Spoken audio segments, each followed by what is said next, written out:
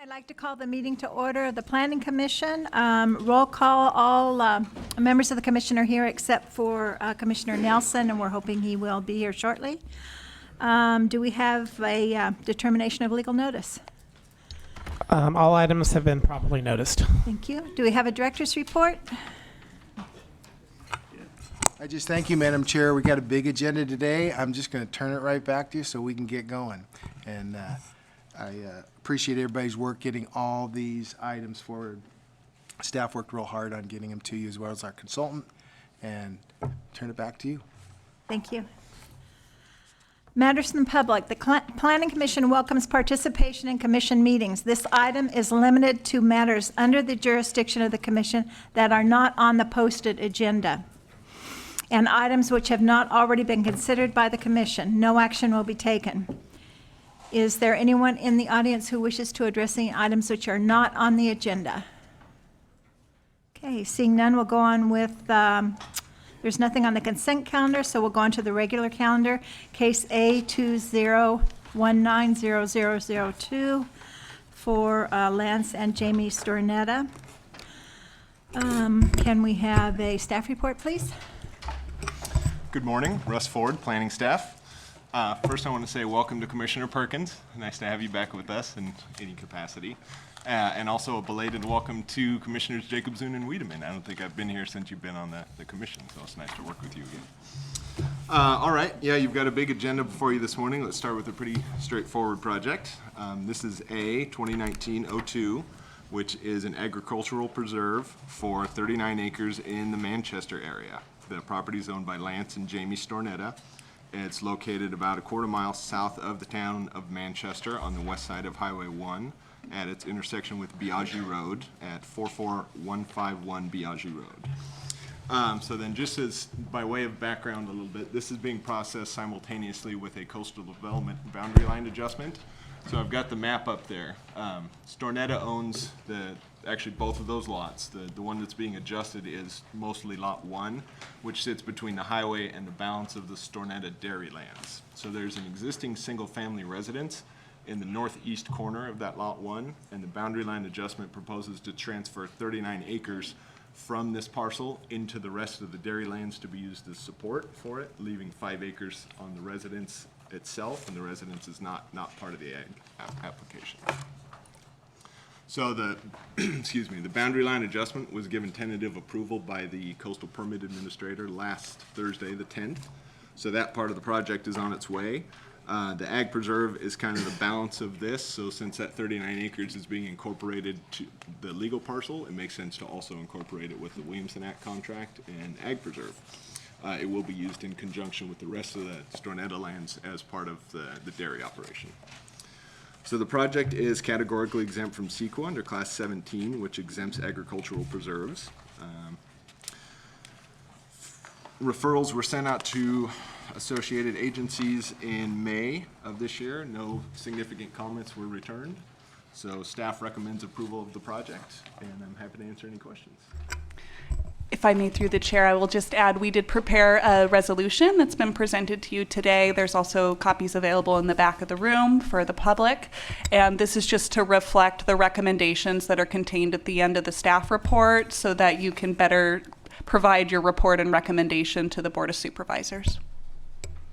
Thank you, Russell. Thank you, Julia. Any questions for staff?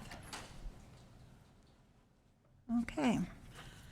Seeing none, we'll hear from the applicant. Or the agent?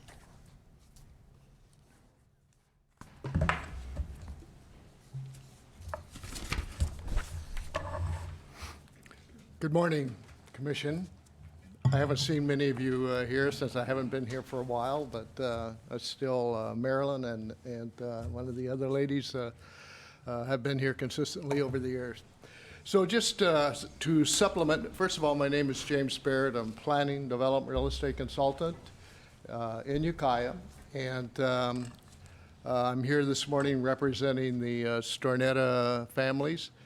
And our request is to, as Russ Ford has indicated, is to adjust the 29 acres into the existing parcel shown in blue. The This is the, off of Biagi Road there in Manchester. The Biagi family had operated not only the blue section, but other properties that are 3 other parcels to the west, which total over 500 acres and part of their dairy operation. And they probably operated that since the turn of the century as far as the family. I did not get the date that the dairy was actually established, but it has been a ranch and operated that way for the turn of the century.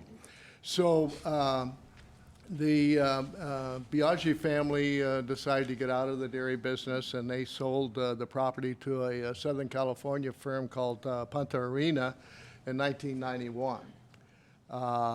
That gentleman kept the dairy going in operation for a while, and I guess decided that wasn't his cup of tea to operate a dairy and a cattle operation. So it became available in 2006, and at that time, Wendy Hollow, who is the actual owner, which is the Stornettas, purchased the property. And they've been operating it is the second dairy that they have on the coast. The home ranch is further to the south, and that is their primary dairy. And this one out Biagi Road is a secondary dairy. When I was looking at the background into this, I was very surprised to see that this was agricultural preserve established by the Biagis in 1969, and it was preserve number 7. So it rang a few bells. I think I actually worked on that as a staff person for the county planning department. So I did have a little history there with that operation. As I indicated, this the blue not only consists of that one parcel, but 3 other parcels, totaling 505 acres in that park. And so the Metcalf property, which is the yellow, became available in 2017. And so the Stornettas purchased that with the intent of adding it to their operation, their dairy cattle operation.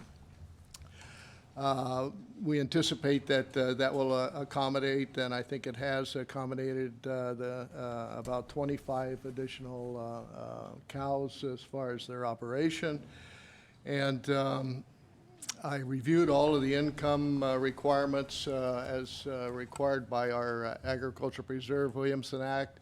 It meets all of the thresholds as far as income is concerned, and we would request that you recommend to the Board of Supervisors that they allow this inclusion to the adjoining preserve. Any questions? I'll be happy to attempt to answer them. Any questions for the applicant? Thank you. Thank you, Jim. Are there any members of the public who wish to address this item? Okay, we'll close the public hearing and go on. Is there any discussion between the commission members? The only thing I'd say, I know this property because I represent the 5th District, and I don't have a problem with it going into an extended Williamson Act. Thank you. Anything else? Okay, nothing. Then I'm looking for a motion. I'll make a motion to adopt the recommendation, and I'll read the motion. Is approval. I recommend that the Planning Commission recommends approval of A 2019-0002 to the Board of Supes, making the following findings consistent with the general plan and the Mendocino County Code, Section 22.08. Environmental findings. This project is categorically exempt from CEQA review per Section 15317 of the CEQA Guidelines, Class 17. Agricultural preserve findings. The lands referenced in this staff report are currently zoned rangeland per Section 4.2A of the revised policy and procedures. Only lands zoned agriculture land, RL, rangeland, or forest land are eligible to qualify as agricultural preserves. Staff finds that the proposed addition to the existing contract qualifies based on this criteria.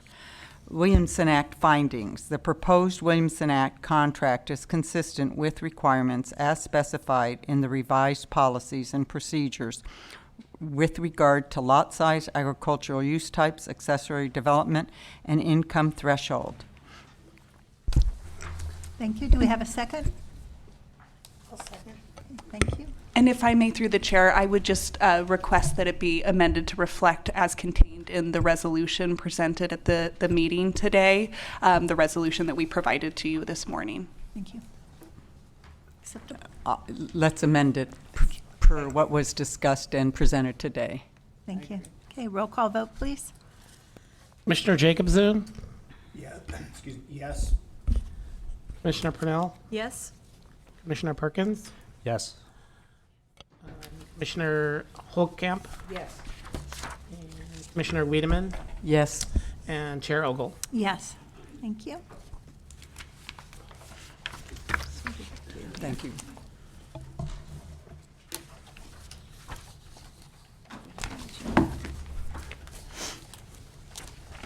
Okay, we'll go on to the second item.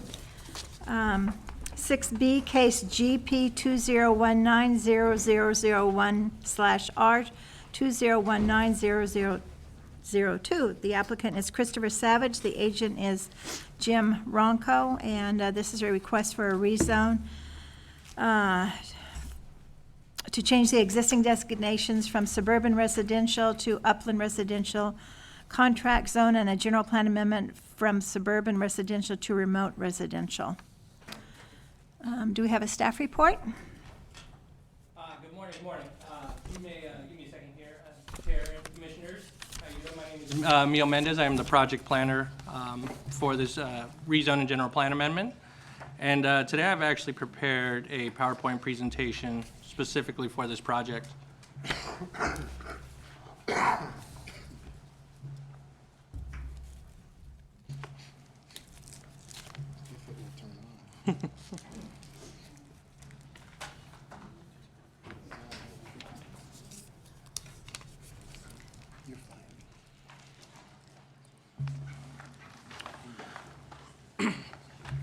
All right, so this is for General Plan Amendment 2019-001 and Rezone 2019-0002.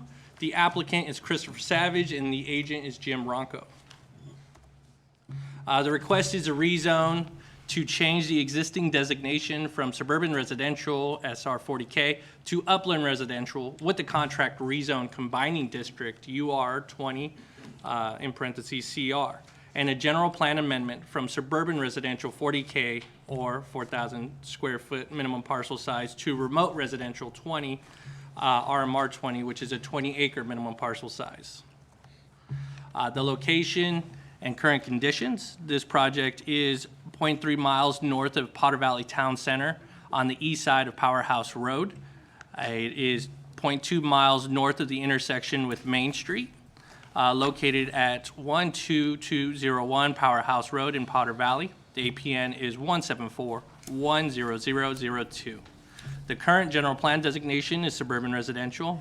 The zoning designation is suburban residential SR 40K with a 40,000 square foot minimum parcel size. The total acreage is 20.23 acres approximately. It takes access from Powerhouse Road. The fire district is the Potter Valley Community Services District. The water district is the Potter Valley Irrigation District. There is no sewer district as septic is handled on site, and it is under the Potter Valley Community Unified School District. Some current conditions: the subject parcel is or has the important farmland designation of both residential and prime farmland, according to the California Department of Conservation Farmland Mapping and Monitoring Program. The site has an agricultural operation of grazing hay on the eastern portion of the parcel and residential/agricultural use on the western end. The approximate 20.23 acre parcel is comprised of soils with naturally occurring asbestos and eastern study soil types. The parcel is west of the Russian River and is considered within the Russian River watershed. The intent of this application, as indicated, the rezone and general plan amendment is intended to allow continued operation of an existing cannabis cultivation and cannabis facility business that would otherwise sunset, or in other words, cease to be illegally allowed to operate. Some general plan consistencies as we jump right in. Remote residential designation is intended to be applied to parcels well suited for small scale farming, low density agricultural and residential uses by the absence of such limitations as inadequate access, unacceptable hazard exposure, and incompatibility with adjoining resource land uses. In an environment surrounding by low-density housing and agricultural operations taking place on surrounding parcels, the remote residential general plan designation is more consistent with the land's current use than the previous suburban residential general plan designation. Furthermore, the parcel is designated as prime farmland, and prime farmland is defined as irrigated land with the best combination of physical and chemical features able to sustain long-term production of agricultural crops. This has the soil quality, growing seasons, and moisture supply needed to produce sustained high yields. By maintaining the suburban residential general plan designation, the subject parcel is exposed to potential conversion of prime farmland to non-agricultural uses. In addition, the site has observed sensitive species of both plant and animal on site. According to our resource management chapter in our general plan, I wanted to point out a few policies. Policy RM 28, which is all discretionary public and private projects that identify special status species in a biological resource evaluation where the natural condition of the site suggests the potential presence of a special status species shall avoid impacts to special status species and their habitat to the maximum extent feasible. Resource Management Policy 102, the county will work to protect important farmlands under the State Farmland Mapping and Monitoring Program. And Resource Policy 104, support the diversification and expansion of the agricultural economic base. Changing the general plan designation in addition to the proposed mitigation measures will avoid impacts to special status species and their habitat to the maximum extent feasible. Additionally, lands with the designation of prime farmland are to be maintained and protected due to the agricultural resources they produce. Some zoning consistency. According to Mendocino County Code MCC Section 20.056.005, for upland residential, the district is intended to create and enhance farming and low-density agricultural and residential uses. By changing the zoning designation from suburban residential 40K to upland residential with the contract rezone combining district, the potential for protection of important farmland and diversification of agricultural business will be much greater. Some Potter Valley Community Planning Area consistency reviews. This project specific goals and policies for goal CPPV1 is to expand opportunities in Potter Valley consistent with the desired rural character of the valley. For policies, PV-6, planned land uses in Potter Valley should accommodate expansion of commercial, light industrial, and resources used to meet the need of local residences and businesses. And then policy CPPV 7, the county supports the expansion and diversification of agricultural operations, including orchards, grazing lands, and vineyards. The property would be providing commercial enterprise that would otherwise cease to exist. This proposed project would provide opportunities for business expansion, further diversification of agricultural operations, and will help maintain the rural character of Potter Valley through reducing residential density by changing the zoning and general plan designation. Some environmental protections. An initial study was completed for this project and circulated for public review in accordance with the California Environmental Quality Act, or CEQA guidelines, and a mitigated negative declaration is recommended.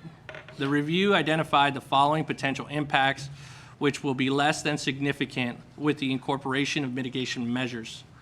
There is a potential presence of 2 protective sensitive plant species on site, both the Meacamus popcorn flower and Baker's navatita may be found in the mesic and riparian habitat. Additionally, the presence of a registered native resident bird species, the oak titmouse. Due to the process of protecting these specific plants and registered native species, a contract rezone would be deemed necessary. The mitigation measures are an agricultural buffer of 50 feet from the north and southern irrigation ditches and a 100-foot buffer from the seasonal wet depression area. Additionally, no trimming of any blackberry hedges on the property from March 1st through August 31st, as this is prime oak titmouse habitat. And that the development of an accessory dwelling unit will require an archaeological survey to be submitted and accepted by the Archaeological Commission. There was public comment received. I received 3 phone calls with regards to this project. The first phone call received was about the expansion of a cannabis cultivation operation on site. And that I wanted to show this map specifically because it shows the 1,000-foot buffer from a school on site. And as you can tell, it takes up a significant portion of that property. And they would only be allowed to expand within the allowances of the upland residential zoning district, which would be 50 feet from every parcel line and 100 foot from the neighbor's property. And then phone calls number 2 and number 3 were about the property's potential for subdivision. And so what was discussed was at the property's current state, the property could theoretically be subdivided up to 20 different parcels. If the contract rezone and general plan amendment is approved by the Board of Supervisors, the property owner would lose all abilities to subdivide. And the Planning Department recommends approval of this project, and I just put the recommendation there, resolution there, for you to view, and I am available for any questions you may have. Any questions for staff? Let's go ahead, Yeah, I Scott. have a question. Say a building permit came in a few years for a ADU on the parcel. How would staff be made aware of these conditions so they could make sure that an archaeological study or these mitigation measures are followed through on? Okay, so because of the contract rezone, all of these mitigation measures will have to be deed restriction that's recorded on the property. Okay, thank you. Other questions? Mio, I have a couple of questions, and it's really just for clarification, I guess, for the Planning Commission as well as the public. Why is it being considered for upland residential and not RR10 or ag? Could you just explain that? If I may, through the chair, Jesse Davis. We selected the present zoning designation in part because of the adjacent zoning. There is upland residential adjacent to it. Unfortunately, it would not qualify for ag given the base level of acres required, which is 40 acres. This is only a 20-acre property. Upland residential was deemed to be the most appropriate given the zoning designations adjacent to it, as well as its characteristics as a transitional zoning district between more dense, urban cores, or in this case, Main Street, and the urban and the agricultural periphery. So it was really seen as a transitional zoning designation, as well as for the reasons stated with regards to adjacent parcels and the lot size. Okay, thank you, Jesse. I had a question. If in the future the property owner wants to come back and ask for a subdivision, is that possible? To change zoning again? It's a real tough question to answer considering that I wouldn't know the intent of the applicant. Is it possible to do another rezone as long as it was in accordance with that current rezone and general plan designations? There's nothing stopping them from doing that, but with the current approval, they would no longer be allowed to subdivide that property.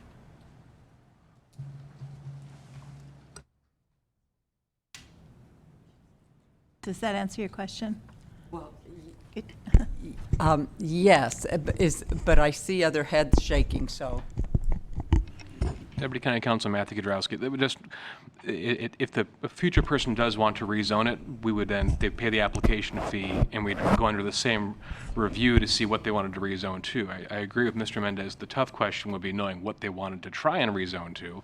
And theoretically, the person could be seeking something that would require a general plan amendment if it was to something beyond what this is currently generally planned designation is. So, but that's a process that future or even the current property owner would have to go through at that point in time, and then they'd be able to subdivide following that rezone, and those things would be studied at that point in time.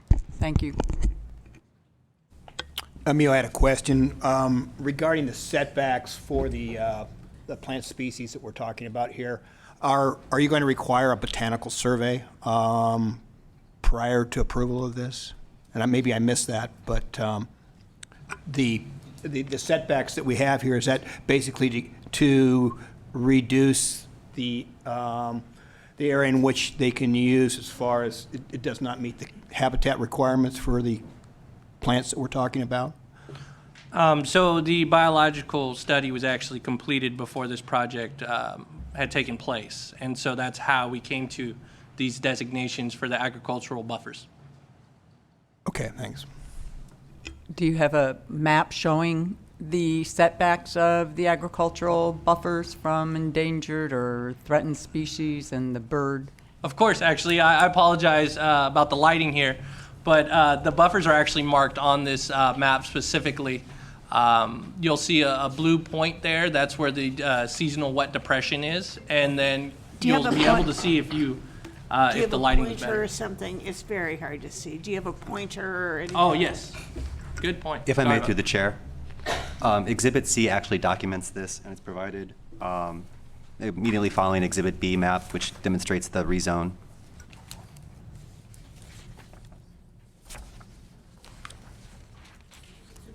Mine's so light. Exhibit C? No, Exhibit C. Attachment. It's in color. Yeah. No, Exhibit C is. My apologies, attached to the resolution that was provided. Sorry. Other Exhibit C. Exhibit A, B, C. Oh, back here. Okay. Keep going.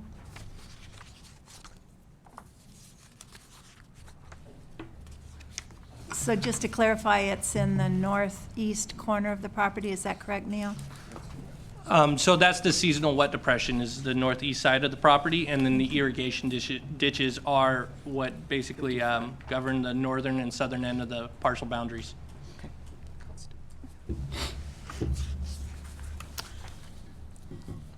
I just want a clarification here on page 2 of the summary, I guess it is, about the third paragraph down. And I just want, I know the answer, but I just wanted to clarify for the public and for the rest of the commissioners. The last sentence says cannabis cultivation would be excluded within 100 feet of the PVI ditches and canals located along the northerly and southerly property lines. And there's a little bit of confusion there because sometimes it says 50 feet and other times it says 100. And I just wanted to clarify that it would be 100 feet from both the northerly and southerly property lines. If I may, through the chair, the setback that's established to those canals are based off of the State Water Board's Category 4 water courses, and therefore those regulations would be in place for the setbacks for cannabis cultivation. Thank you. For the record, our setbacks to the property lines are 50 feet, but in this instance, because of the location of the canals, therefore it it enhances to 100 feet. Thank you. And I had one other question, just for clarification. What is the required setback from schools, child care facilities, and possibly churches for cannabis cultivation? I think you did have a map up there that showed it, but perhaps you could clarify that, Mia? Yeah, so the current setback for sensitive receptors is 1,000 feet. And that's what that buffer is showing, I believe, from Potter Valley Middle School. Mm-hmm. Yes, I believe there's also a child care center in that area as well. That is correct. And so this setback has been established from Kudos, the child care facility there. Additionally, there is no setback for cannabis cultivation sites as assigned to churches, and therefore no buffer has been established for that. However, this buffer identified here is for kudos as well as for the middle school. I believe the cannabis ordinance is still being worked on, is that correct? If I may, through the chair, it's always being worked on. But that being said, there are no additional setbacks for cultivation sites that have been established at this point in time, other than those that have been identified in this buffer. So in the future, churches could be added, is that correct? That would be a decision of the Planning Commission and the regulations proposed. Thank you. Any other questions for staff? Mio, do you have a map that shows where the school and the child care facility are in relation to the property? Pointer. Right, so if you follow my icon there, these are some of the mapped areas that we can see. I'm not sure the Child Care Center Kudos is on that map, is it? I lost my pointer here, but that is the Child Care Center. Thank you.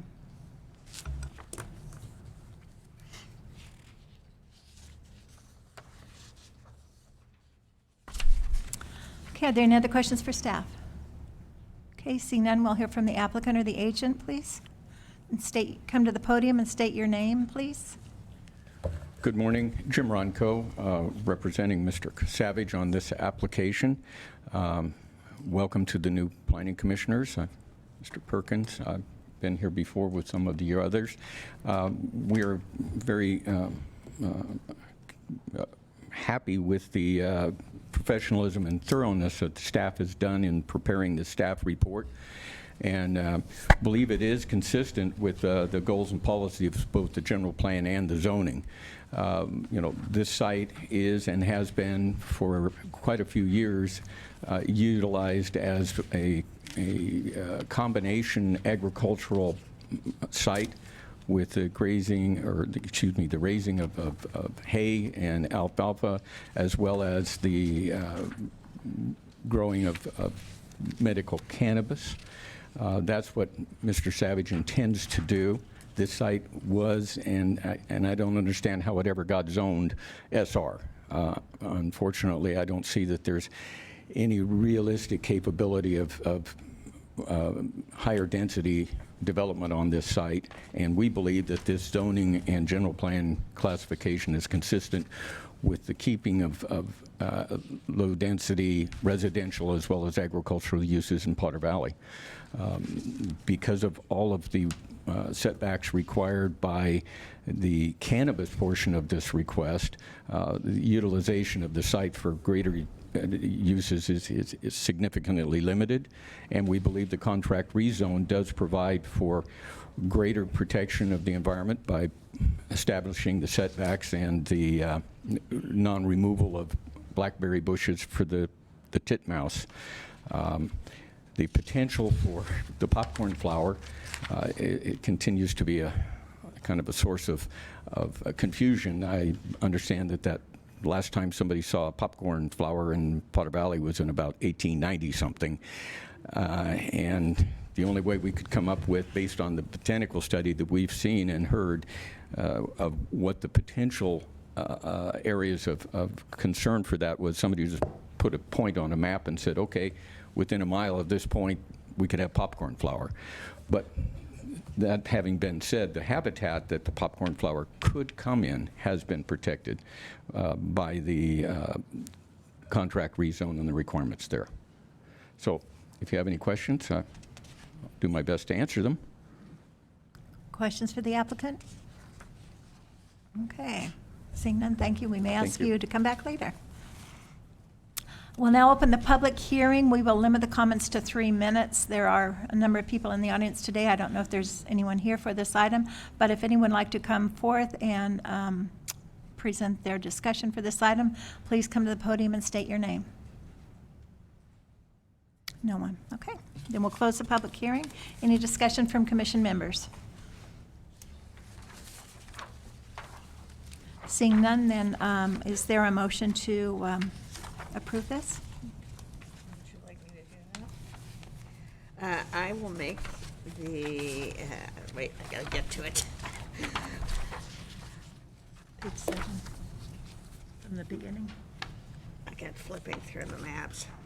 I would make the recommendation that by resolution, the Planning Commission recommends to the Board of Supervisors that they adopt a mitigated negative declaration and a mitigation monitoring and reporting program and approve a general plan land use amendment to change APN, I'm not gonna read all this, APN 174-10002 from suburban residential to upland residential, and making all the required findings and adopting the resolution that's presented in our packet.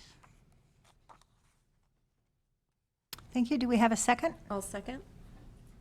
Okay, we'll have a roll call vote, please. Commissioner Wiedemann, Yes. Commissioner Jacobson, Yes. Commissioner Perkins, Yes. Commissioner Purnell, Yes. Commissioner Holtcamp, Yes. and Chair Ogle. Yes, thank you. Thank you, Commissioners. Thank you, Neil. Okay, our next item is, This might be time for the break. yeah, our next item is case GP 20190002 slash R reasons 2019000303 for Don Lucchese.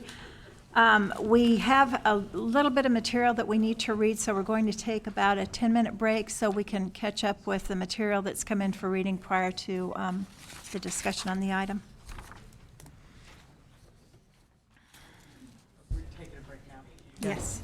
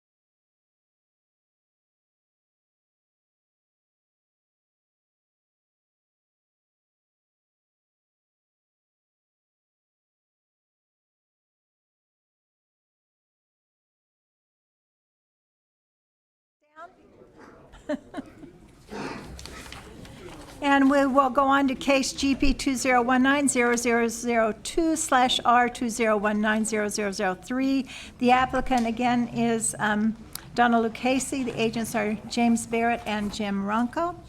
Do we have a staff report, please? Good morning, Commissioners. Yes, we do. Susan Summerford, Staff Planner, Planning and Building Services.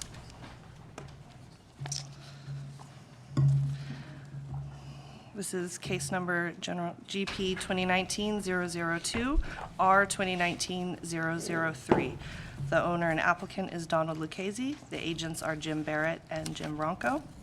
The request is a general plan amendment and a rezoning to change 10.7 acres, a portion of APN 181-05030, and actually the whole parcel of that one, I apologize, and a portion of APN 181-05031, from agricultural, AG 40, to suburban residential with 12,000 square foot minimum lot size. The location is 3 miles south of the Ukiah City Center on the north side of Talmadge Road, which is designated as State Highway 222, to the south and east of Sanford Ranch Road, which is County Road 200, approximately 0.4 miles north of its intersection with Talmadge Road, located approximately at 1251 Sanford Ranch Road. The environmental determination is a negative declaration based on an initial study that was prepared by staff. And the recommendation is approval to the Board of Supervisors for the general plan, land use amendment, and the rezoning.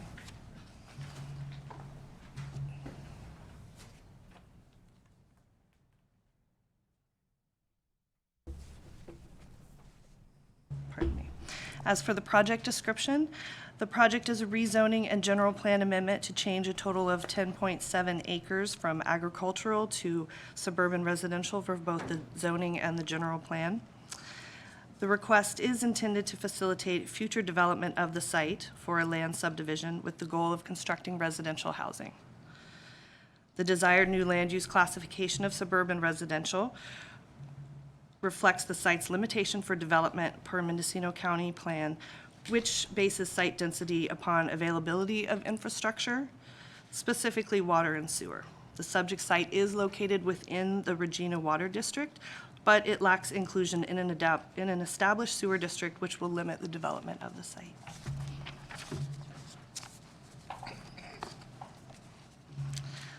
The setting for the subject parcels is primarily single-family residences developed at approximately 1 unit for 0.05 acres. The former use of the subject site, as well as the lands immediately contiguous, was agricultural, and the site is relatively flat, having been in use as an active vineyard since initial planting in 1940. The applicant states that the economic viability of the vineyards has waned in recent years and a higher and better use of the site is desired.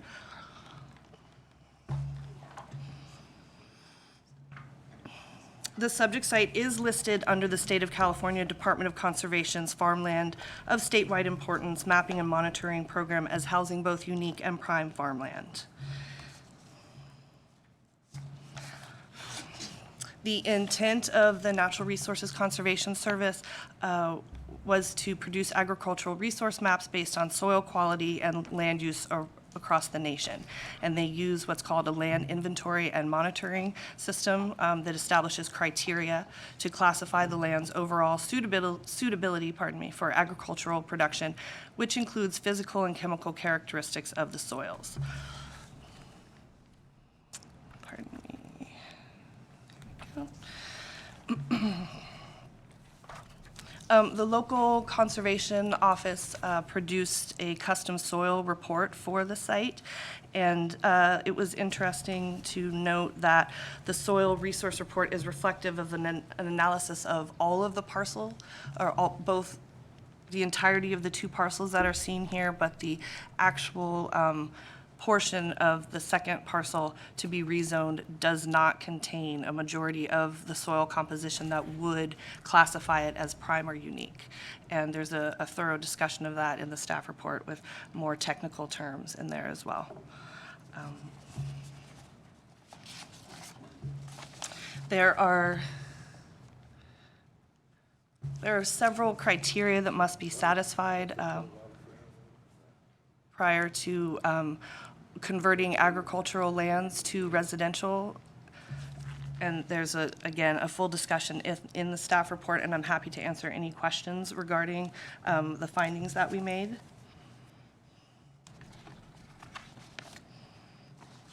We have received a number of public comments, and I'm certain that many of the folks in the audience are here to speak to those, and I don't deign to do that. I was just going to condense the majority of them and distill it here, and these are what staff feels are the top sort of concerns that were expressed by the public.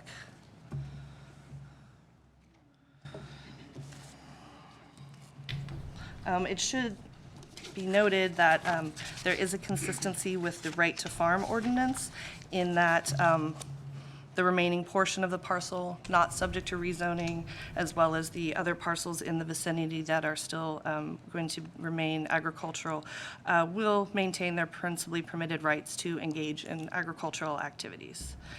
And therefore, the future development of this site, although containing impacts for the community, also contained a number of constraints designed to guide the infill of lands with inherent limitations.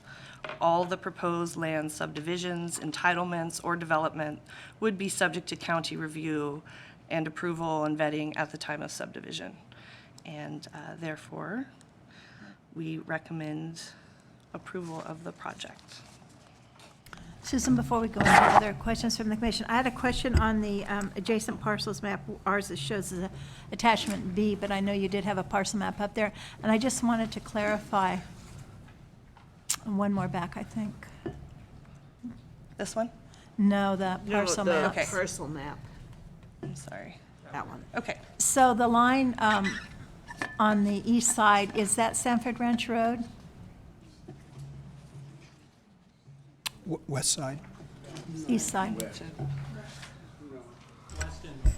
It would be located west and north of the parcels there. Where would Sanford Ranch Road be? Okay. Oh, I apologize. And does it not wrap around to the east?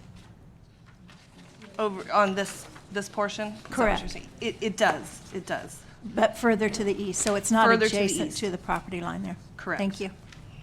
Questions for staff? If I just may, through the chair real quickly, we do have two minor edits to the resolution, and I just would like to take you through those real quickly now. So if you don't mind flipping to the resolution in your packet. And we're going to look at finding number 2, which is on page 2 of the resolution. And this is just a minor error that was carried over. And so what would be corrected is the very last sentence in finding number 2. We'd be striking the last portion of that sentence beginning at "and involved in the same or similar solid waste activities." That would be struck from that finding. And then secondarily, in finding number 3, currently it reads that a negative declaration is adopted, and that should be revised to reflect that it's recommended for adoption by the Board of Supervisors, as you're providing a recommendation and report to the board with this item today.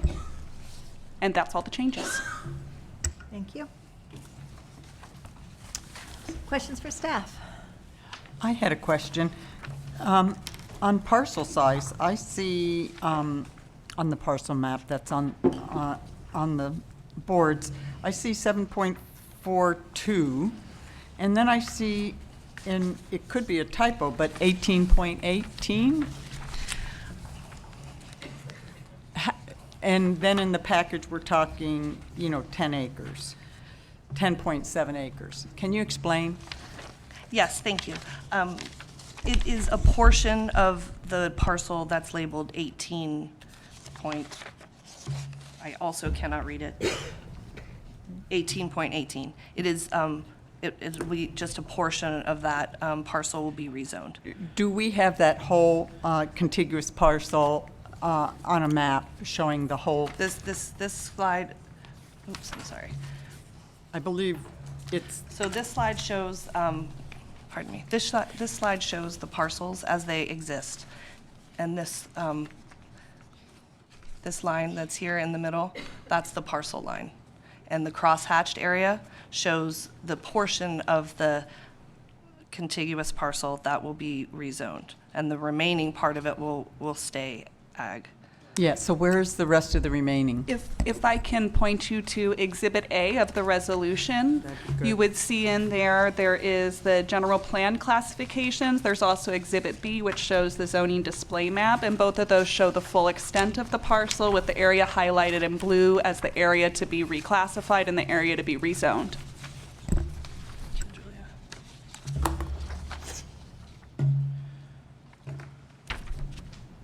Yeah, I see it here on, I see it on attachment E. On attachment A of the resolution, as well as on attachment Okay. B of the resolution. Okay, let me go back to that.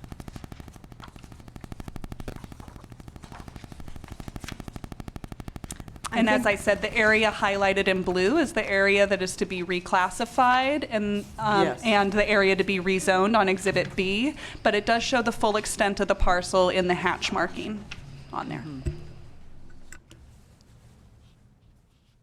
Thank you. Other questions for staff?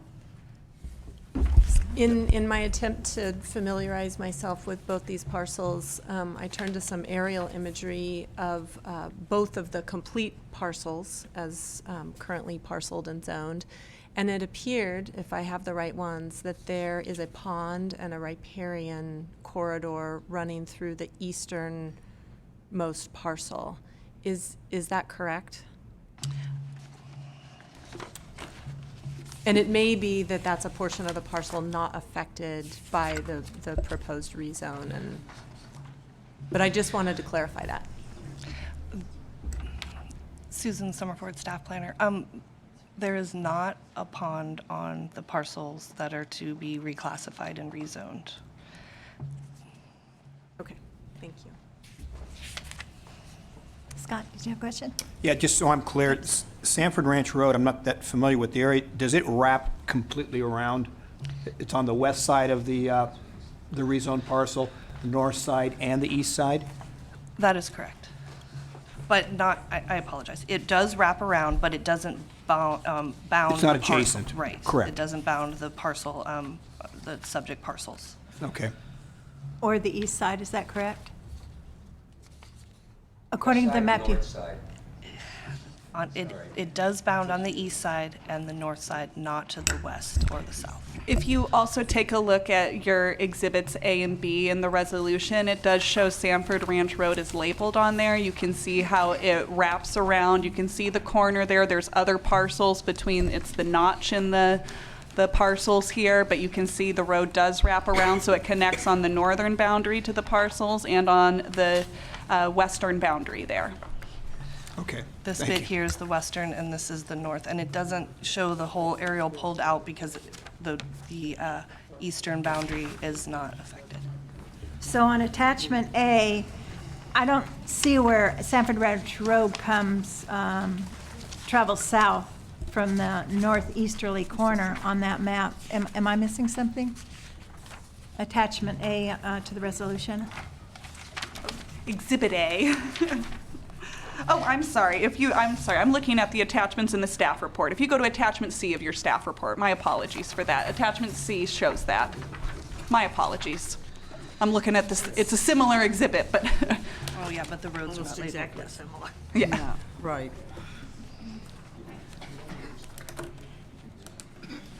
And I did have an additional clarification on page 2 of the staff report under site characteristics, approximately halfway through that first paragraph. Under site characteristics, it references that the setting for the subject parcels is primarily single-family residences developed at approximately 1 unit per 0.05 acres. Is that correct, or is that to be half an acre? 0.05 is a pretty small lot size.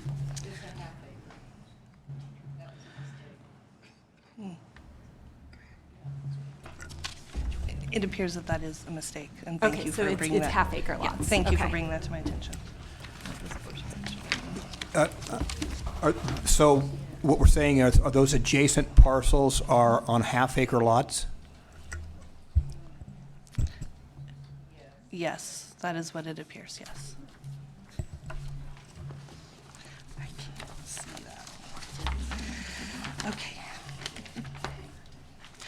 If you flip to the attachment in your staff report, attachment B, you can see on there, it shows all the various surrounding parcels. Lots that typically fall under an acre in size often show up on these maps from our GIS data as 0 acres plus or minus.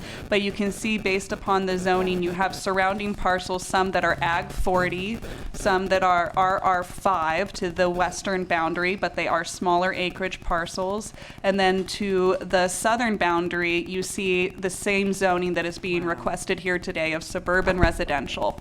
Those are shown, and they are a smaller parcel size than Ag 40 is or RR5, but we have many lots in the county, as you're well aware, that are non-conforming in terms of lot size requirements.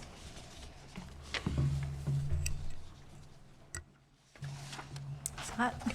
And if I may, Susan Summerford, staff planner, on page 4 of the staff report, under the surrounding land uses and zoning table, there's approximate sizes for the parcels that are adjacent and indicating which direction that they are.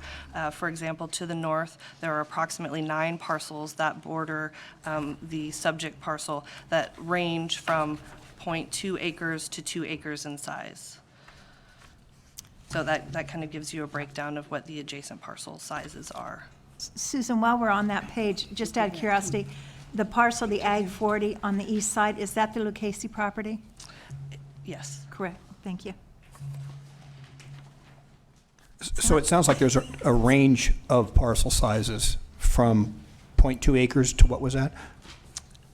To 15 acres. Yes, that is correct. There is a range of parcel size. And I think that the map that's up right now is very illustrative of it because it just has, shapes on there, and you can see that they are, some of them are quite small and most of them are bigger, the Lucchese property being the 2 biggest ones that are represented by this scale. I just saw a photograph of parcels surrounding. I understand you're doing contiguous, but I think it would be also a good thing is to show beyond the contiguous, the area, which we have a photograph of. And I don't know if you had that for an overhead or not. yes, and that would be helpful, especially when the issue is looking at general plan amendments to change zonings, classifications. And where we cut that line off on the right side of the page, it's important to see what's happening for me as a commissioner, something with land uses, to see beyond. Such as this. Such as this. And if you don't have this to enter in, we should enter this in. May I ask where that's from? But he just handed it to us.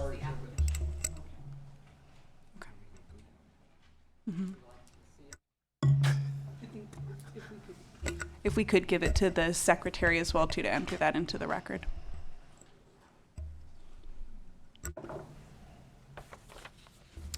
Scott, did you have a question? Yeah, for staff, I assume to realize the density that this application proposes a subdivision would have to follow. Could you describe a little bit the analysis that would happen at the subdivision phase that maybe is not happening at this phase and what those differences are? Thank you, Commissioner. Yes, at the time of subdivision, there'll be a thorough, depending on what is being proposed by the applicant, we would look at site characteristics for availability for septic, as they are not in a septic or sewer district. So there would be constraints there. There would be concerns about infrastructure, traffic, the access, egress for the site, the size of the parcels, what would be proposed by the applicant at that time. They're going into that process with the constraints of 20 hookups for water. So that's the maximum that they would be able to achieve with this parcel size. And we're imagining that there would be other constraints as well that would be presented at the time of subdivision. So thank you for that question. Is the audience able to hear what's being discussed here? Okay, good. And the applicant did provide a statement, which I've summarized in the staff report, but I think that he is here today, so he would perhaps be able to speak to some of these issues better as well, or the agent. Okay. I had a couple of questions. On page 3 of the staff report, the last paragraph, and I'm sorry, I guess I'm not keeping up with this. Could you explain what the Purple Pipe project is? I don't think that I am qualified to speak to that. It comes from the applicant's statement, and I don't feel qualified. It's reclaimed water Okay, thank from you. the city. Apologize. It's okay. And then on page 5 of the staff report, it states there was a letter received from the Ukiah City Planning Department, not in support of the proposal, and perhaps I overlooked it, but was that a part of our packet? It was one of the top letters in your packet. That's It was one of the public comment letters, so what was distributed to you as public comment letters for the meeting today. The city had provided that original comment back in May, and then provided that they did want to have that entered in as part of the public record for this hearing item today. So you do have that in your packets. Yeah. Okay, so it says it's from the Community Development Department, but that is from the Planning Department of this? Correct. Okay, thank you. That, Susan Summerford, project planner, the letter received by the City of Ukiah Community Development Department was received after we sent requests for information. It wasn't in response to any of the research or documentation that is before you today. It was received prior to all of that work being done. Okay, thank you. And then on page 4 of the initial study, under agriculture and forestry,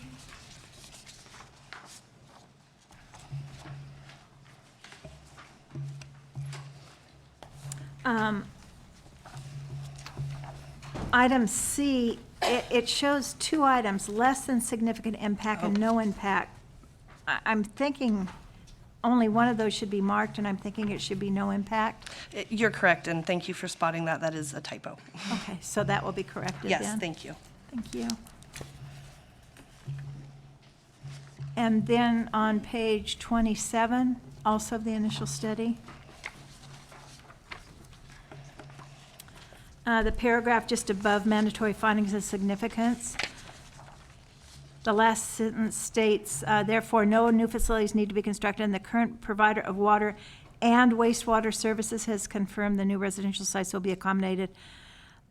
I don't think wastewater services should be there. Is that correct? I thank you again. Yes. Okay.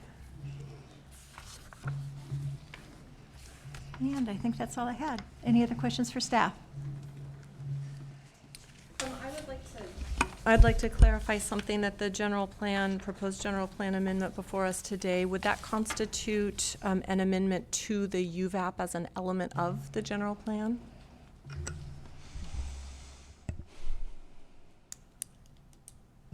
That's a good question. It's an excellent question, and essentially, since the UVAP is part of our general plan, then yes, it essentially would. The UVAP is referenced through our general plan, so this general plan amendment amends UVAP as well as the general plan there. Okay. As well. In that case, I'm wondering if it is possible, and I realize it might take a couple minutes to pull this up, but I would be interested in seeing the UVAP land use map, just so we can look at some of that larger patterning that Commissioner Wiedemann was asking about. Staff would be able to pull that up while we would take public comment. So Okay. if we could come back to that after public comment is taken, we'll pull that up during that time. That's fine, thank you. Susan, I'm going to assume that the adjacent parcels are all on septic systems? That is correct. Based Okay. upon the area, there is no wastewater service provider in this area. So they are all on individual septic systems, as would this a future subdivision in this area would also be required to be on individual septic systems. Okay. And I think it's important, too, that we don't use average size parcels when describing this, because when you go from 0.2 acres to 15 acres, it doesn't really mean a whole lot. We need to have something in which it describes the number of parcels, between 0.2 and 0.5, the number between 0.5 and an acre. Because I'm looking at, and there's not a scale on this map, but when I look at these parcels on the south side there, I'm pretty sure they're less than 0.5 acres. But like I say, it's hard to tell. Sure, and what I will say is that with our map or our table that's in your packet, the staff report on page 4 of it, we typically reflect what the range is on each boundary of the proposed area. If you would like in the future, we can certainly reflect that clearer on subsequent general plan amendments and rezone applications. It would be a little challenging for us to pull it all together today. No, I understand.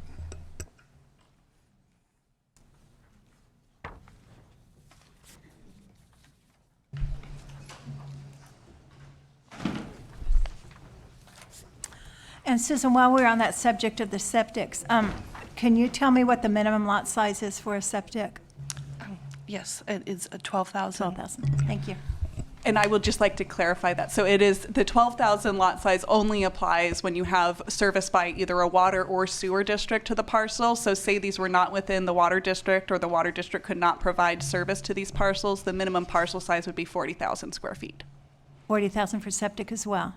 Septic, if you have to have septic and a well on the property, if you're in a water or sewer district, you go down to 12,000 square foot minimum parcel size. If you have both, you go to 6,000 square feet. Okay, thank you. I have a question about the resolution and the findings. The first finding is the general plan and zoning consistency findings. Are these the full extent of the findings that are required for a general plan and zoning amendment? And seeing that there's no findings related to traffic or infrastructure that are listed here, I assume those are findings that have to be approved for a subdivision. Is that accurate? That is accurate. Thank you. Any other questions for staff? Okay, we'll hear from the applicant or the agent. Please come up and state your name.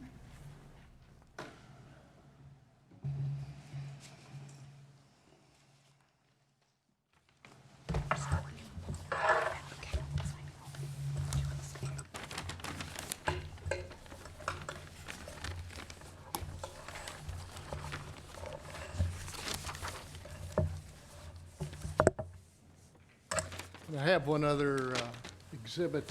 Whoops. Put that one there. Please state your name first, Jim. That I'll pass, that had some interest from one of the commissioners there. And this one shows a broader area with a lot of little We just got a parcels copy of and parcelization on it. So if you want to look at that, fine. I believe think that's we the one just- that we now have. We just got that. Yeah, they just gave us. Do your name, though.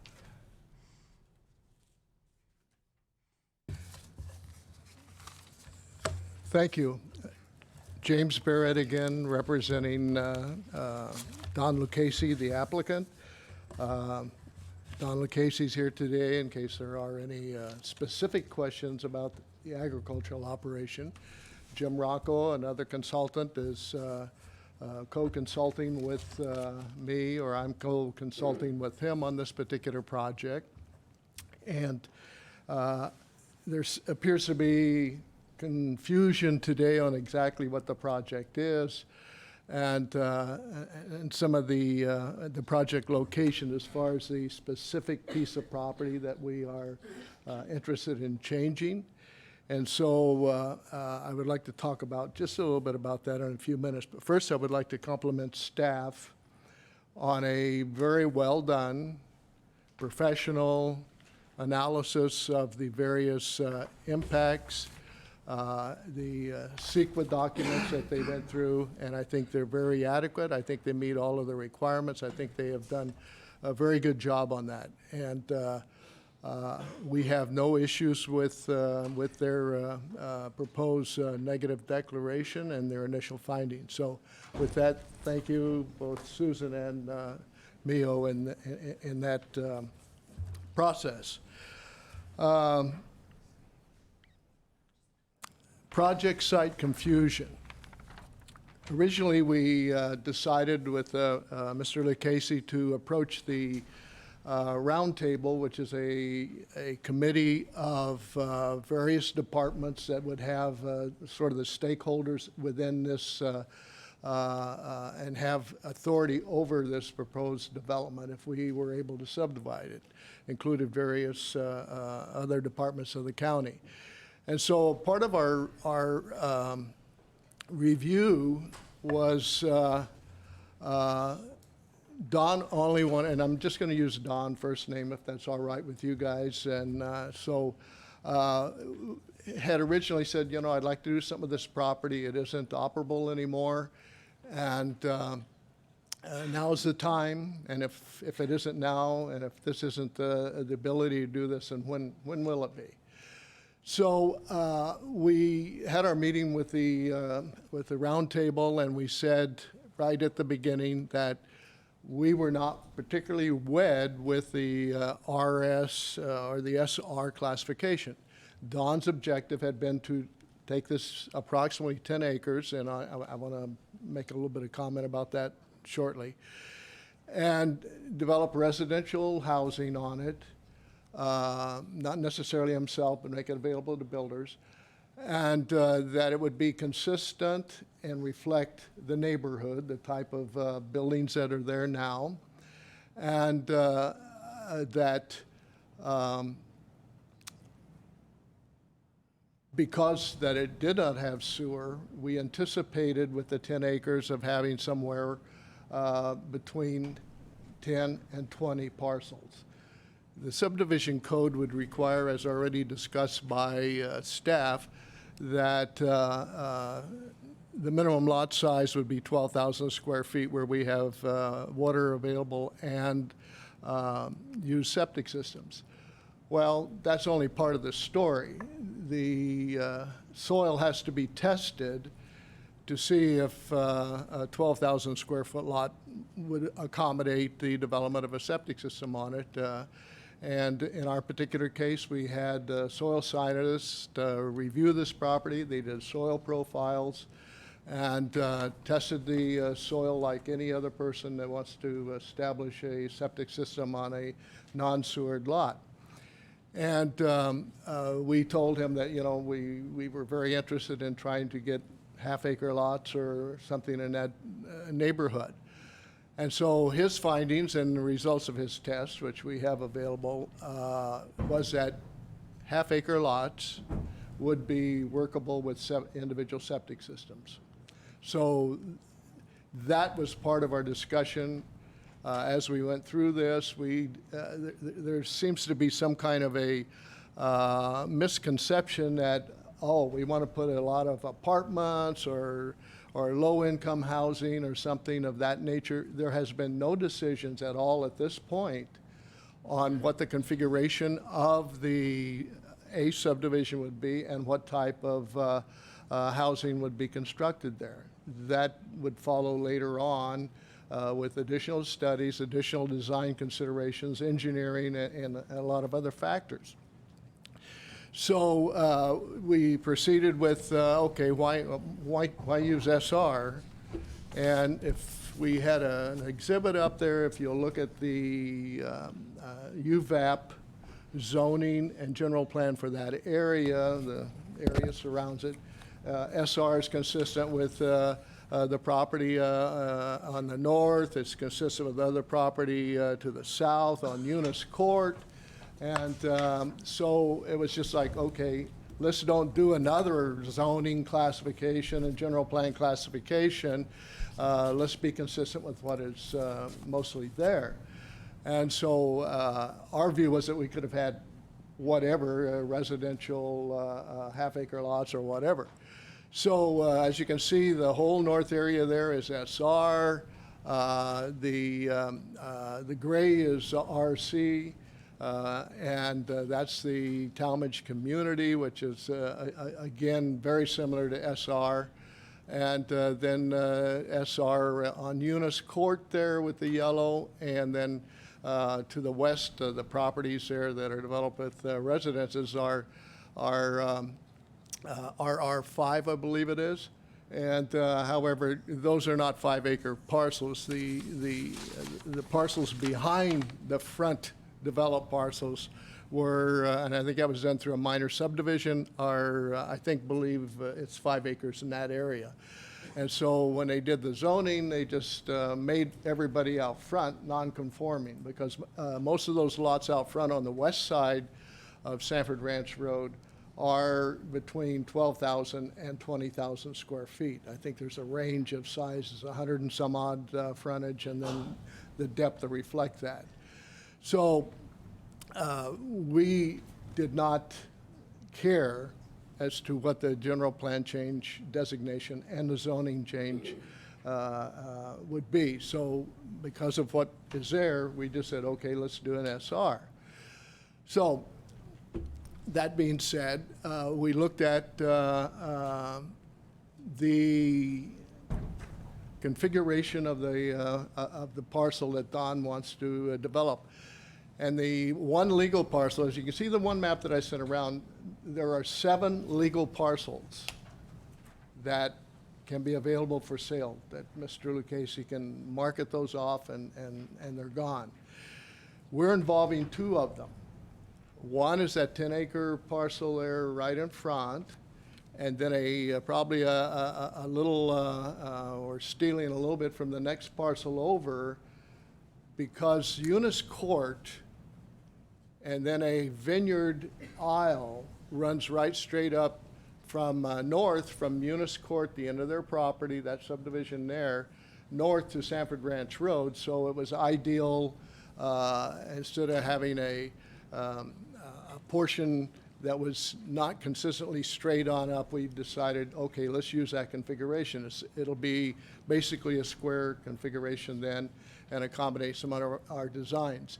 Now, when you design a subdivision, we're talking a little bit later on and not now, we're going to lose from 17 to 20% of the subdividable area, lot size area, by county road right-of-ways, setbacks, easements, and or required setbacks from the east side of our proposed change into the ag land. That is required by code. So the development of lots we're not going to get 20 out of it, I'm sure, whenever it gets to that phase. And so that is a consideration that will be made at the time that, like I indicated, the engineering and various other factors.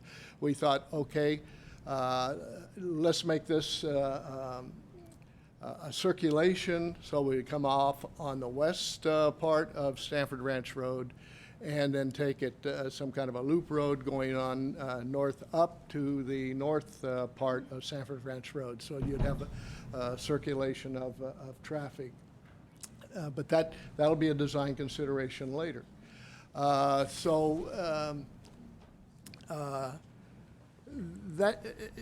There's been some implied information in the letters that we've received that I reviewed last night late, that this isn't a flood zone. It is not. The property to the east, or to the south rather, where the piers were removed, does have a creek running through it. There are no flood zones on this property. Secondarily, there are no earthquake zones or faults that go through this property. The Alquist Priola, the earthquake have been identified. We know where it is on other projects we've done.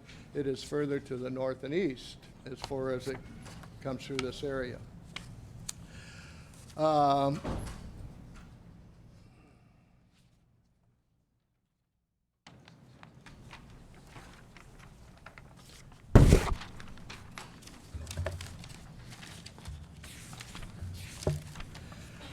Okay, we have made no decision You know, it's ironic that later on in the agenda today, you're going to be talking about the housing element.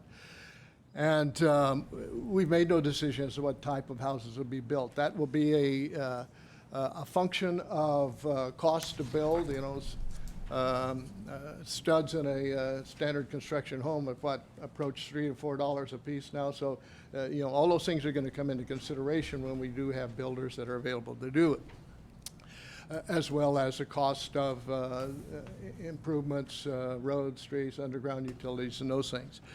But so we have made no decision as to what the mix of the housing will be. It's not going to be apartments. It was intended, like I said earlier, to be single-family residential units consistent with what the neighborhood has already developed. But in our in the regional housing needs assessment, and I think these figures, even though it was that assessment was done in 2018, these figures have been increased, I believe, recently by the governor or the legislature. But in Mendocino County, in the outlying areas, not in the cities, we have a very low requirement. We need 291 units. Low income units, we need 179. Moderate, 177. And then above moderate, 702. We're looking at probably being in, I would think, and this is, you know, we don't have that information available yet, but until later in the process, that we would be looking at potentially maybe a mix of low and moderate. And low is not low, folks. That's more than 400,000 in value and cost. So, you know, these things have to be relative as to what's low, what's medium, and what's above medium. We don't envision that this would be a El Dorado or Vichy Springs or that type of you know, houses. We want them to be consistent with what is around in the area: James Street, Sanford Ranch Road, Talmadge. And those figures does not include 378 houses that were lost or units that were lost in the fires. So that's on above these requirements that we need to come up with. Some discussion has been made about the property not being or being prime agricultural land. It is not. The staff did a very adequate discussion of that, and that it is less than prime. And Mr. Lucchese could tell you about the farming aspect of it. I am not an expert in that area, but obviously the area that you see there to the south and the west is Sanford Ranch Road, and you see a creek there. That's where the pears were. That's where they're taken out. And like all agricultural and business plans, if you don't make money at it, you can't keep sending money at it. So there was no market. That property had been on sale, and there was no market for pears. So as far as purchase, this property and possibly others is on the market or will be on the market one way or the other, either as a retention of AG and AG zoning, or if you change it here to the requested general plan and zone change. So I think there is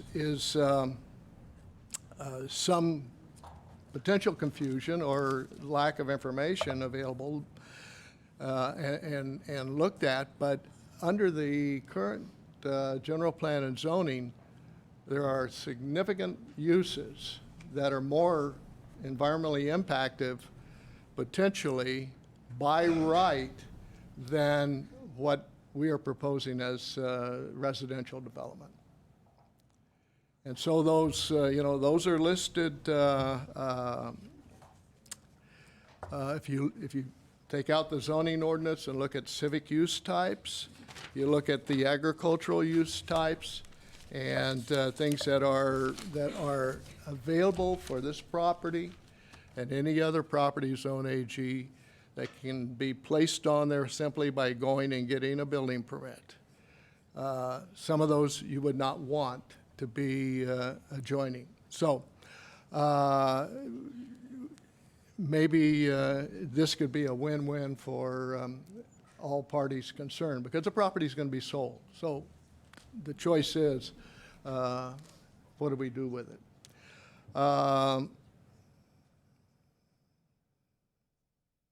I'll answer your questions. I think I've talked enough, and I'll answer questions if I'm able to. Mr. Ronco is here. He could answer some if I don't have the answers, and also Mr. Lee Casey's here. Questions for the applicant?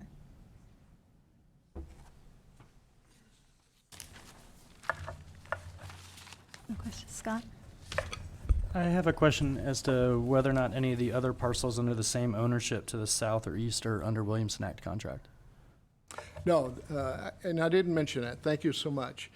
This property, and I wasn't going to mention the history on this property because I am sort of intimate with the history and with the Williamson Act, and I won't go into that today because that'd take another 5 minutes, and I don't need to do that. But this property and no adjoining property is under, first of all, an agricultural preserve, and it has not ever been in a Williamson Act contract. The Lucchese's had known from whenever they started with this property that it was going to be a transition area and an infill area. And so that's why they did not and have not ever taken advantage of reduced taxes allowed under the Williamson Act.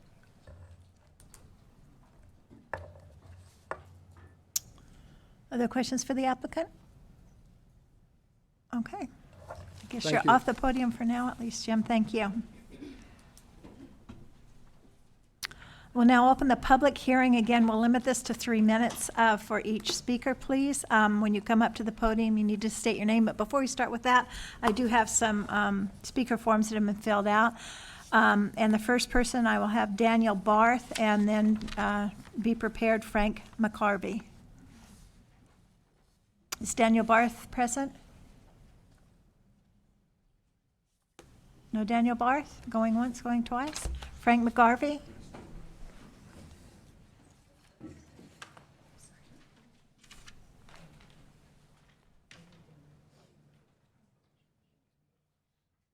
Morning. Please state your name for the record. Frank McGarvey. I've been living on Sarafin Ranch Road for about 37 years. And my principal concerns have to do with safety, aesthetics, and environmental impact. The area of Ukiah Valley basically has one road that serves the Talmadge area. Yes, there's access through Nob Hill and Old River Road, but in responding to emergencies, both these roads present obstacles to quick response. This year, I and others living in the area have had our homeowners insurance canceled due to high fire ratings. With additional 10, 20, and potentially more homes, where is the infrastructure to provide quick fire protection? We have one small volunteer firehouse serving the entire area, and in times of flooding and high danger, fire danger, the potential for disaster increases with each house that's being built.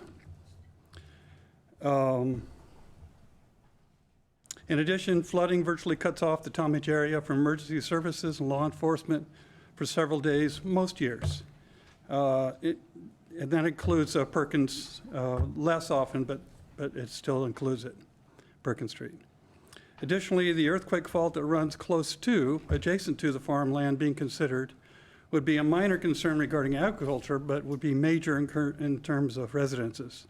I have listened to experts from the college talk about potential earthquake in this area, and is clearly a major concern. Adding to the already existing homes, schools, communities, businesses, and more, adding additional housing is clearly increasing the load of an already fragile area regarding safety and emergency response. Traffic is already an issue. I commonly ride my bike 3 or more times a week. I biked through the area for years, riding next to cars going 40 to 60 miles an hour on Talmadge Road and trying to make left turns is frightening as well as dangerous for adults and makes it completely unsafe for children. And there are no bike lanes, and the shoulder goes from very adequate to non-existent. Also, there are no sidewalks, making it unsafe for pedestrians as well, of any age. On Sanford Ranch Road, there is just a short strip of sidewalk, leaving most roads without sidewalks and little or no shoulder. Cars often break the 25-mile-an-hour speed limit, and I see resulting accidents and close calls pretty much every year. When we walk in the area, my wife and I, we often have to step off the road and into the bushes to avoid oncoming traffic. There are very few streetlights, and I saw no plan for increasing transportation or safe access. I'm not sure how this project can be evaluated as no impact. Agricultural land is simply more beautiful and aesthetically pleasing than houses with accompanying cars, yards, various states of upkeep, storage sheds, fences, etc. And where the green belts, the parks, the playgrounds, and other developments that make quality life in a pleasant housing area. I can think of no parks or legal river access on either Sanford Ranch Road or Talmadge Road. Recreation Road is a poor road, few houses with a cinder block building. Environmental impact is another area where I find the conclusion of no impact disturbing. We have foxes, deer, wildlife, animals, rabbits, and more. And this wildlife will have their territory fenced, limited, and destroyed. Mr. McGarvey, I think your Yes. time is about up. It is, and I'm almost done. Okay, and then I'd like you to point out on the map where your residence is, please. Absolutely. I'm not even addressing the impact of the stream running through the area or wildlife that lives in the stream. Please do not recommend this zoning change. It will simply increase the number of local problems regarding public safety and emergency response in that area, and that is often placed in increased danger due simply to its location. So my bottom line question is, why create another problem for Mendocino County to deal with based on increased housing in this particular area? And that's it. Okay, and your residence is located? I'm in 1480 Sanford Ranch Road, so I'm on the north, I'm on this part here. So it looks like here, Lauren McGarvey. Okay, thank you. Lauren's my first name, Frank's my middle name. Thank you. You're welcome. And Sandy Hopper?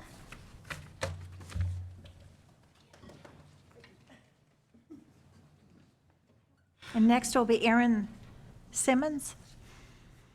My name is Sandy Hopper, and I, excuse me, I live at 1020 Sanford Ranch Road. I live on the south end of Sanford Ranch Road. Lived there since, my husband and I have lived there since 1968. I did speak to a man several years ago that lives on the other end of Sanford Ranch Road because we get water. We get a lot of water, and we are on our own to protect our property. And I asked him, I said, well, you don't flood down where you are, do you? He said, oh, yes, we do. He said, we get water. I don't know if that's true today. You would have to ask another resident. I wish I could take each one of you and put you in my car and take you and show you what a beautiful piece of property this is. It might not be prime. I don't know. I don't understand. In my eyes, it looks like it's prime. I want you to picture that piece of property and then picture in your mind that goes away and you have houses built on that property. That to me, are we going to just keep on taking our ag land and taking our ag land because we need housing? And I know that is a problem. It's not only a problem in Ukiah, it's a problem all over. I don't know, I wish you would not agree to change this from ag to residential. I don't think we all understand what the impact of that would be until perhaps it's too late. And once it's changed, once we have homes, houses there, you can't go back and change that. And Mr. McGarvey was speaking about the Sanford Ranch Road, my husband and I have long referred to that as a racetrack, because that is what it is.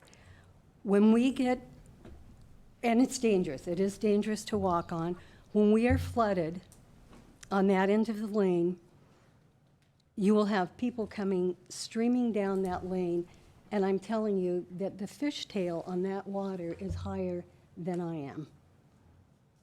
Please don't change this from ag to residential.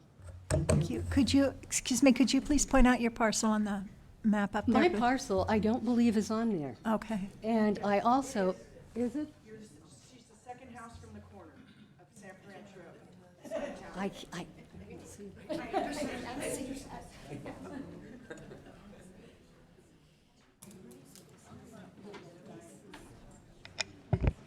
Madam Chair, just a quick comment or question in terms of regarding, I'm not sure we're required to ask people where they're living on the map. Okay. If that's a certain desire, you want another perspective in terms of what side of the road, but I'm not sure we need to identify what parcel is Yeah, I theirs. was just trying to get an idea of where the water and flooding and that sort of thing was, so. Talmadge Road, there is one house, there's Hops Estate, we are the next house. Okay, thank you. And I would like to make one more comment. Everyone in the area is going to be impacted by this. And for whatever reason, there were several of us on the end of the lane that did not receive letters. We didn't know anything about this. So, thank you. Thank you. Yes, Julia? I can just respond to that. We published a notice in the newspaper. It was published in the Ukiah Daily Journal in the public notices section, and we do have our proof of publication, as well as any property owners that fall within 300 feet of the affected property are noticed. So if you're outside those boundaries, that would be why a person would not receive notice of the public hearing. I did not get the Daily Journal, so I did not. And I was on vacation when someone in the neighborhood called. And let me know. Thank you. Thank you. Erin Simmons? Hi. And next will be Susan Era. I'm Erin Simmons. I live at 1040 Sanford Ranch Road, which is the third house from the corner. I've been living on Sanford Ranch Road since 1975. My parents bought the house, and my mom recently was put into a care home, and it's become mine. We'll start with the flooding first. We flood, and everybody that comes up and down that road believes they have a right to go through the waters. People come from town to go through the water and push it up into our houses. You say your floodplain map is old, and with climate change, it is wrong. They have flooded, we've last year flooded twice. Once from up, and you don't show McClure Creek on your maps. Once from up in the middle of McClure Creek, it came all the way through the now defunct pear orchard into Eunice Court, into the houses and down the front. It floods. It floods. And there's also, in McClure Creek, there's steelhead. I work for the Bureau of Land Management. I am somebody who is an outdoor person. I do environmental site assessments for a living. There's also a archaeological site on next to the adjoining parcel. So, I mean, no impact on this. Did you check SHPO or there's a lot of stuff here that wasn't looked at in this report. And I was one of the people that did not get a letter, and I do not get the Ukiah Daily Journal. Eunice Court, when I was a kid, was a really, really nice apartment complex. And then it was purchased by my Mr. Ryan, and it was made into HUD housing. We didn't have one lick of trouble until then. And once the HUD housing came in, I've had somebody try to walk into the house with my mom before she was in a care home, try to walk in our front door. I have a 20-year-old cat, and I leave the garage door up this much for her so the dogs won't get her. I've had somebody try to roll under my garage door. I've had my hose stolen. I had my mailbox marked by a gang symbol and my truck robbed the next night. Putting more housing and the impact. Oh, and my mom couldn't walk across the street to get the mail and the newspaper because these people don't slow down. They don't care. It is a racetrack. I am against this. And, And I think anything else is going to drop the property value of my house. And I don't want that. I don't plan on moving, but I will if low income 400,000. I don't think so. I know better than that. Thank you. Thank you. Susan Era?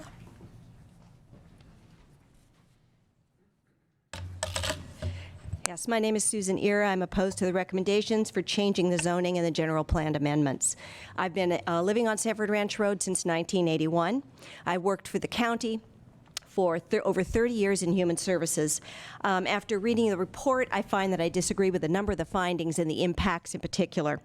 Some of them have been already addressed. In particular, there's an implication that there's no problem with walkability and access to services. If there's very good weather, yes, people can drive. If they have a car and access to a car, they can use Talmadge Road to get into town. When the weather is inclement and we have flooding, that is not an option. Other options are needed. In addition, there are no MTA buses to the Talmadge area. So if people do not have cars, and we can't assume every household within these 20 or possibly more in the future, which is implied in the report by Building and Planning, that this might be a greater problem. And we might need more MTA or public transportation. In terms of walkability, as Mr. McGarvey mentioned, it is already a problem. On Sanford Ranch Road. We are on the north end of Sanford Ranch Road, where in particular there is a shortage of shoulders and there is absolutely no sidewalks, there are absolutely no streetlights. So many of the current residents, but also other residents of the city of Ukiah and the area come to this area to ride their bikes, to jog, to walk around the vineyard with near misses, cars and trucks speeding by. Traffic is clearly a problem already, and the road is quite narrow. If 20 or more homes are added, well, this will increase the problem. It's particularly difficult during commute hours, in the morning, and then all through the evening. I saw nothing in the plans that would address this at all. The report indicates there's sufficient water and sewage opportunities, and that this will not be a problem. Other people and reports have come in that clearly indicate that we need to look into this further because of the septic system that currently is the only option. With increased population density comes more congestion, noise, crime, pollution, and increased fire hazard. Others have talked about the fire risk in our area, the evacuation notices, and the evacuations that have already occurred recently. Finally, I'd like to just say that the report states there's no impact on aesthetics and wildlife. This to me is unbelievable. I look out at my house, and for 37 years, what do I see? I see a beautiful vineyard. I see mountains and hills to the right and hills to the left. If you put homes in there, and we have no guarantee of what those homes will look like and what the size will be, they're speculations only. We believe we moved here to live in an urban area, to raise our children in less congested areas with wildlife. I also believe that the wildlife examination is insufficient, and I would like to see more done. I'm almost done. But with the loss of the vineyard, the wildlife will be severely impacted. We have seen the changing colors, the wildlife in the hills. As I said, this will be completely gone in front of my house. So as a result, we will need to move and leave this area. If the zoning change is implemented properly, property values of all of our homes will decrease. I urge you with this to withdraw this proposal, pursue other more suitable areas for development, and please do the research before we take this giant step and impact this rural suburban area. Thank you very much. Thank you. Pete Bushby. And he will be followed by Sarah Kennedy Owen. My name is Pete Bushby, and I just wanted to point out that I'm a retired fire captain with the city of Ukiah, and the flooding is certainly a point well taken. It floods.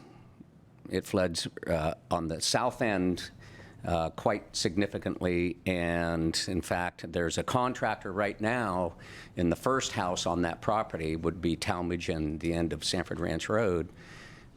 putting out thousands of dollars to put up a cement wall to stop the waves that are running through his front door of his house because of the people that think it's fun to come out here and make waves when we have flooding. Besides the fact that we're stretched thin, even though they put up the roadblocks and say road closed, they drive around it. They think it's funny to create this problem. It's a hazard. My biggest fear is first off, Don's a very good friend of mine. His wife is a very good friend of mine, and I have mixed feelings about ruining their opportunity. But I just can't believe that, and vineyarders do this, they change the variety of grapes when they're not everybody's favorite to drink. Will Polly purchased the property, if you're looking at the map there, to the east, and Don has done the same for himself. He's changed the varieties as it goes. Will Polly wouldn't purchase that property about 4 years ago if he didn't think that it was a good land to grow grapes and make money. That's what he's in the business for. So I don't buy the fact that there's a problem either trying to grow grapes there or to sell his product.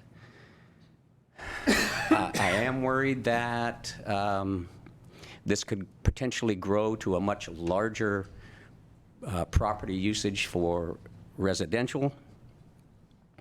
It's a huge impact on traffic. That top corner, which would be the northwest corner, the house on either corner of that, they've struck the bank. I've lived there now about 18 years, and I would say probably 10 to 15 strikes on the bank because it gives you at night no opportunity to slow down and know that that's a very sharp right-hand corner. Coming the other direction from Nob Hill, they've gone through the fence, and into the bushes of that residence there. Traffic is a problem. It irritates me that people think that they can go 45 miles an hour when it's 25. My wife and I walk our dogs, and in the early on days, we would yell at people to slow down. They would fly by us. And then I got to thinking, well, maybe these are my friends, and I'm yelling at them. They're going to be mad at me. But anyway, it's unbelievable the amount of traffic that we have now. And so I'm thinking to myself, 10 to 20 units, 2 to 3 cars per unit is going to increase the traffic significantly. And I'm not in favor of that whatsoever. I own 3 residences on the north side of the road. We're up on the side of the hill, and we have a beautiful view, and my view is going to be rooftops. Eunice Court. Excuse me, sir, but your time is up. My time's up. Your time is up. I 3 didn't see minutes that. goes fast. I don't see that. My biggest fear is you're going to have low-income housing there because $400,000, as far as I'm concerned, is low-income housing, and it's going to be a blight on the community that's around there. I've spent tens of thousands of dollars remodeling these houses, and I want my property value to increase, not decrease. Thank you. Thank you. Sarah Kennedy Owen. And next will be Michael Owen. Well, you know my name is Sarah Kennedy Owen. I live at 1600 Sanford Ranch Road, and I'm sorry to be up here for the second time. I was up speaking to this in 1982 when it came before the Board of Supervisors, and there was a complaint by Mr. Lucchese, who we are still on good terms with, and I feel very friendly towards. I hope this doesn't interfere with our friendly relationship. But at that time, he said that Eunice Court was a problem with his vineyard, and used that as the reason that he wanted to develop this area for housing. And at that time, the Board of Supervisors voted against unanimously. So I wonder why I'm up here again. Is it because there's encroachment again? I did see that in your report, that there was encroachment again. But in my view, there is no more encroachment. I don't understand where that is. There's only been 2 other buildings as far as I know, that have been built. One is a mother-in-law unit where a little old lady lives who hasn't given anybody any trouble as far as I know. And the other is a house on the southeast corner, the very end of Sanford Ranch Road. No, sorry, is it north? No, southeast corner. It's a fairly new house, and I don't see any activity there at all. So I don't know how that's giving anybody any trouble either. As far as I know, there is no other new development. So I don't understand your report where you said there's more encroachment. That there's been I think you said there's been a slow encroachment on that property. And the other concern is with traffic, and I think that's been spoken to pretty thoroughly here, but I'm the lady who wrote the letter to the newspaper. In fact, I've probably written more than one letter concerning traffic on that road, and I can't tell you how many squirrels we've scraped off the road and cats, and luckily no people yet, but there was one boy who was hit by a car on Nob Hill and almost died. There's a lady down the street who's had her fence hit 5 times, and, you know, seriously. And, you know, the traffic is a problem. It is probably 40 to 60 miles an hour, as Frank said. I've never been able to clock it, but it sure looks like it. And I don't see any amelioration on this from you guys. Talmadge Road also is a problem, and there was a person hit on that road not long ago, and there was an outcry, and they asked for a bike lane, and I didn't see any action. So I don't understand how you're going to deal with our problem with new houses there. I don't see any action on that either. There hasn't been for 40 years. And then the final issue is the creek area and the beautiful natural area that surrounds the vineyard and actually, you know, transitions into the vineyard. That is, has not really been cared for, I don't think, by the county. It's the vineyard owners are really the only ones that have cared for it. And, you know, I have to say, Don Lucchese has been a wonderful person. He's done a great job on his vineyard, and we love looking at it. And I just don't know what's going to happen in our neighborhood when, when you guys are in control. Thank you. Thank you. Michael Owen? And next will be Teresa Wells. Good morning, everybody, neighbors and friends, commissioners. I don't have a lot to say. Please state your name, sir. Oh, I'm Michael60 and 1600 Sanford Ranch Road, right across from the vineyard. And we have experienced, like our neighbors say, a beautiful situation there. And I wouldn't like to see that change. But actually, I don't think we should be deciding this. This was decided. A unanimous decision by the Board of Supervisors must carry some weight. Why are we looking at it again? You think, well, maybe ask them again and they'll change their mind? No, I don't think that's right. I think you should take responsibility and not consider this, period. Thank you. Thank you. Teresa Wells. And next will be Alan Nicholson. Teresa Wells, thank you. And like the previous speaker, I would invite all of you, in fact, our community would invite all of you to take a drive out on Sanford Ranch Road this afternoon to get a visual of what our hearts and minds are trying to convey with our opposition to this proposal. I'm a business owner in Ukiah, and I've owned a home on Sanford Ranch Road for the past 14 years. The proposal talks about providing a boon to the community, and I'm wondering what exactly are they referring to when they say boons to the community. So again, traffic. In the last 6 months, there's been significant increase in traffic along Sanford Ranch Road, possibly due to all the new housing being built off Redemeyer Road, now coming over Nob Hill onto Sanford Ranch Road to go into town or to the Airport Boulevard Shopping Center area. This started long before the new construction at Orchard and Perkins, so presumably it will continue. In addition, are there plans to widen Sanford Ranch Road in order to handle more traffic that the proposed 20 new residences will add, conceivably adding 2 to 4 times or more the numbers of vehicles on the road than there are now? The second point, noise.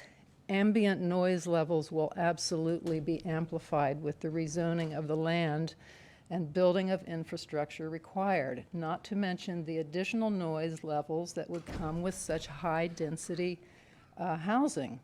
The vineyard now acts as a noise buffer, without which will significantly alter the peace and quiet that living in this rural community provides.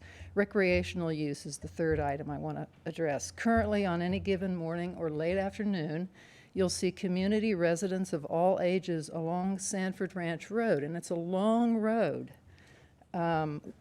walking, jogging, pushing baby strollers, bicycling, walking with their children, enjoying the natural beauty and quiet that, for the most part, from my perspective, still exists in this part of the Ukiah environs. With the high-density housing development proposed, all this will disappear. Fourth item, wildlife and biodiversity. There are many species of birds, beneficial insects, and other animals that will be impacted by this proposal. There's been no study done as of yet. In conclusion, the health and well-being of a community depends on careful planning, decisions, and input based on the actual needs of the community, including the natural environment. To paraphrase Joni Mitchell, you pave paradise and put up a high-density suburban residential mixed-use housing project? Let's hope not. Thank you. Thank you. Alan Nicholson and then Denise Hatt. Is that correct? Correct. Thank you. Hello, my name is Alan Nicholson. I'm a resident of Mendocino County. I've opposed this application for zoning variance. These parcels are in a not a floodplain, but they're between two Zone A floodplains.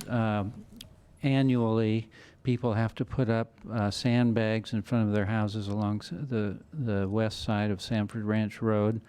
The neighbors can't use septic tanks.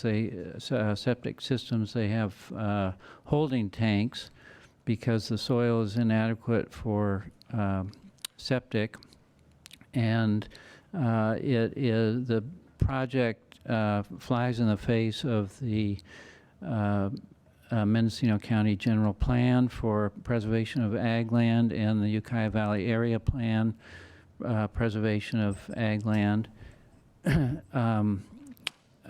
It's a ill-thought-out project that has been brought before both the Planning Commission and the Board of Supervisors in the early 80s, and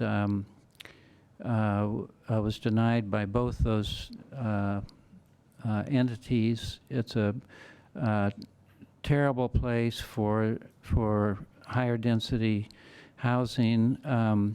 If Mr. Lucchese would like to work with the county to create an area-specific plan that could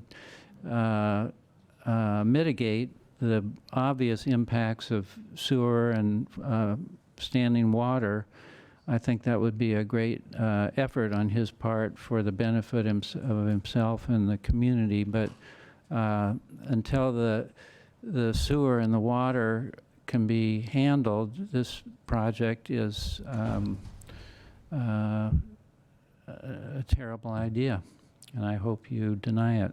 Thank you. Thank you. Denise Hatt.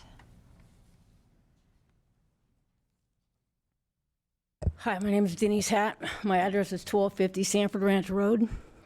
I'm really nervous. I want to say that I walk my dog. My father lived out there for over 20 years. He passed away 3 years ago. I moved in out there. My landlord said he won't kick me out. I'm going to be buying the house in 6 months. He won't kick me out if I speak against his friend. He wants to stay neutral. So I've been out there now 3 years, 23 years total. I walk my dog on a daily basis, twice, sometimes 3 times a day. I walk the whole Sanford Ranch area up into Regina Heights and down. I've been hit almost, I would say, consistently once a week because of the traffic. I mean, it's insane. The traffic itself is insane. The garbage that people throw out their window, that I've seen people throw out their window that are doing drive-bys, the garbage in the creeks, it's disgusting. I mean, I've called Highway Patrol, I've called city cops, and I've called the sheriffs, and everyone passes the buck on the traffic situation. I think it's ridiculous and it's unacceptable, right? I want spike strips, but then I'll go to jail. No, I'm serious. I mean, I'll go to jail over that. I've had numerous cars that they're doing, I mean, they say 40 to 60 miles an hour. I know that they're doing 70, 80 miles an hour. They think it's like Daytona 500 out there. And this is daily. This isn't once in a while. It's daily. Eunice Court, I don't know if it was ever nice, okay? But and it isn't really nice now. But if the buildings that they're gonna build, the houses, is anything like that, I'm against it anyway, right? But we're gonna get crime out there. We're gonna more traffic. I mean, it's kids walk out there. Elderly people are afraid to walk on that road, right? And as far as the wildlife goes, there's rabbits and there's skunks and there's always, because people drive insane, right? I've seen deer that are passed dead on the street. Skunks, right? I mean, not too long ago, I had a whole family of raccoons, and like the big, what are you looking at? He stands on his back feet. It's super cool, right? And my dog's like, what are you doing? You know, I mean, it's like the nature out there is amazing, and it's beautiful. It's beautiful vineyards. I mean, it's beautiful out there. And I'm right. They're going to build right in my front yard, and there's no sidewalks. There's no street lights. It's kind of scary out there. And so the crime is it's gonna be insane. You know, people are gonna grow weed out there, or whatever you guys want to call it, marijuana cultivation and all that stuff. It's crazy. They don't care. And if people don't own these homes and they're gonna rent these homes out, people don't normally care too much, especially low-income people. Thank you. Thank you. Is there anyone else from the audience who wishes to address this item? Please come forward and state your name.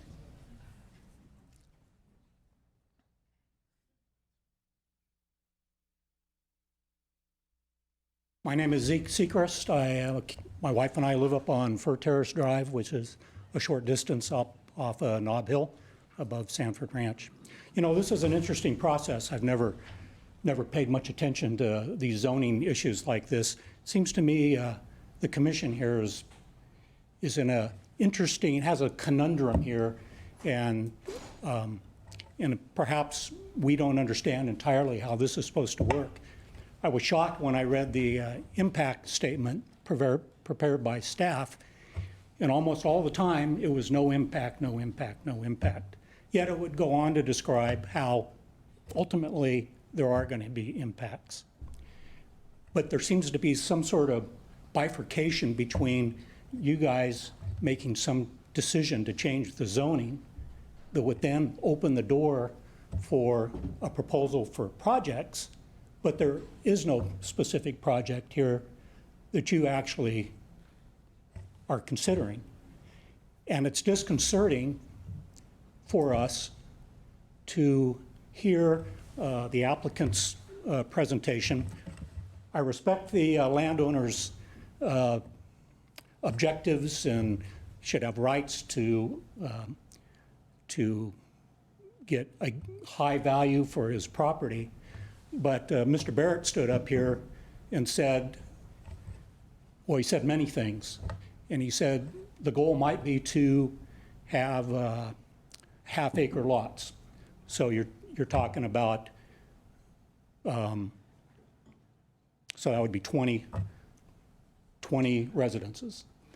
But in fact, the zoning that you're considering here would allow for a minimum of 12,000 square feet, which, if you just did the math and not including setbacks or anything else like that, are going to be somewhere in the 30 or more parcels.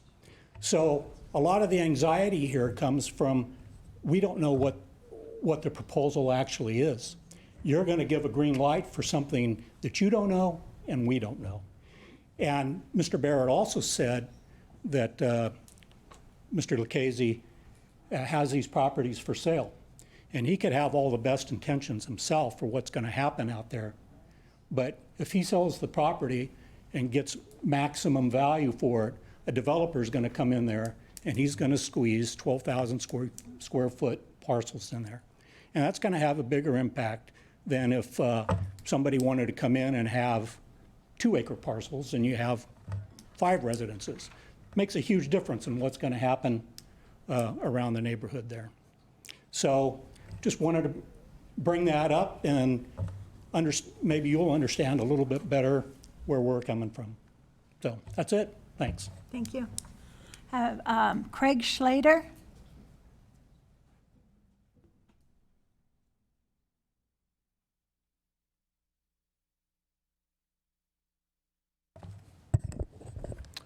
Good morning, Planning Commission and Chair. My name is Craig Schlatter, Community Development Director for the City of Ukiah. And I wanted to really quickly first mention that our comments submitted back in May were actually intended to stay with this item all the way to whatever date it was heard. We've had a few issues with some of the agency referrals, and I'm looking at the referral sheet. I can kind of see why we have different divisions that are represented there. And we've requested of county staff that the City of Ukiah's Community Development Department, which consists of divisions of housing, planning, and building, be listed as the responsible agency of record going forward. And I have to say, since Brent and Julia have been here, they've gotten a lot better of referring those comments to us. We also appreciate the county planning staff's attempts to address the city's comments in our May 2nd letter. However, there are a few additional items I just want to point your attention to. One of those is on page 6 under number 2. The sentence there reads, "The subject site is a good example of a historic agricultural use that now appears to be out of place." Your page 6 or our page 6? Your page 6 on the staff report for this item. So it reads, "The subject site is a good example of a historic agricultural use that now appears to be out of place in the increasingly residential enclave." And so our question here is, why is this an increasingly residential enclave? So noted in the UVAP, there are an Ukiah Valley Area Plan for the public. There are several policies designed to intensify development within existing urbanized areas. For example, in the UVAP vision statement, it states, "Communities shall have a compact urban form surrounded by open space and agricultural land." And actually, the land use map you had up earlier is a really good depiction of that. There's a lot of open space and ag around this parcel already. So it would appear from our standpoint that the city actually needs to be watching more closely in the future to ensure the county is adhering to the policy and programs in the UVAP. Because the UVAP was not intended to reduce or limit future agricultural production and treat such uses as out of place in the Ukiah Valley. It's actually kind of the opposite of that. We also think it's important to potentially explore in more detail in the staff report the section related to accessory dwelling units. The updated staff report shows a maximum of 20 residential units, but we should probably make sure it's clear. Is it 20 single-family residential units plus 20 ADUs, or is it limited to 20 potential units or 20 hookups? Finally, related to SECO, we did not see our comment related to the environmental review addressed, and we would ask that you consider that and potentially have staff reach out to our staff about that. That's the end of my comments. Thank you. Thank you. Is there anyone else from the audience who would like to address this item? Yes, please come to the podium and state your name.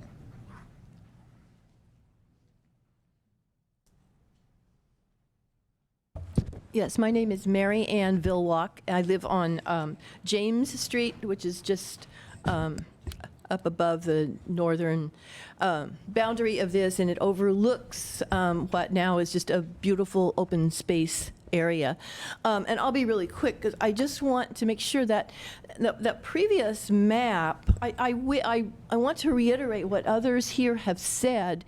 Some of you don't seem to be familiar with this, and I would just invite you to come and look at this area. But the previous map that even looks at it from a bigger perspective, previous to that, it literally does, you still don't get what a large open space area this is. It goes, because the page cuts it off. It goes to the east there. So it's much further east even than where the page cuts off. It goes over to the east at Sanford Ranch, then turns around and it ends at there, kind of even with the city of 10,000 Buddhas. It's much larger even than what you're seeing. It is a very, very large open space that just provides the identity and the ambiance of that area. So I think it's just important to know that. And I appreciate what the previous speaker, Mr. Seacrest, said about it seems pretty backwards to me to literally amend the general plan, which is a very serious decision to be made when you don't know exactly what's going to happen, making it available for residential, but yet no one knows what it's going to look like. And I also totally agree with what Mr. Schlatter said that thank you.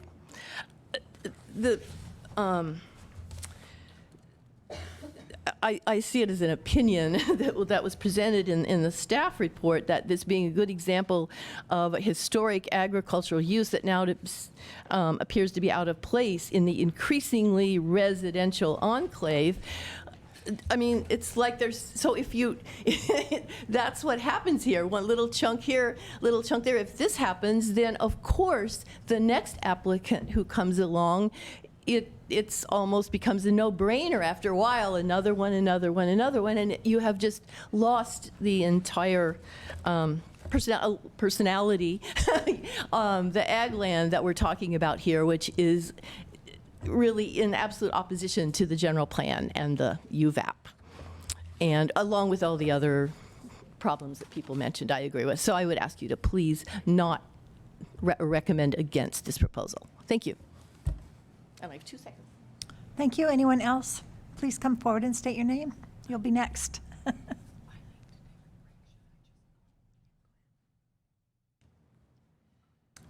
My name is Phyllis Bluestein. I've lived for 32 years on Nob Hill Road in that neighborhood, and I'm one of those walkers. I walk at least about 2-3 times a week. On Sanford Ranch Road, I do a loop, I go do a back and forth, and it's incredibly dangerous as we speak.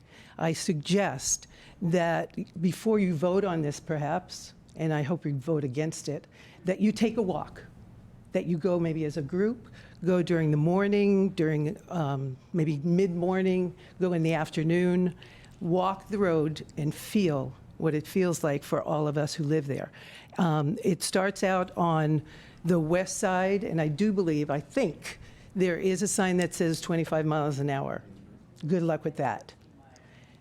Then you go around a blind corner where the little houses are in the sort of crotch of that, parcel that looks like an L backwards. You go around there, and there are no more signs. You get to the intersection of Nob Hill Road with Sanford Ranch, and just at that corner, there's a sign that says, "End 25 mile an hour speed limit." End doesn't mean that people know what to do. They do go up to 50 and 60 miles an hour. About 2 weeks ago, I saw a driver pass a car on the east side of the east-west part of it, the north end of the road, and I watched somebody pass a car on the 90-degree blind curve, literally, at the east side of that road, at the northeast corner. This is what we're dealing with on that road. So I'll say it again. I suggest you go for a walk. and see what's going on there. I'm one of those people, just like somebody before me who said they hate doing public speaking. That's me. You can put me in any character anywhere, and I'll do it, but don't make me talk in my own voice. And getting up here feels like being a brave community member who cares about our community and the safety of our, and there are a lot of people who do walk with children. There are a lot of elderly people who walk, or disabled people, it's more of a neighborhood than what it looks like on that map, because that looks rather rural and open, and it is, and it's wonderful. Thank you. Thank you. Yes.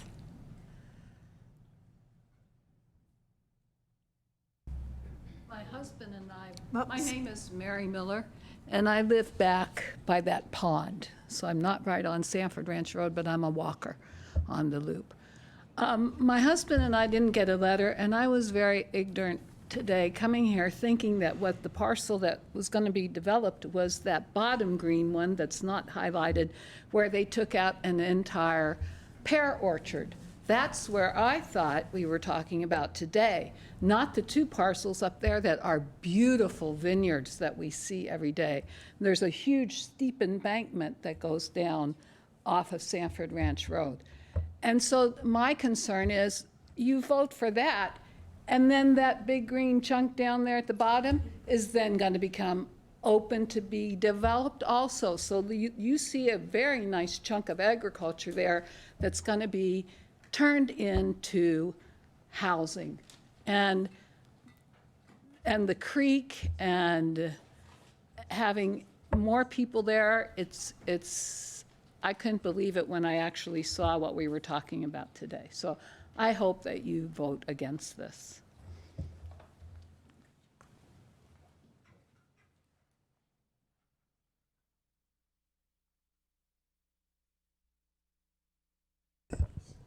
Hi, I'm Jacob Patterson. I'm a Fort Bragg resident, so not impacted by this personally.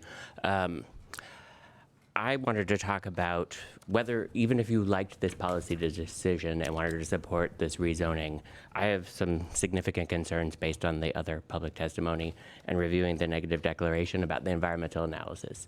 I think it would be an abuse of discretion for the county to approve this without doing more analysis. I think based on the testimony, there is more than a fair argument that an EIR is required rather than this negative declaration, particularly related to the areas that people have talked about.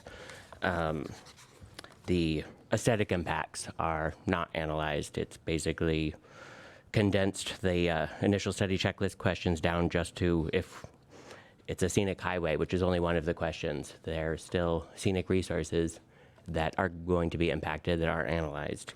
The agricultural conversion issue it has much more discussion, but it still doesn't seem to have the requisite analysis when I looked at this. The issue of the consistency with the land use plan for the Ukiah Valley plan, which has precedence over the general plan, wasn't analyzed. This project is not defined as an amendment to that plan. It's just the general plan land use designation and zoning. That analysis is missing from here. They kind of try to shortcut it and combine it. There's also issues with, where's the other one? I was going through it. Oh, the traffic. There should be a traffic study. What you're being faced with now is two big CEQA issues. Improper deferral of analysis to a later stage. Whether there's going to be a subdivision or not, you're required to analyze at this point the zoning change itself and what that means. There's clearly going to be traffic impacts. It sounds like there's already traffic issues. None of that has been analyzed. So that shouldn't be deferred to a later stage, although some things can be deferred. The subdivision itself seems like a reasonable, foreseeable consequence of this zone change as well, since that's the purpose. Some of that should be analyzed now. You cannot just wait until later. That's called piecemealing of environmental analysis. And so if you want to do this, I would recommend sending it back to staff, not making a final decision so they can beef up the environmental analysis, if not prepare an EIR. Thank you. Anyone else from the audience who wishes to discuss this item? Quickly. Aaron Simmons, do I have to come up there? Yes, you do. We're being taped, and that's why we need your name and for the record. All I want, about back to the traffic. State your name first, Erin please. Simmons. Back to the traffic. About 10 years ago, when my mom almost got hit getting the mail, I called the CHP and asked them to patrol more. And they said, sorry, we can't do that. And I said, well, why? And they said, well, call the county. What you're going to have to do is get a speed survey. So I called the county of Mendocino, and went down there actually, and talked to them, and they said, oh, we'll do a speed survey. So I was like, yeah, okay. Then I got home and I got to thinking, okay, what does a speed survey entail? So that's when I called them. They would sit out there between 8 and 9 a.m. and 5 and 6 p.m. and count the first 100 cars. Then they would take the average speed of all of them and make that the speed limit. And the person said, it's probably going to go up. And I said, that's defeating the purpose of safety in our housing area. And he said, well, then the CHP can enforce the law, which I actually canceled this speed survey because 25 is the maximum, and it's just 25 is at times unsafe. I lived, like I said, the third house from the corner. I was passed on the left the other day, turning off at Talmadge. When I was in a turn, a guy came around me and I nearly clipped me. And I mean, adding more houses is just, the housing development that the Holes sold to and added up Nob Hill was a huge detriment to our area. And to add more, it's just going to be a lot worse. Thank you. Thank you. Anyone else from the public? Seeing none, we'll close the public hearing. Discussion with commissioners. Comments?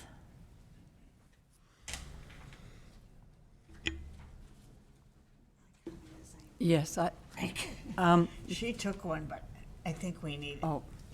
You want a small break? I would. 5-minute break, sorry. I'm tired of wiggling my foot.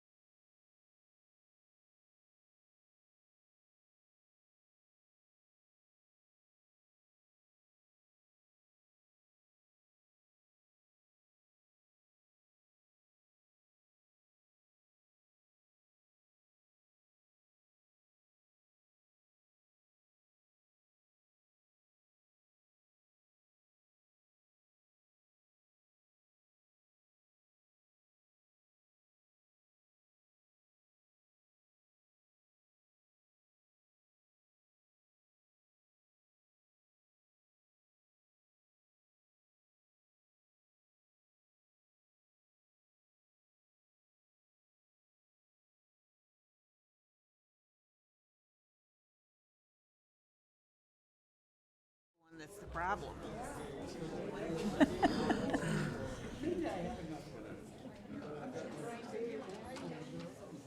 Okay, we'll reconvene the meeting, and I believe we're up to discussion with commission members. We've closed the public hearing. Comments, commissioners? Yes. I first want to thank all the community and neighborhood and staff for all the work and I really appreciate the community input along with the staff's input, and it's part of a good planning, a sense of planning in our communities, and that we care. This proposal for me is kind of a classic in that I think it's, when I asked for the larger map, I did it for a reason, because it showed ag land, and a lot of ag land and resource-based lands. And I think breaking down resource lands is the last thing we want to do with good planning tools.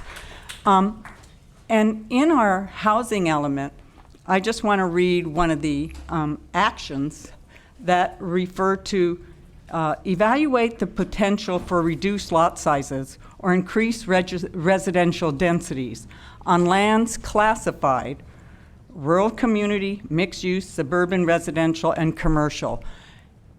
I think the important part is we try to build in the RR zonings or the already zonings that have that level of possible density increase.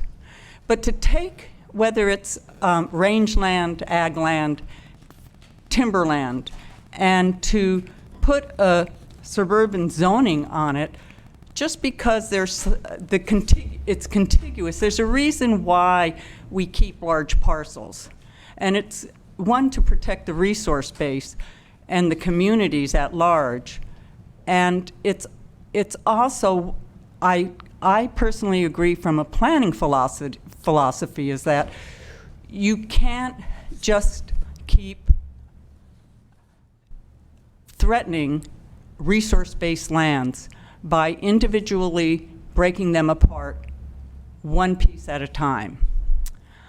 And I think the community that came forward today reflected that in a lot of variation of themes.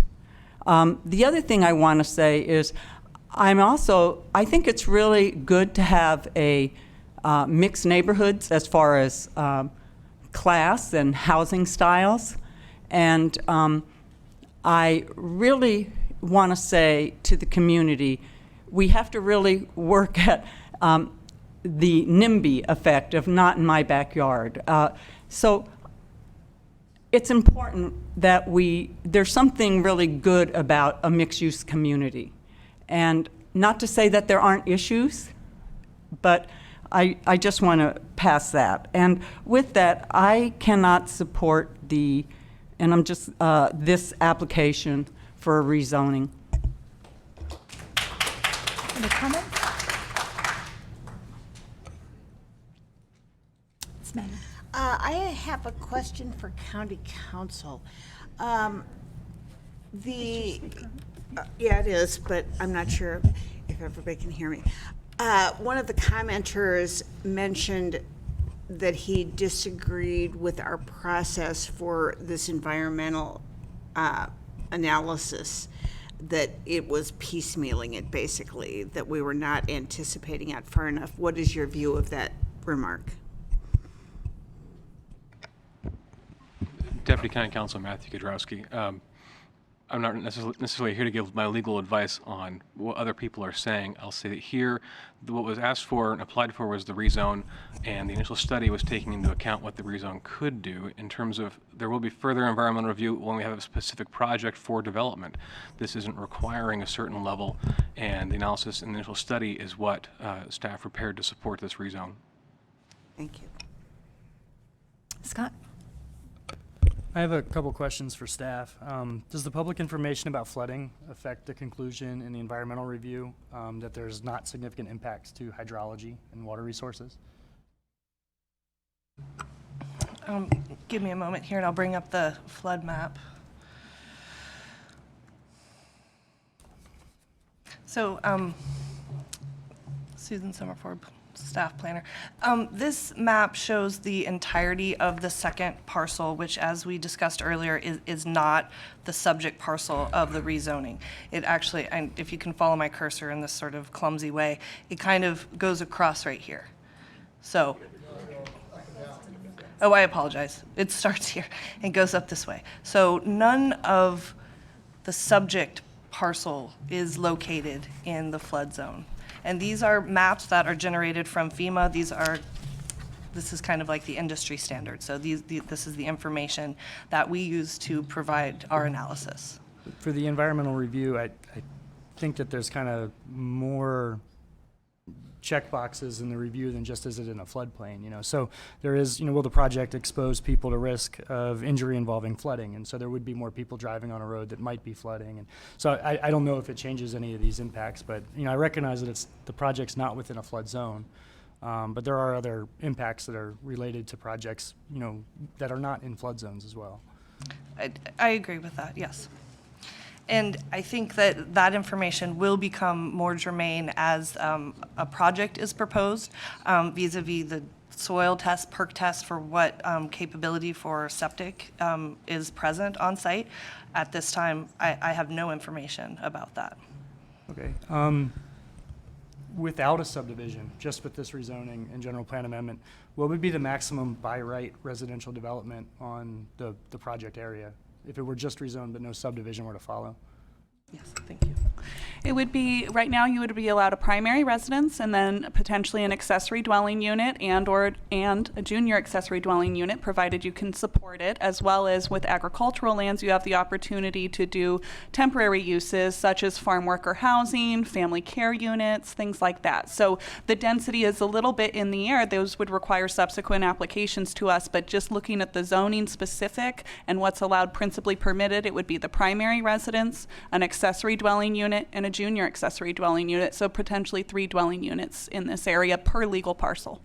Okay, and the applicant had mentioned that under the ag designation that it's classified as now, that there are other intense uses that are allowed by right. I'm wondering if you could kind of describe some of those uses that may show up next week with or without a rezoning. If you give us just a moment, we can pull up the zoning district off of our Muni code. And so if you don't mind going to another comment, and then I'll pull that up. And I guess I agree with a couple of the comments that it's really difficult to review this project standalone, not knowing what's going to come next. And it would be great if the application had kind of involved the subdivision and what other, project that will result from that. Because this could put the applicant in a position that, say the Planning Commission approves this project, it could deny a later subdivision. And, because of the concerns that the public has and the impacts that the project might have, but that kind of strings the applicant along and the developer along.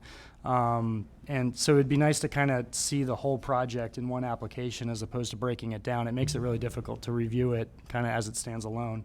But that's how it's been presented to us. And so I'm going to try to look at this as just a rezoning with County Council's suggestion that, this is the way we're going to look at the project. So it would be a lot easier to kind of come to a conclusion if we knew more about what was going to happen. So it'd be nice to see applicants kind of put their whole project out front to make the decision more transparent. So I now have this, Julia Ackerkrog, Chief Planner. I now have the zoning code pulled up here. So this is the Ag District, the AG District in Division 1 of Title 20, which is the Inland Zoning Code. This is what's over the parcel now. You can see principally permitted is single-family residential. Civic use types permitted include community recreation, essential services, fire and police protection service, minor impact utilities. Then you go into agricultural use types, and these include general ag, forest production and processing, horticulture, packaging and processing, row and field crops, tree crops, as well as the accessory uses, which is where you find accessory dwelling units and junior accessory dwelling units. Then you get the uses subject to an admin permit, and as I was stating previously, farm employee housing is permissible upon issuance of an administrative permit.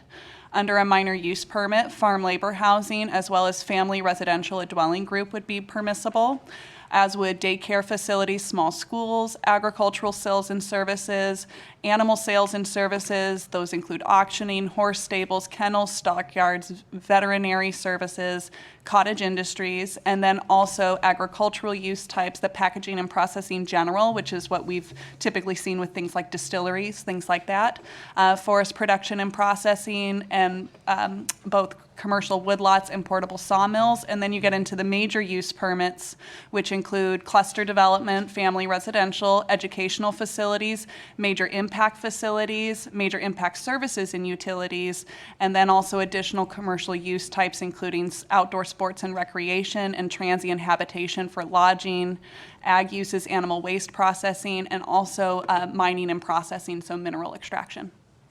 Thank you. That was research I should have done in advance. I appreciate it. Thank you, Julia. And for the members of the public that are also here, could you explain about secondary dwelling and junior secondary dwelling?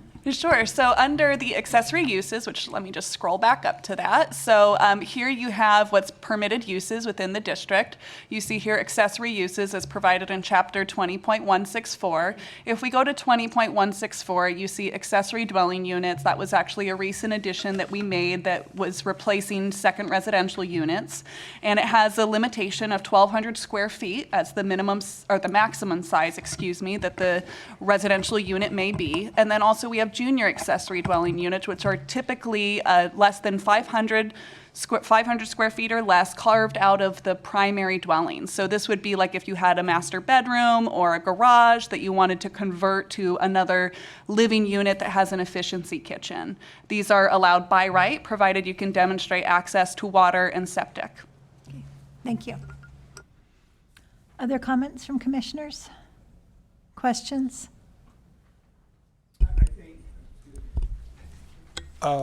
After looking at this, there are recently in the real estate market, the cannabis industry has been probably dominating the purchases of a lot of these properties.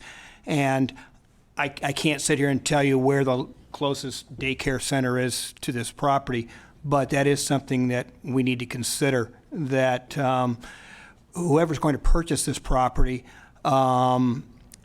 they could definitely be part of the cannabis industry, and I think that's something we need to remember.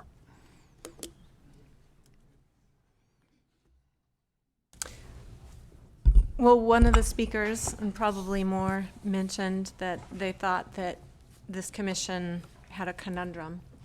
And if there was a conundrum today, it would be that we do really need more housing in this county.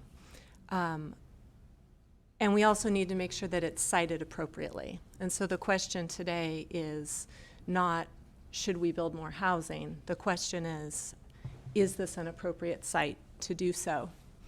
So I did take some time to spin through the UVAP again. And if you're able to pull up that UVAP land use map, that would be really helpful. Thanks, Julia. I like to look at big patterns. And I thought that this map was quite illustrative, because when we zoom in on the Talmadge area, this to me, just graphically, really tells a story about a community, which we see indicated here with the RC zoning in lavender, surrounded by ag lands, and that's providing a buffer. And so that's just what the colors on this map say to me. But we also see that backed up in the UVAP. And the UVAP is a clever little document, starting out with the vision. And there's a couple of strong vision statements in there about communities having a compact urban form surrounded by open space and ag land. And furthermore, that ag lands need to enhance economic vitality and the sustained identity of Ukiah as a rural agricultural community, and then it be protected from incompatible land uses or development. And then getting into the next layer here in the UVAP, getting into the goals, it says that future growth should be managed to ensure that essential support infrastructure is in place prior to development. And I just don't see this proposed project being consistent with either of those vision statements or many of the goals in the UVAP itself. And so I struggle to find the rationale, especially with the comments from the community here today, to support this project. One thing, Madam Chair, if I could address the commission. One of the things that... Could you please state your name? Yeah, Brent Schultz, Planning and Building Services Director. And one of the things that, unfortunately, the City of Ukiah did not bring up is the fact that in the next 8 years, this county has to build 1,349 affordable housing units. That is a tall order for our county. We don't have a water and a sewer system. Frankly, if I was on the DOF, I'd have put them all in the cities because they have water and sewer systems here. And I don't think it's fair to the county, but that is already done. We have to have those units. And one of the hats we have to also wear is in balancing neighborhood issues like you heard today, is we have to do 73% of all affordable units. The City of Ukiah only has to do 239, hardly any, a de minimis number. So, I just can't, I'm just gonna say, personally, I don't see how this project is gonna create traffic that's bad when it's 10 to 20 units. I don't see how it's gonna lower, I've built more housing than anybody in this room. I'm just sorry I have. And I have seen the values increase when you build projects right. So anyway, while I respect the neighborhood, that they want it to stay the way they want the vineyard to stay, we also need to look for opportunities to build housing. And I'd hate to lose this, that's all.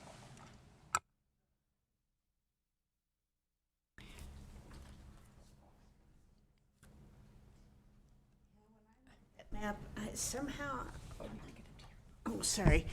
I am a little bit seeing that filling in between the suburban residential and the rural community designations might actually make some pretty good sense. I mean, that would then be a contiguous thing that maybe could get some real infrastructure, maybe could get a sewer extension or something like that.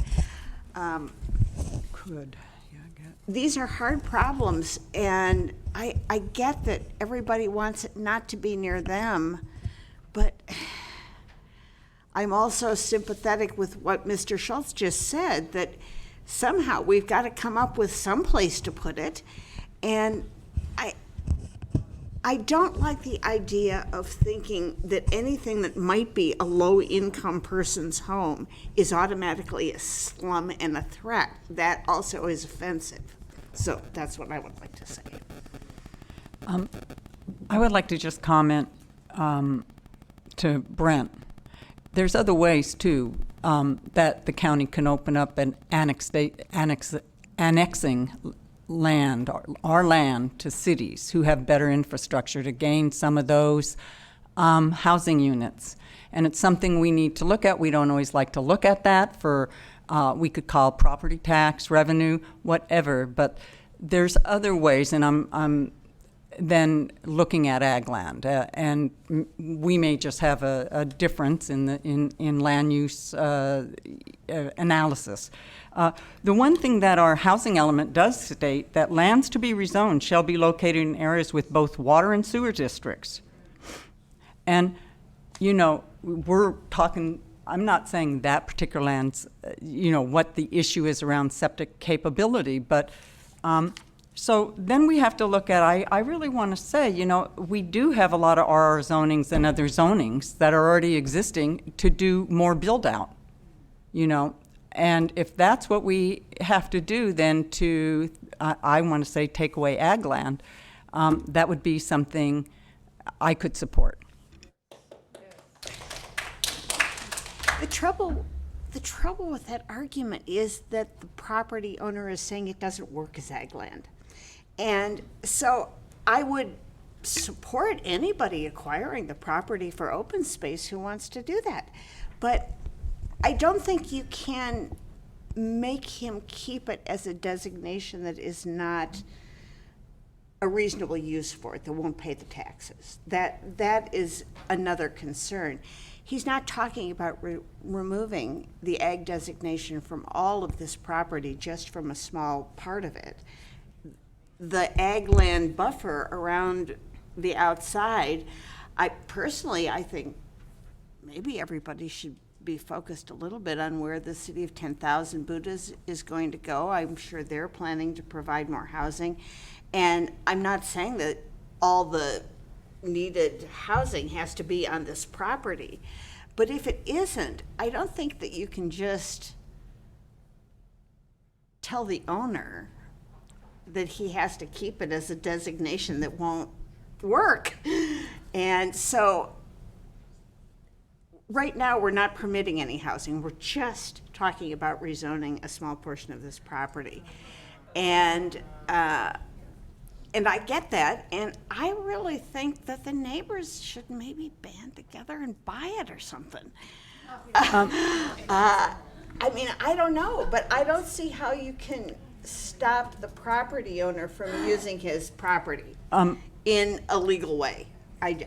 It's very hard. And I think the fear that if we do that, it will become a big cannabis operation, and the neighbors probably won't like that either, because that won't allay traffic, will not increase the affordable housing stock, will not, I mean, it's just so hard to predict in the future what's really going to happen. And that's where I come to, maybe that one area should fill in, and maybe at least it would be contiguous. And it's up to whoever buys it to get it to be a housing development if they want to.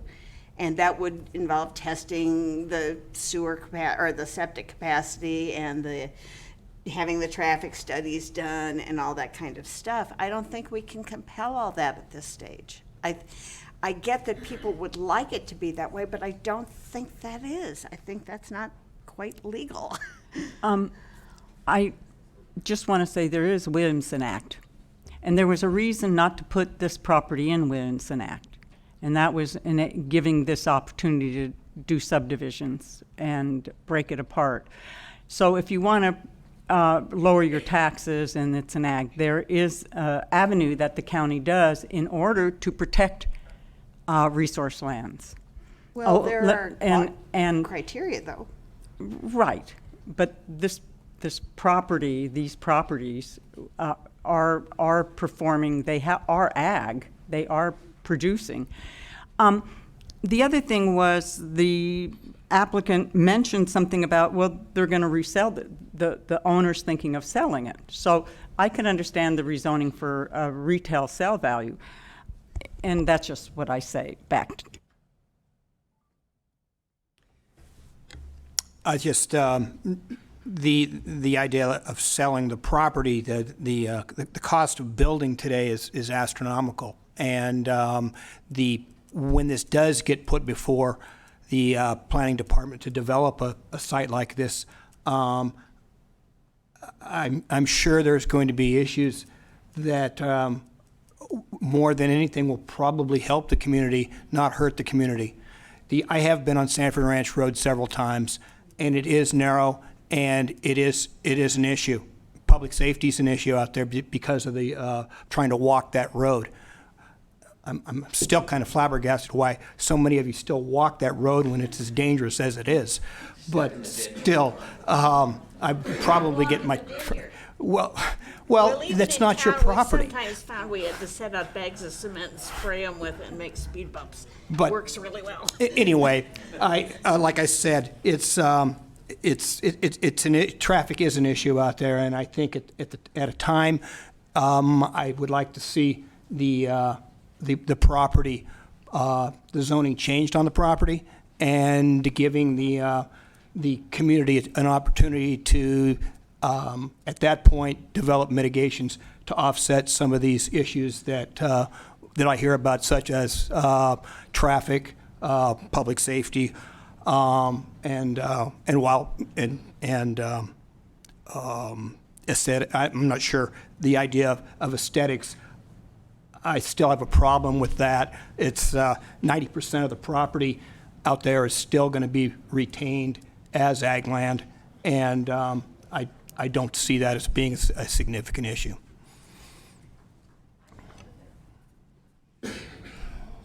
It sounds to me like most of the impacts that we're talking about are related to a subdivision and residential development, and that's not the application that's in front of us. The applications for a rezoning and the findings that staff gave us don't address the traffic or recreation, pedestrian access, those kinds of things. That would come at a subdivision application. Looking at, changing colors on a map to rezone the property, not a subdivision or residential development, because again, that's not the application. This property is surrounded on 3 sides by other single-family residential development. It meets a lot of the qualifications of infill development. There's the talk about, the threat that this project would put on the agricultural uses. I think that threat happened when all the other residential development kind of happened around it. This is, again, agricultural land surrounded on 3.5 sides by residential development, and this would be within that. It's adjacent to similar zoning categories, so for colors on maps, I think it meets the requirements and the findings. I have a lot of concerns about the impacts of a subdivision. As you said, a subdivision could offset some of those impacts. There could be pedestrian improvements as a result to mitigate those impacts. We can't really do a nexus between the rezoning and those sort of mitigation measures here, because again, it's not a subdivision, not a residential development. It's a rezoning. So on that basis, I think there's a lot of good reasons to support approving this project, but approving this project does not approve a subdivision or residential development, and that'll be a different story. It could be a 4-lot subdivision that has very little impacts, or it could be 30, and that will be very different. And, this application doesn't have that information, so we shouldn't be projecting what we think might come. We'll have an opportunity to look at that at a later date.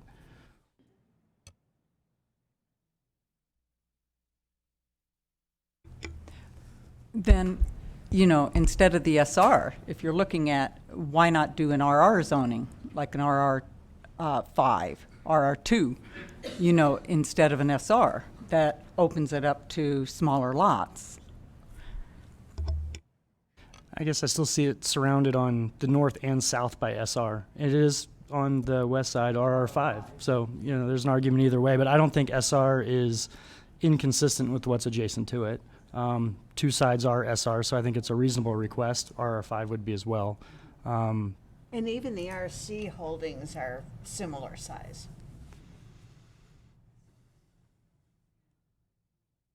Well, I think I have to go back with what Commissioner Perkins first stated about we're not really seeing the full picture. And I understand this is not, we're not looking at a subdivision application, we're looking at a rezone. However, I'm sympathetic with what the public is saying in that this is kind of step 1. And I do have concerns. Okay, so it's 12,000 square feet for water and putting in a septic, 20 units, and I'm not sure that I'm totally in agreement with that. And I have a problem with having septics in that small of an area and that many septic tanks. I also I look at the property owner, I say, well, the property owner has rights too. They're the ones who own the property. And yes, wouldn't we all like to have a rural area where we could go out and walk in the vineyards where we don't own the property? Someone else owns the property. So I have a bit of a problem with that. But I also have a problem with, okay, so it's not able to grow, the property, according to the applicant, isn't able to support grapes. And I do understand the price of grapes has gone down. It's hard to get contracts. I understand all that. But is there another type of grape or another type of product? And yes, it could very well be cannabis. And you may all be back here with that, upset that, okay, now it's all going to be a cannabis grow, but it's going to be legal. So it's really hard to find the happy medium. However, based on the comments here from the public today, I'm going to have to agree with the public, and I would vote against this.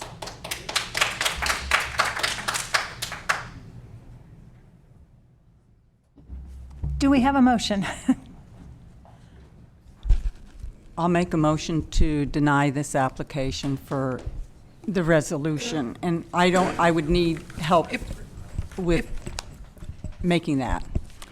The resolution, Julia Ackercrock, Chief Planner. The resolution that's in your packet is a resolution that was written up for tentative approval, recommendation of approval. I want to make it clear that this body is not making the final decision on this application. You are making a recommendation to the Board of Supervisors. That's right. And so with that said, we would need to prepare a revised resolution reflecting findings supporting your recommendation for denial to the Board of Supervisors.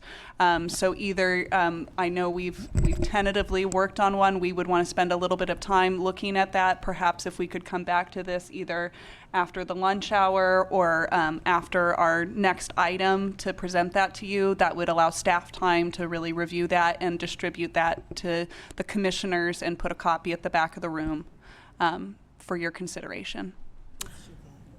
Would another alternative be a motion to accept it and then perhaps it would not be approved?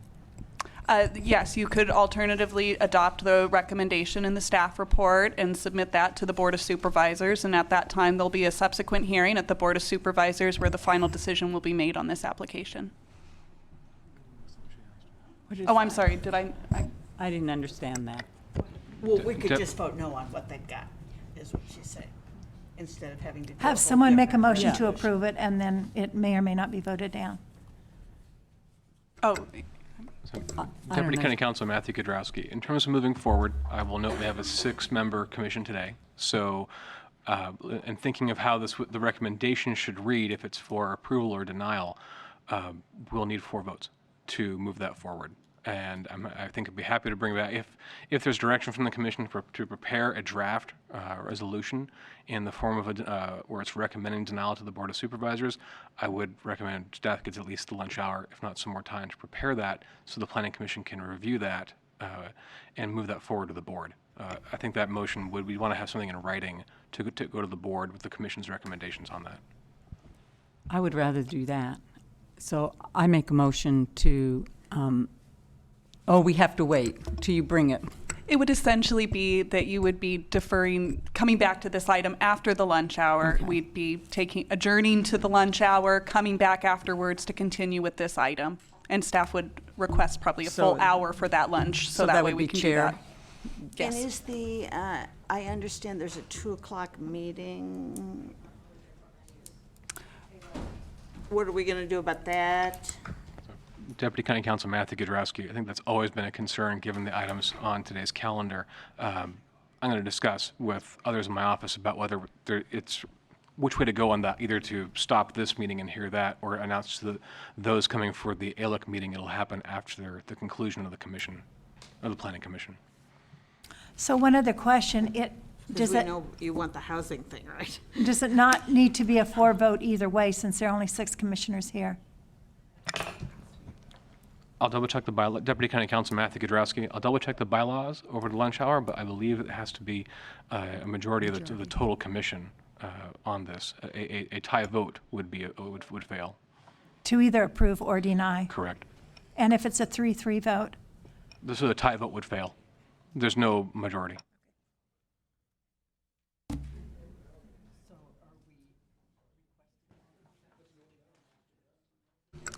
So therefore, if you'd like for us to prepare a tentative resolution for denial, staff would request that we adjourn to the lunch hour so we get the opportunity to do that and come back to this item after the lunch hour. Okay. Works for me. Okay. Then we'll adjourn until 1:15. And you guys are going to figure out about the ALEC meeting. Because I'm a little worried about not getting to stay here. 1 hour, 1:15?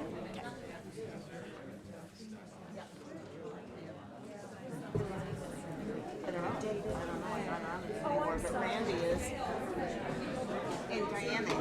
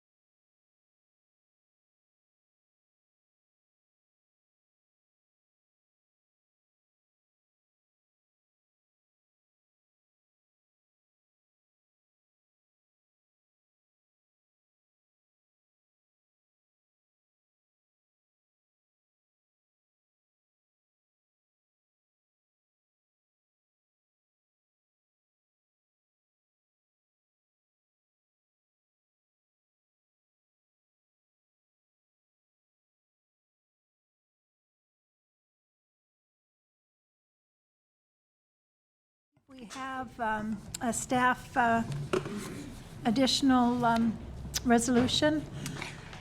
Yes, you go for thank that? you. So Julia Acker-Krog, Chief Planner. So you have in front of you an alternate resolution for your consideration that would be recommending denial of the subject project to the Board of Supervisors. So as you see, this main title block here really changes it from recommending approval to recommending denial.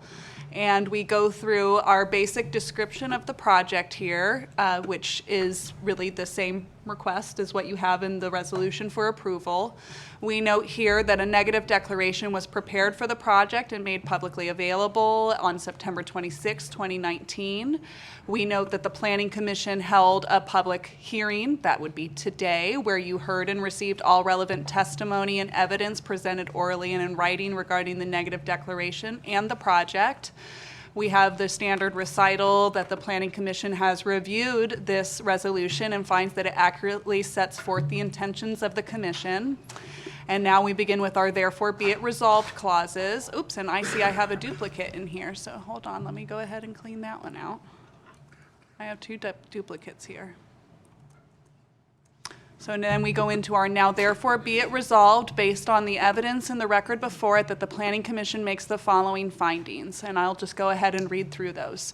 So finding 1, under general plan and zoning consistency findings, we would state the resolution states that the proposed project is for a general plan amendment and rezone to result in the parcel being reclassified from agricultural to suburban residential.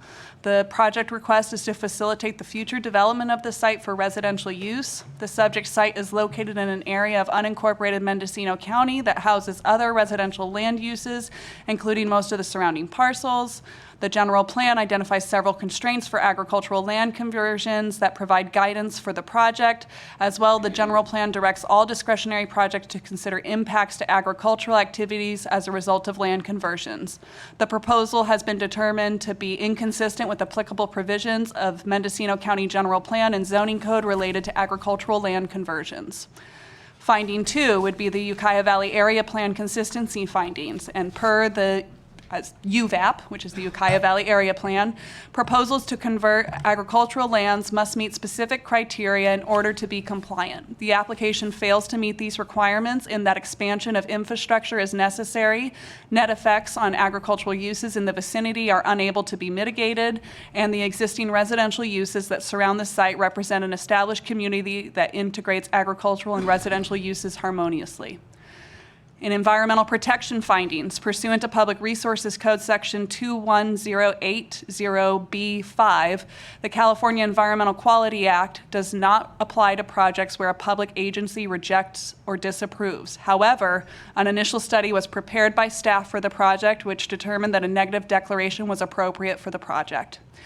Be it further resolved that the Planning Commission recommends that the Board of Supervisors deny the requested general plan amendment and rezone as shown in Exhibits A and B attached hereto and incorporated herein by this reference.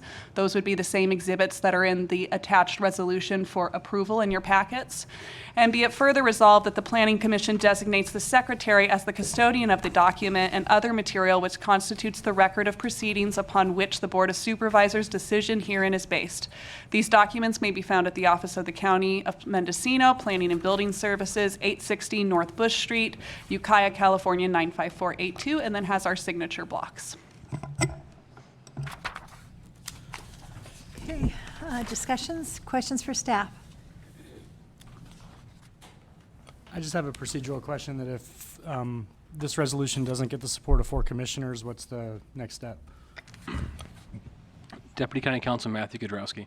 So the requirement under both the government code and the bylaws of the commission is that a recommendation for approval requires a majority of the entire commission. If there is a tie vote on one of these projects, that motion would fail for lack of a majority. At that point, given where the votes are, unless there's further discussion by the commission, we would ask for a vote on the other motion, essentially a motion for if denial or approval, depending on which went first. And if there's a tie vote on both, staff will ask the commission for a motion to move the project forward to the Board of Supervisors without a recommendation by the Planning Commission, with directing staff to summarize the commission's proceedings in its report to the Board of Supervisors.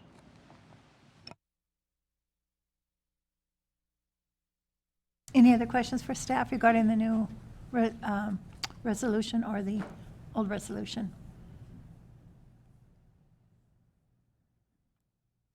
Okay, do we have a motion from someone on the commission?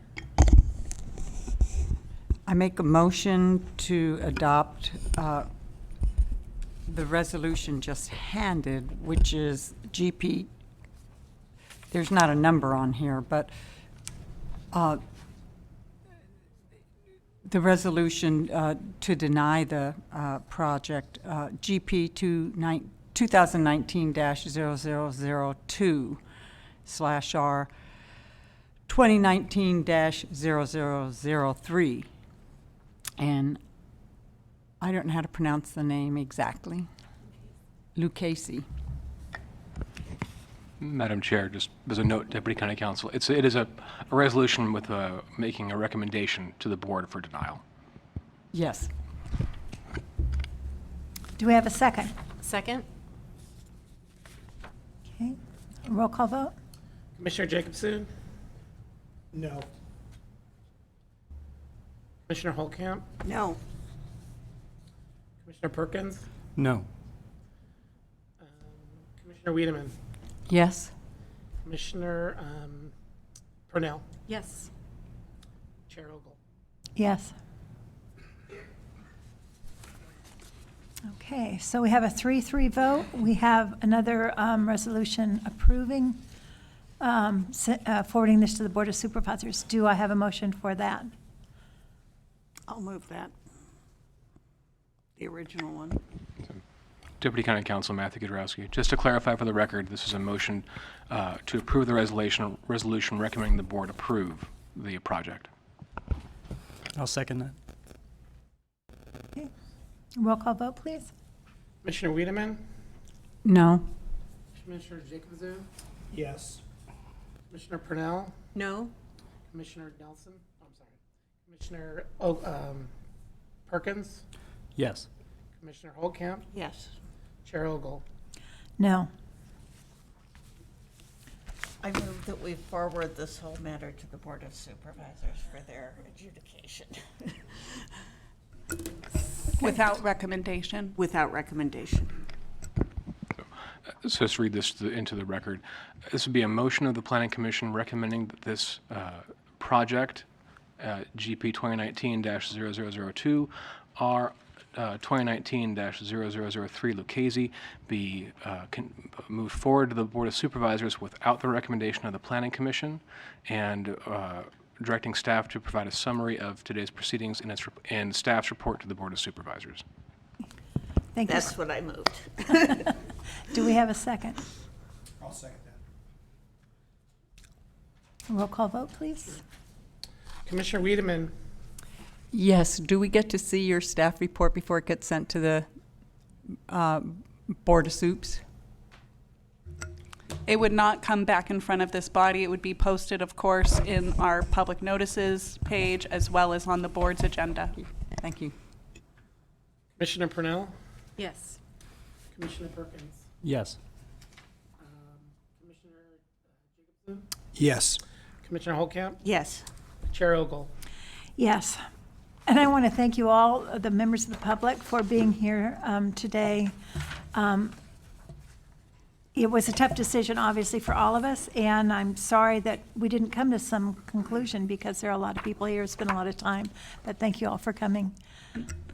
If I may, through the chair, I would just like to note, so for the benefit of the public here, the proceeding that would happen next is this item will be moved onto a Board of Supervisors calendar. There will be public notice provided in the Ukiah Daily Journal, as well as same as the mailing that occurred previously.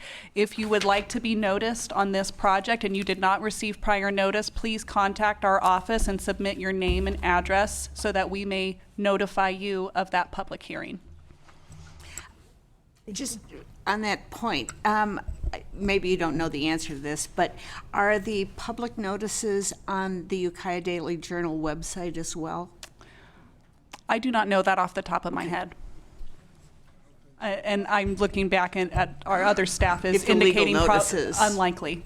Yeah. Unlikely? Unlikely. Gotcha. Okay. Thank you all again for coming.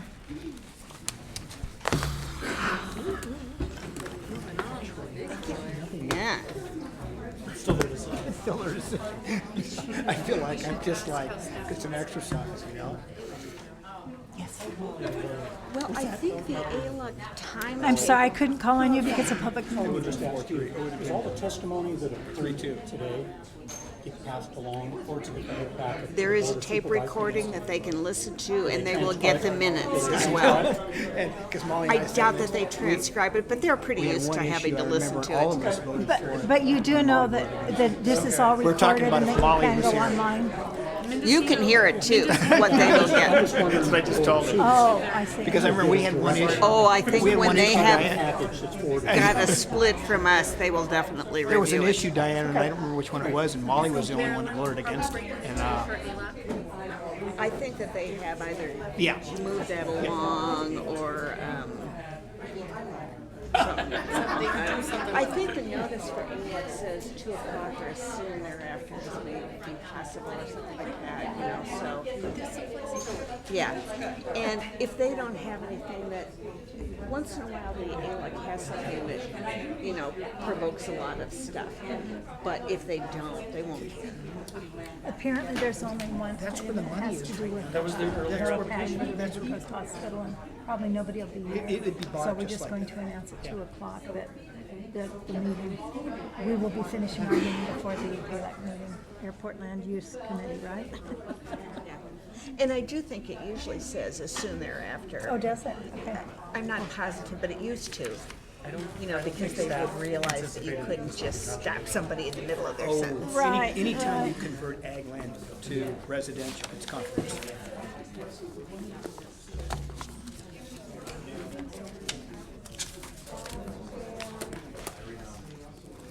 Oh. But, and you know I what's found this interesting, Diane, little you deal with this all the time. Cheat sheet, very good. People to don't. re-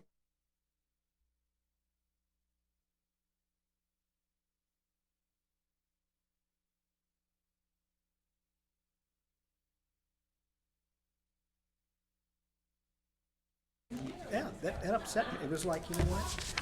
Okay, I think we're ready to continue on with our meeting. Yes. This will be case GP 20190004, County of Mendocino. Request to update the housing element. So do we have a staff report? Thank you, Chair and Commissioners. Julia Acker-Krog, Chief Planner. So this is our housing element update, and thank you guys for hanging in to get to this point today. So I just want to kick it off by first noting that, one, you have a resolution that was handed out to you in today's handouts that is for your recommendation on this project to the Board of Supervisors. And then secondarily, I would just like to start off by noting that there are many formatting and small typographical errors within the document. We know that. It was what happened when we converted the document from a Word version to a PDF on the formatting errors, and we know there are minor typographical edits that need to be made. So I would like it, if you have edits like that, please submit those to us after the meeting here that we can look at those, but I do not want to spend the time, the precious time that we have going through those today. So really we want to look at handling the substantive issues in here and moving through with this general plan amendment and our update of the housing element. With that, I'm going to hand it over to Jesse Davis. Good afternoon, Jesse Davis, Planning and Building Services, Senior Planner. Beginning in 2018, we commenced the process to update our housing element in coordination with the Mendocino Council of Governments as well as our incorporated partners. And we did so to otherwise assign the regional housing needs assessment numbers to the incorporated jurisdictions here within Mendocino County.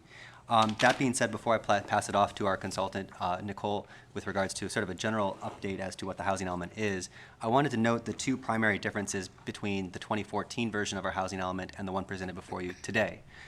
Primarily, those consist of consolidation of our goals and action items identified in the 2014 housing element.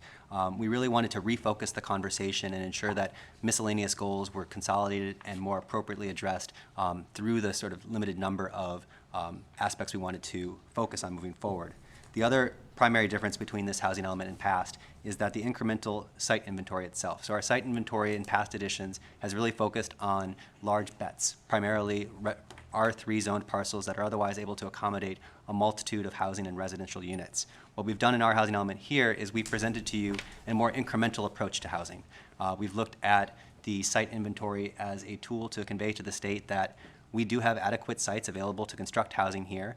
We do face constraints as well, but the sites that we've selected are, it's a greater utilization of existing subdivisions. It's where possible, infill development as well.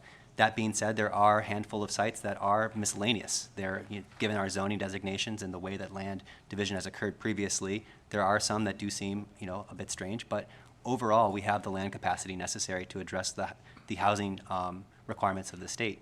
So again, those are the two big differences that I want to point out to you. Again, the consolidation of goals and action items, as well as the change in the nature of our site inventory to a more incremental approach.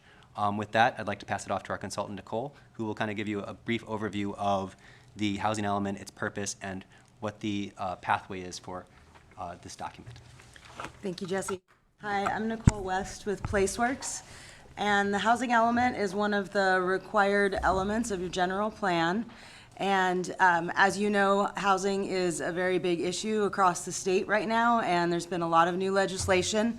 HCD is trying to encourage the production of housing, and they've produced some statewide legislation that affects counties and cities very differently. So a county like Mendocino that has a lot of land has a lot of different considerations for what their housing element report to the state looks like versus an incorporated city that's already built out has a very different strategy. So at the end of the day, this document is something that shows the state that you're making sites available for housing in a minimum fashion. You're, of course, welcome to have all kinds of aspirational goals above and beyond that, but this is what a compliance document to show the state that you're meeting certain requirements. So that's why you see the different elements in there that inventory the current need for housing and the expected future need for housing, an inventory of land available to meet those needs, some constraints that you have to development, and goals and action items as well. So we'll be submitting this to HCD. Actually, tomorrow we should be mailing it, and then we are gonna be still collecting public comment and making revisions based on interim reviews with HCD and the goals and priorities that we hear from you, and then resubmitting it for certification. And with that, Jesse Davis, Senior Planner, we'd like to turn it over to you with any questions you may have of staff. I have one. How does the state recognize constraints, especially around water and sewer infrastructure? Or just water in general? I mean, even if the infrastructure is there, the water is not guaranteed to be there. And just to clarify, do you mean in relation to production of in the housing unincorporated units? areas, how you can produce housing? That is my question. And so, if they have a realistic grip on this.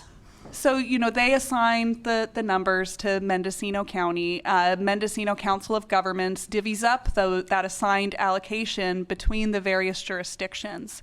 And so at that point, really it's challenging for us in the unincorporated area that have limited water and sewer services to be able to provide very low income housing and things such as that.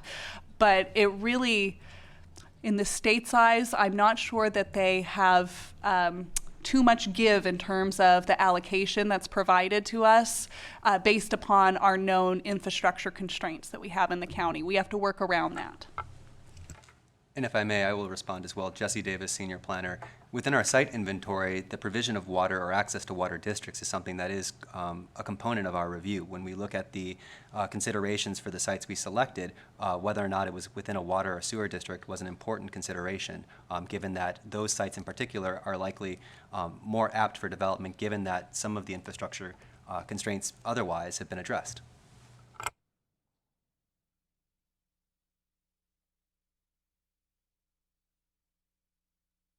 Other questions for staff?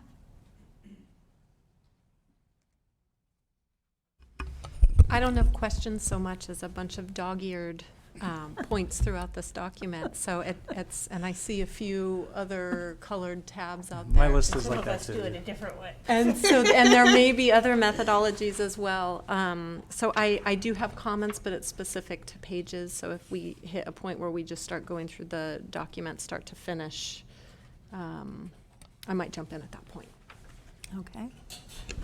Julia, did you want us to, just to expedite this, did you want us to, we have like some comments, but you had mentioned, should we hand that in, like, if they're not to you, and then if it's the not important one? substantive, you know, if it's Right. more about like formatting, or this should be a and or an or rather than a Yeah. to or That's something. what you want, but if that it is would- to add another. we would want to have that discussion here today. So if Okay, there's thank you. policy adjustments you want to see, things like that, that's a discussion to have here today.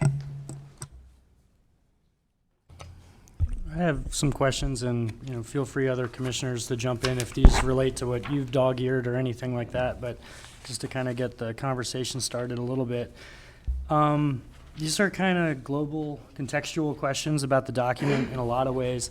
And the first question might be for Julia or Brent. Is there's a lot of action items in here that I wonder if you feel like the Planning and Building Services staff is robust enough or have the right folks to implement. There were a few that stood out to me.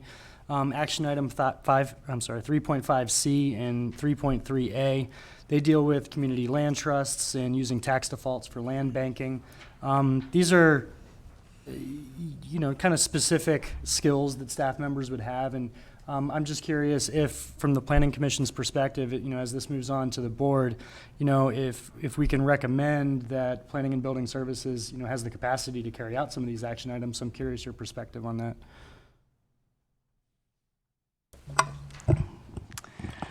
As always, Julia Ackerkrog, we have many goals and priorities that we need to meet as a department, and as you may be aware, we are typically pretty strapped in terms of our staffing in order to be able to meet all those goals and policies on a regular basis.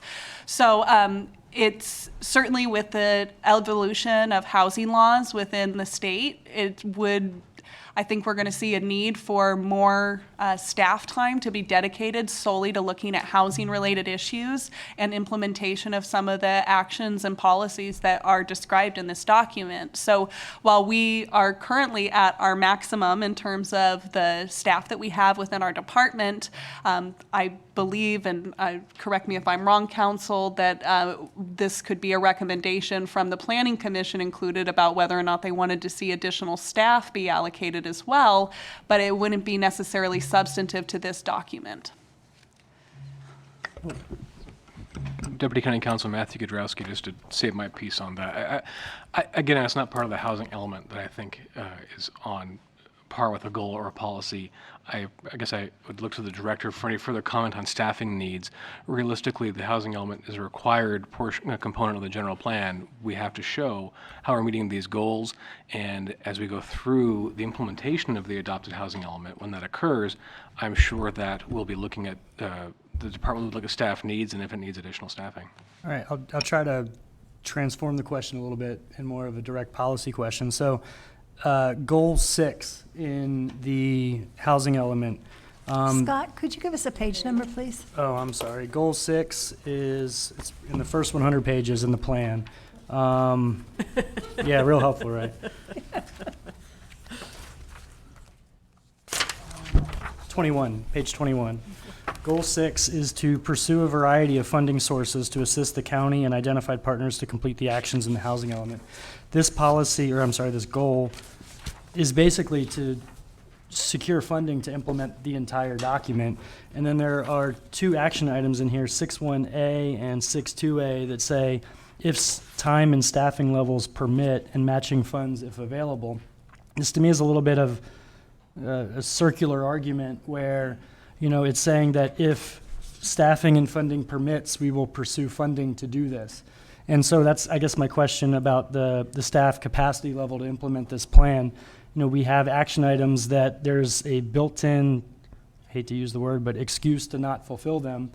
And if that excuse is used to not pursue action item 6.1 or 6.2, then the whole goal 6 kind of falls apart to find funding. And if you can't find that, then the whole plan sort of falls apart. So I guess my question would be, is there capacity to fulfill these action items? I'd like to see, since these action items pertain to a goal to get funding, that the lines that say if time and funding permit be removed from them, because I think that should be a priority in the whole document.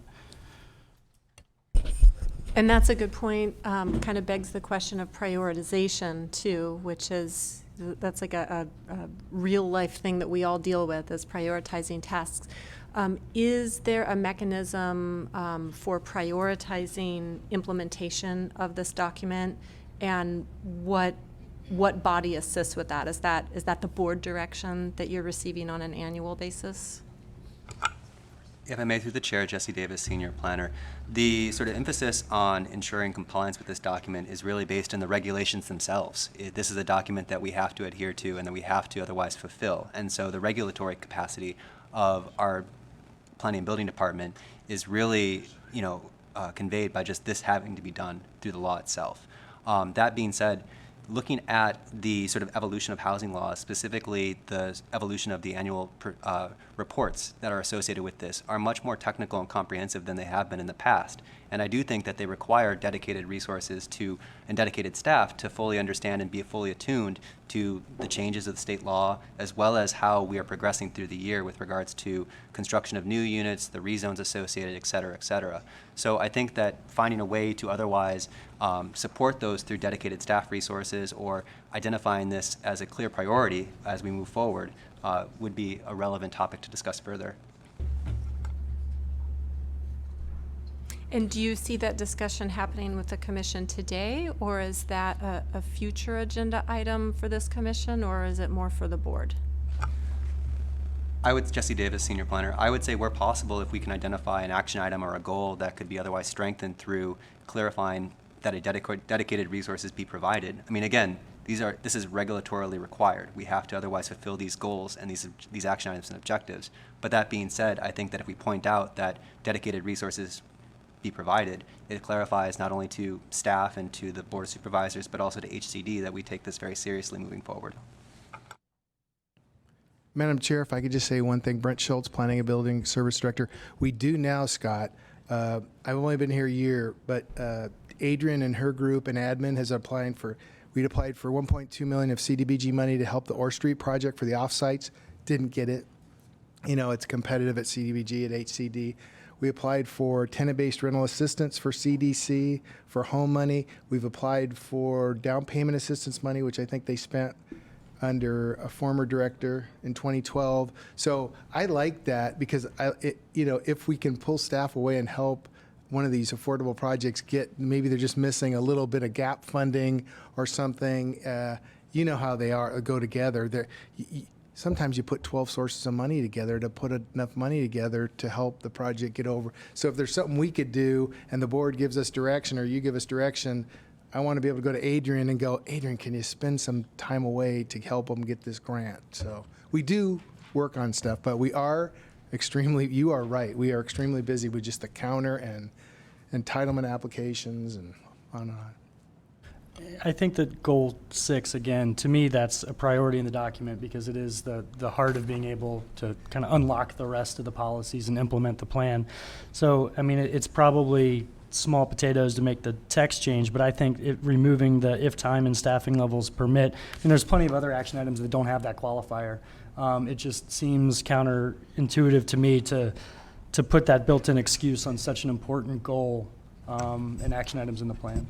So let me go ahead and then reflect that. So that would be action item 6.1A, and this would be in the fifth line down, would remove if time and staffing levels permit. So that sentence would now be provide planning and or grant writing assistance and matching funds if available. And then under policy 6.2, action item 6.2A, we would be striking the ending part of that sentence as time and funding permit. Is there any others that I missed in that? Those are the ones I found there. Okay. Thank you. The only thing is that if you don't have that in there and you don't have the time to do it, that then you're also going to be blowing off the action item, so. I mean, I don't care one way or another, to tell you the truth, but I've watched 5 of these go by now, and I'm less sanguine than I used to be. I guess, and correct me, staff, please, if I'm wrong, but when you provide updates to HCD about the status of this plan, you go action item by action item and report on the status. And I know, as a county employee formerly and a city employee now, if you have that in there, it is real easy to write in that column, it didn't happen because we didn't have staff time. So it still doesn't guarantee it will happen, but it just makes it, you have to find a better reason than that. Even if that's the real reason? Well, I mean, that's the thing. fair. This is kind of a smoke and mirrors game, So- I think, but I like the think, water. really we're gonna for- pretend there's water for 1,700 more units. Really, for us, this is, either way is fine with us. No problem. We have no issue with striking the language that was referenced by Commissioner Perkins, but we are also fine with leaving it in. So, up to your discretion. Scott, did you have some additional comments? Sure. Oh, I mean, you started. Go so. for it. No problem. Page 92, I wrote the page number down on this one. There's a conversation on page 92 about vacation rental units. It's a very well-written summary of kind of the county's runaround over the last few years with how to regulate these, and concludes basically with, since that time, the county continues to conduct research regarding these issues and will monitor the impacts of short-term rentals on long-term housing projects. So, we spend about a page and a half in the plan talking about them. And then if you look at, Appendix A, where there's all the comments from the Housing Action Team and the outreach that we get from the public, it seems to really, common theme seems to be these vacation rental units. And I know it's controversial. There's people who feel, otherwise about them. But I thought that the plan, the goals and the policies, unless I missed it, was silent on vacation rental units. I don't know that you need to add an action item, that creates policy, because that doesn't necessarily come out of this level. The board looks at that, but to at least make it an action item to, bring that back into the conversation to be discussed, further. Thank you for that. And I think this commission, this was before your time coming on the commission, Mr. Perkins, but it was actually, we've received previous direction from our Board of Supervisors to look at and revise the vacation home rental and really short-term rental regulations for the county. And that's something that this last year, it was originally on our work plan for this fiscal year. The board agreed, because of other priorities and objectives, to move that to our 2020 to 2021 work plan. So that will be coming back through. There will be a comprehensive review related to vacation rentals, impacts on housing, and possibly revised policies and ordinances being adopted into general plan as well as into a zoning ordinance. So that's great. I think that, that's good, again, since it addresses a lot of the public comment and outreach that's in Appendix A. All the more reason, to put it in the plan so that when you update this with HCD, you can say, here's something, we've already received direction. It should be something that you can say that you're working on, and get bonus points for hopefully completing something in the plan. So I thought it was odd that so much time is kind of spent discussing that in the document, but none of the goals, policies, or action items addressed it directly. Thank you. I think we can try to work something in then on our draft that will go forward to the Board of Supervisors as well, to reflect a policy and action items underneath that. Can I jump in while we're on vacation home rental conversions? Bottom of page 91, second to last paragraph, fourth line down. I simply don't understand what it means. The ability of these platforms to reduce the cost of information.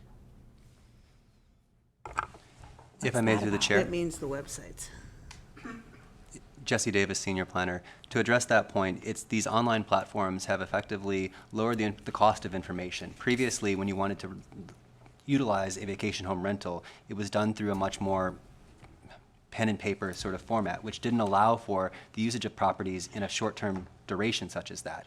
what we've done here through the advent of Airbnb, HomeAway, these other platforms, is they provided the consumer with a much broader choice and a much broader array of selections, thereby allowing landlords and other sort of homeowners to offer their homes or their vacation rentals in ways that were previously not doable in the 1980s, just given the cost of information in terms of determining what house was a VHR, what house you could stay in for a short-term period. So that's more what that line is speaking to. It's about accessibility. The accessibility of information that was previously unavailable to the vacation home rental industry.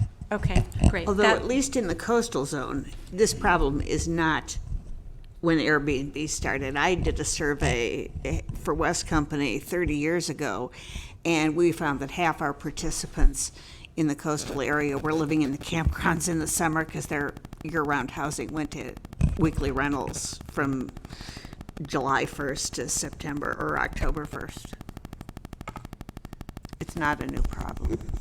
So if the cost of information clause is clear to others, then I won't raise a stink about it. But when I read that, and I'm totally familiar with, this whole topic, but I read it over like 5 times and it was not totally clear to me what it meant. When I read it and I go back to the previous sentence, specifically mentioning Airbnb, HomeAway, and VRBO, it makes a lot more sense to me now. Mm-hmm. Right. And maybe you just have to say these internet platforms, and that will clear it up for everybody. That's true. That's an easy point of clarification we can make. Yes, thank you. Since we're on page 91, I had something else to add. At the end of paragraph 2, where it says ADUs, given these residential structures are intended to increase the supply of non-transient housing, I'd put a comma there and say, and long-term rentals. Because non-transient housing doesn't, it just, I think it's clear also to say long-term rentals. Not, what is non-transient housing? I mean, I have 3 descriptives for that. So I'd like to add that term there, those 3 words. Thank you. We can certainly do that. Yep. If I may, through the chair. Jesse Davis, Senior Planner. Commissioner Perkins, you had encouraged a action item or the staff's ability to address issues associated with vacation home rentals, and I think that is more than an appropriate use of an action item. One thing that I've crafted here that potentially would address your concerns raised are, we would add an action item under policy 1.4, action item 1.5A would be under the idea, under the policy 1.4, which is to recognize that different What page, Jesse? Just so my we can follow. apologies. This is page 11. Okay. 11. And I think that this is an important, down there, thank you. We're just going to go to that page very fast. Thank you. There we go. So policy 1.4 reads, recognize that different regions of the county have varying housing needs unique to the specific geographic regions. And I think that this is a complementary policy line because it speaks to the diversification that we have in Mendocino County with regards to our vacation home rental industry. As we know, it's extremely concentrated on the coast, and we have varying regulations that staff have been previously instructed to address and to otherwise ensure a much more compatible VHR and short-term rental industry. So I propose this, and I wanted to read it to you, which is address issues associated with the use of vacation home rentals in residential communities to ensure that safe and healthy housing options are provided. And I say that as a more generic term, in part because staff have been directed to otherwise research this issue further, and I don't want to otherwise provide any sort of indication as to what that might be at this stage. And to be clear, the responsibility would be planning and building services, and the time frame would also be ongoing, similar to the above action item. So, and to be clear, so you're adding action item number 1.4B? Yes, 1.4B. Okay. Excuse me, that's correct. And if you guys have any suggestion on language, we're certainly open to it. This was just the quick draft from Jesse.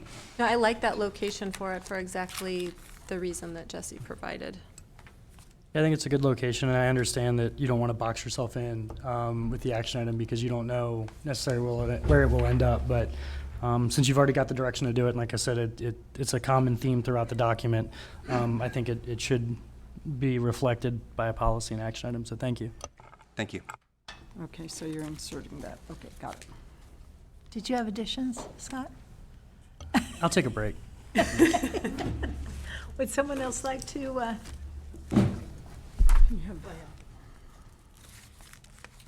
I don't know, she's got an awful lot of pink things on There's her a lot of page, pink so over there. Maybe Yeah. we should go to Allison. Yeah, go to Allison. Okay. This is for me, Page too, 58. most of this. It's the table about mobile home parks. I'm sorry, what was the page again? Page 58. Thank you.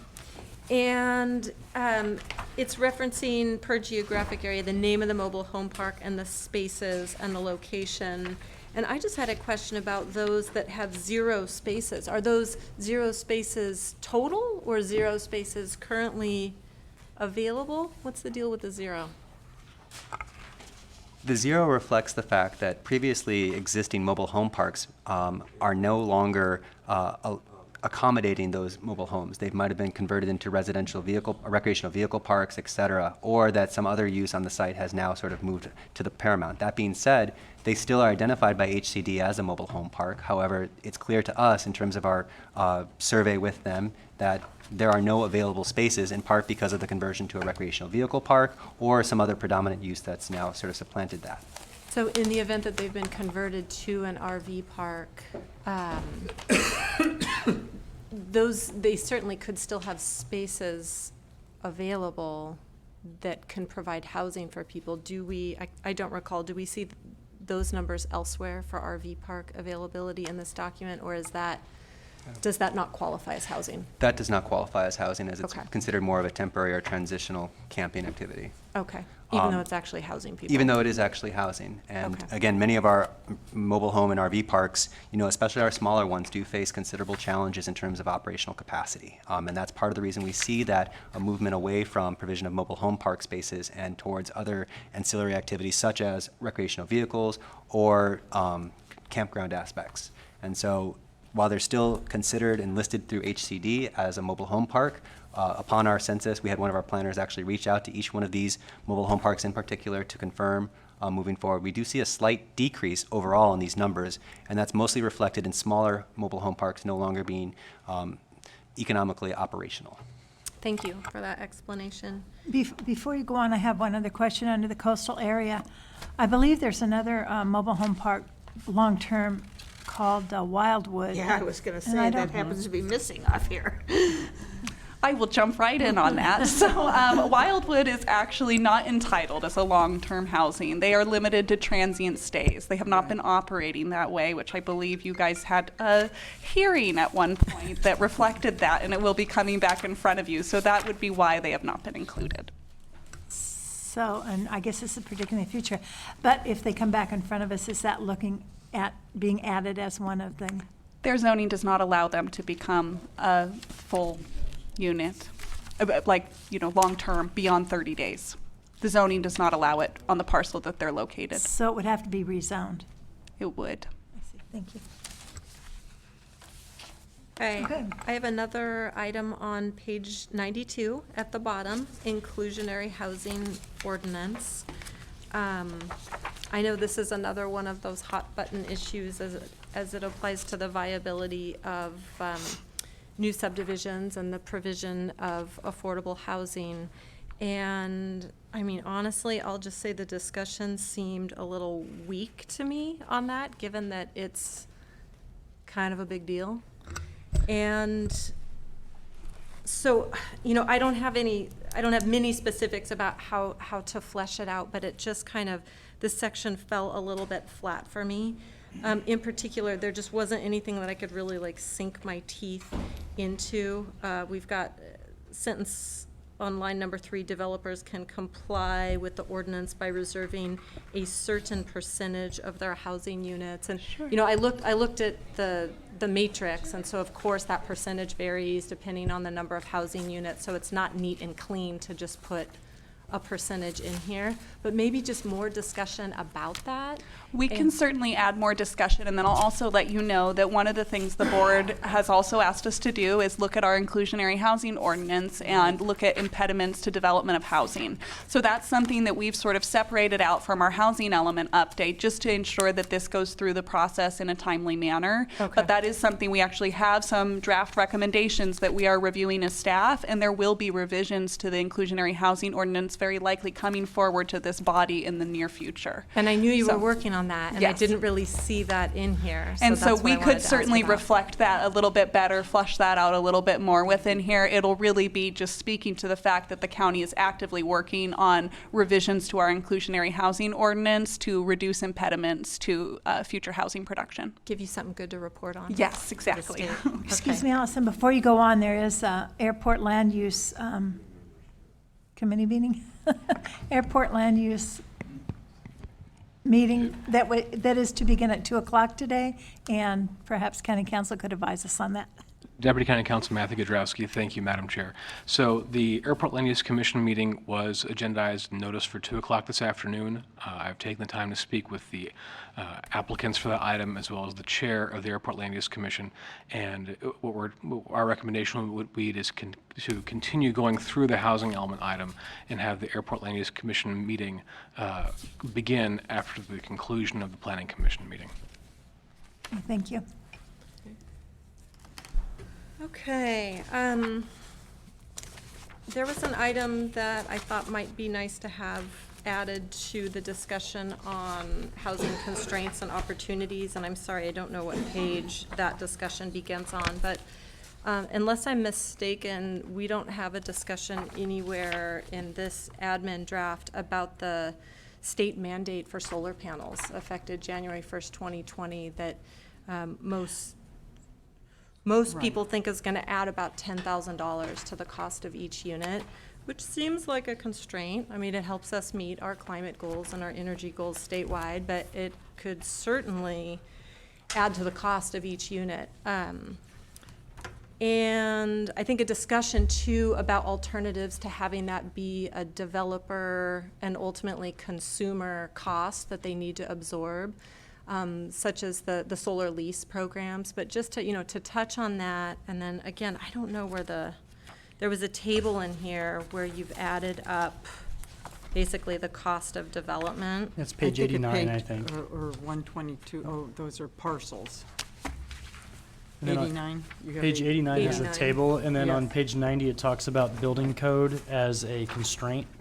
And that might be a logical place to talk about changes in building code that add cost, just if that's what you were. Yeah, talking sure. about. And I don't know if it's technically building code, but it's a new state mandate, so that might be a great spot to put that in. But that's a significant new thing. 88 would be housing. It's a fees. really significant So new that thing. is That under makes the sense. building code, that is a appropriate location for discussion about solar to go. So essentially what we would add a line to this section on the building code to state that the updated California building code now requires solar to be on residential structures. Yeah, or Title 24 regs, the new regs. Sure. Right. And so again, that may want to be reflected in the table on page 89 as well, although there are those alternatives where that doesn't necessarily need to be a development cost passed on to the homeowner if these lease programs are employed. Right. I'm not sure if it would adjust our fees necessarily that we charge related to these development costs. It's more a cost bore by the applicant in that instance. Are there additional permits for solar? It would be all reviewed as part of your proposal for a single-family residence. Oh, good. Yes. Okay, great, great, great. I have a couple more. Should I keep going? Sure, why don't you just Great. go? Turning to page 160.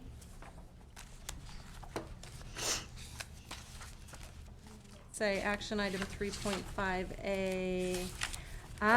Okay. So this chart towards the back, this matrix, this is like the evaluation of the old policies, correct? Okay. So 3.5A reflects just this one item about having periodic meetings with developers and nonprofit housing agencies. But in the beginning of the document, there are actually 8 different action items under 3.5, none of which are listed here. And some of those, I don't know if they got lost or if we're intending to ignore them. There is one in there that was improve the county's inclusionary housing requirements, and that is not showing up in the back here. So that's just a question about where did those go? Most definitely. Jesse Davis, Senior Planner. The document that I would actually point you to would be the addendum to the general plan EIR, the 2019-2027 Housing Element Update. That's this one right here. Page 11. On this one, yes. On page 10 and 11 are where some of those action items are spoken to. Right. Okay. The action item that you identified, 3.5A, is being addressed now in action 3.1A. So that's one of those areas where we have now consolidated those goals, in part because we felt that the aspects were redundant to some extent, and we wanted to further consolidate those so we could speak more cleanly and effectively to those items. Great, so that's part of that consolidation that you mentioned earlier. That is, and more of those are detailed in terms of the changes that are made on page 10 and 11. Wonderful, thank you for that. Okay. Moving on to page 163. Oh, I just wanted to be a cheerleader for the community land trust thing showing up here and hope that maybe there's a nonprofit housing development partner that can take that on in concert with planning and building. I was happy to see that here.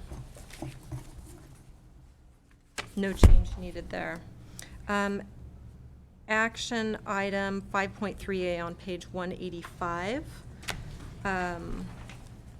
Amend building and zoning codes to remove constraints to green building, resource conservation, and alternative energy generation, etc.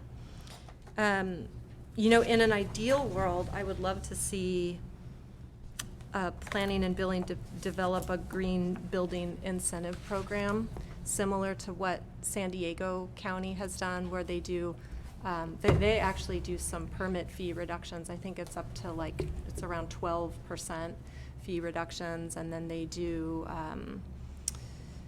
they just prioritize those projects, and I realize we have other things going on. We've got, houses lost in fires that we've got to replace, and we've got the whole cannabis thing, but in an ideal world, I would love to see just a little further action on green building, because these are our climate resilient buildings. There are more fire resilient buildings, and I think it helps us meet our overall housing goals to try and find some way to incentivize that just a little bit more. So under the table 11 that we were looking at, which is kind of a handy tool in the general plan, the addendum to the general plan EIR, looking at that, what we are proposing under this current draft was to not continue that action item. I saw that. And so are you hoping to add that action item back in as something within the document, or how would you like that to be reflected? Well, so it would be a modification of what's in here, because what's in here now is to remove constraints, and it's been identified that there are no known constraints. I'm totally satisfied with that. I would like to see a new action item that would be to develop a green building incentive program, or to begin to research or to look into something along those lines. If you don't mind, if you'd let us just sift through our policies for a moment, just to see where might be the appropriate location to add that under what we have already as our goals. Under the new reorganized stuff? Yes. Yeah.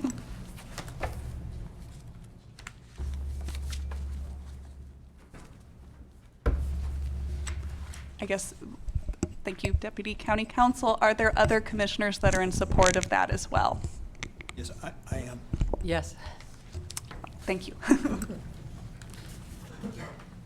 And I'm wondering if it might not be in the addendum under action item, action 3.5D, where it does talk about consider permit fee waivers. Mm-hmm. And perhaps it could be added to that area. Incentive, like an incentive, right. It'd be D1.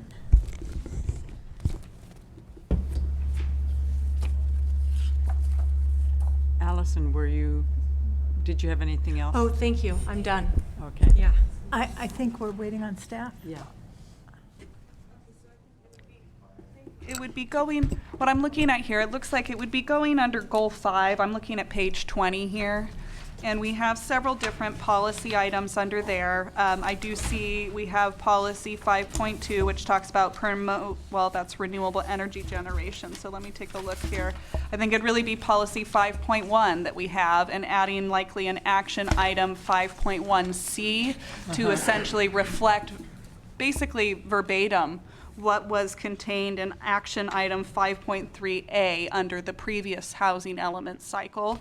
So that would be adding an action item 5.1C to read, amend the building and zoning codes to remove constraints to green building, resource conservation, and alternative energy generation, and establish green building and sustainable practice requirements for new developments, remodels, and retrofits. Topics to be included are green building materials and construction techniques, passive solar design and siting, energy efficient heating and cooling technology, alternative water storage, wastewater treatment and reclamation, and stormwater management systems, small scale and community energy generation systems. And again, I'm satisfied with where we are currently with removing constraints. So I don't think that's the issue any longer. I think it would be to go a step further instead of just saying, hey, we're out of the way. You can do your green building if you want to actually take it a step further and to incentivize all of those green building things that you just mentioned. So I guess then we would revise that action item to say incentivize. Yes. And amend. When you're saying the action, were you saying 5.1C? We would be adding a 5.1C to reflect what was previously contained in the table that's on page 187, or Okay. excuse me, 185 is where it begins. But there is an action 5.1C on water conservation. That's 5.1B, actually. So we'd be adding 5.1C below that. We're looking at page 20 and 21. If you're looking at the summary, they're talking about Okay, consolidations you're looking at, of the okay, coming items, so back. you I have was to looking kind of at go back to the other summary. Now, let me pages. go back, okay.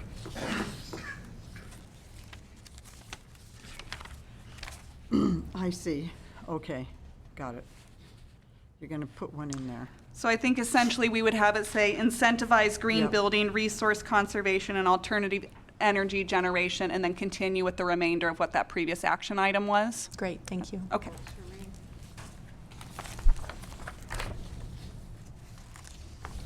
And you are all finished, Allison? I am. Okay.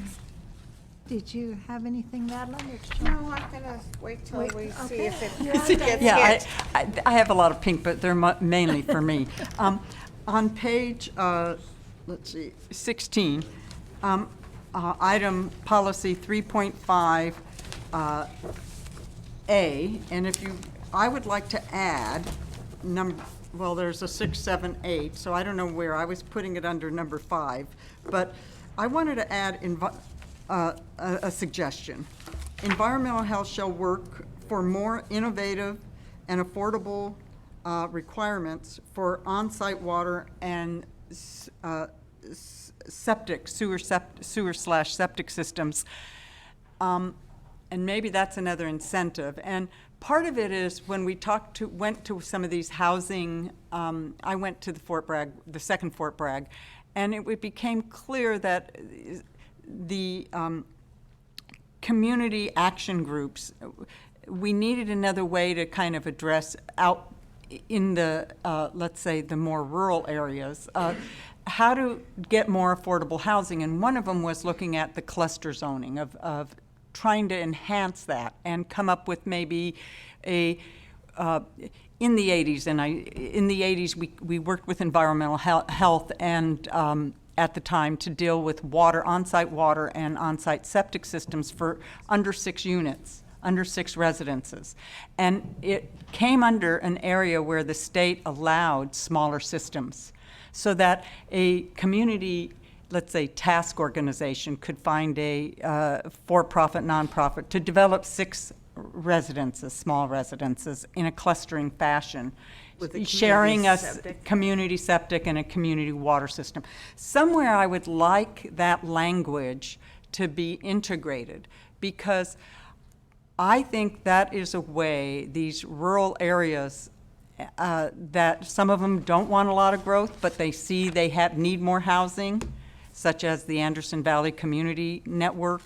I've been meeting with them, that this is a way that we could try to get some more housing with still reflecting the rural character of the area. And somewhere I would like to get some language in there for environmental health.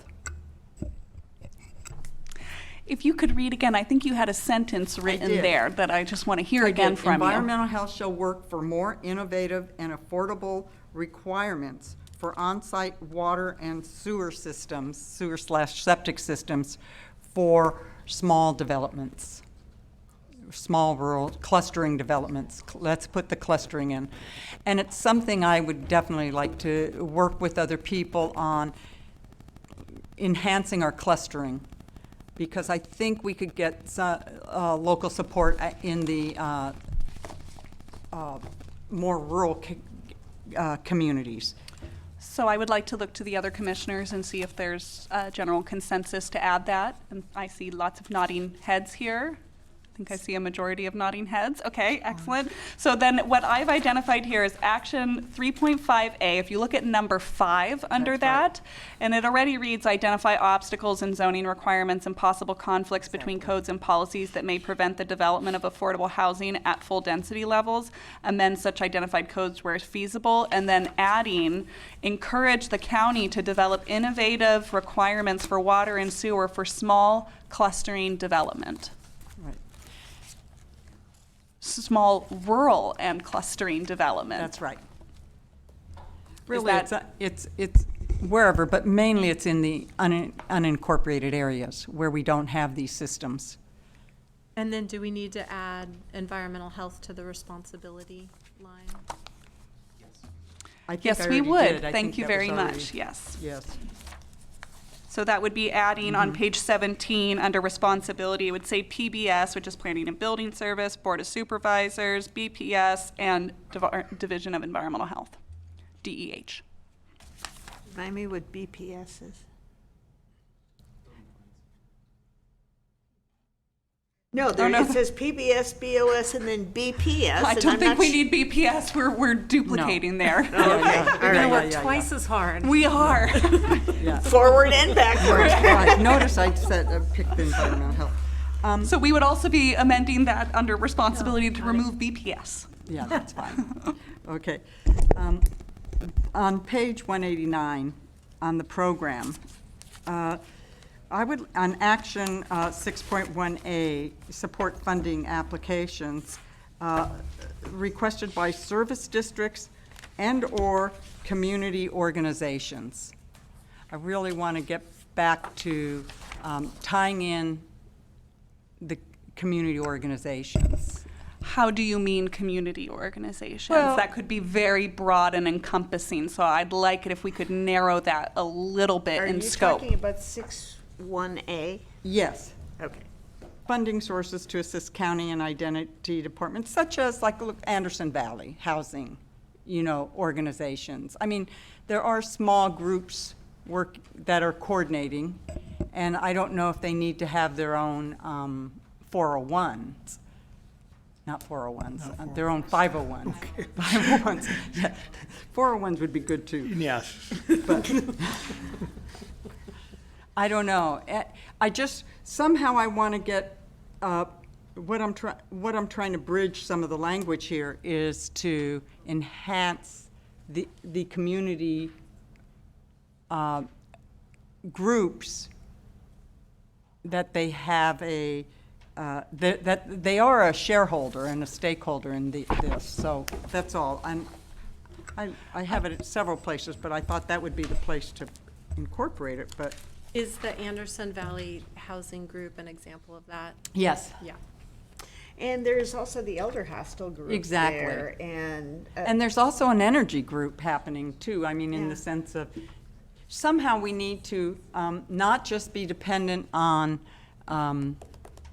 organizations that are, you know, city, county, more or less funded somehow. I don't Because know how we're to already bridge. saying we need more staff And for I'm all the open other stuff. to, you know, to other kind of language to address that.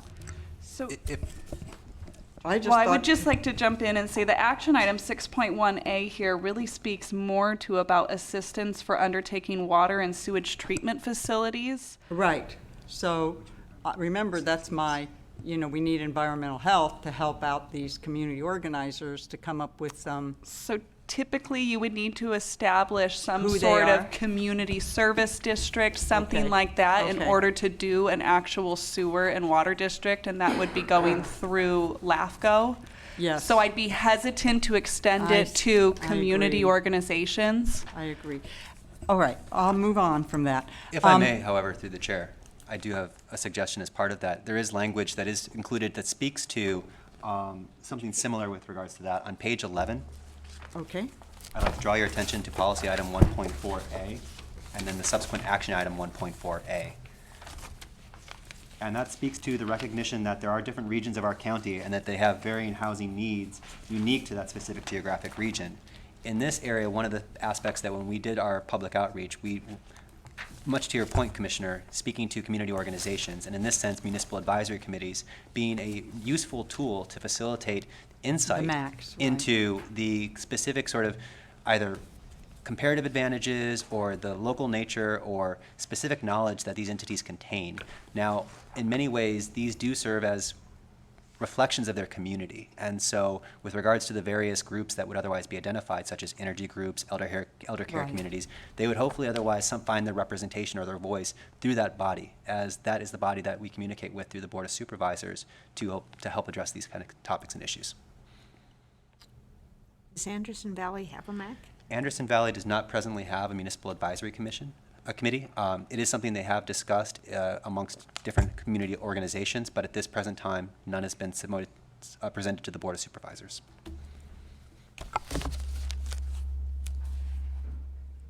Well,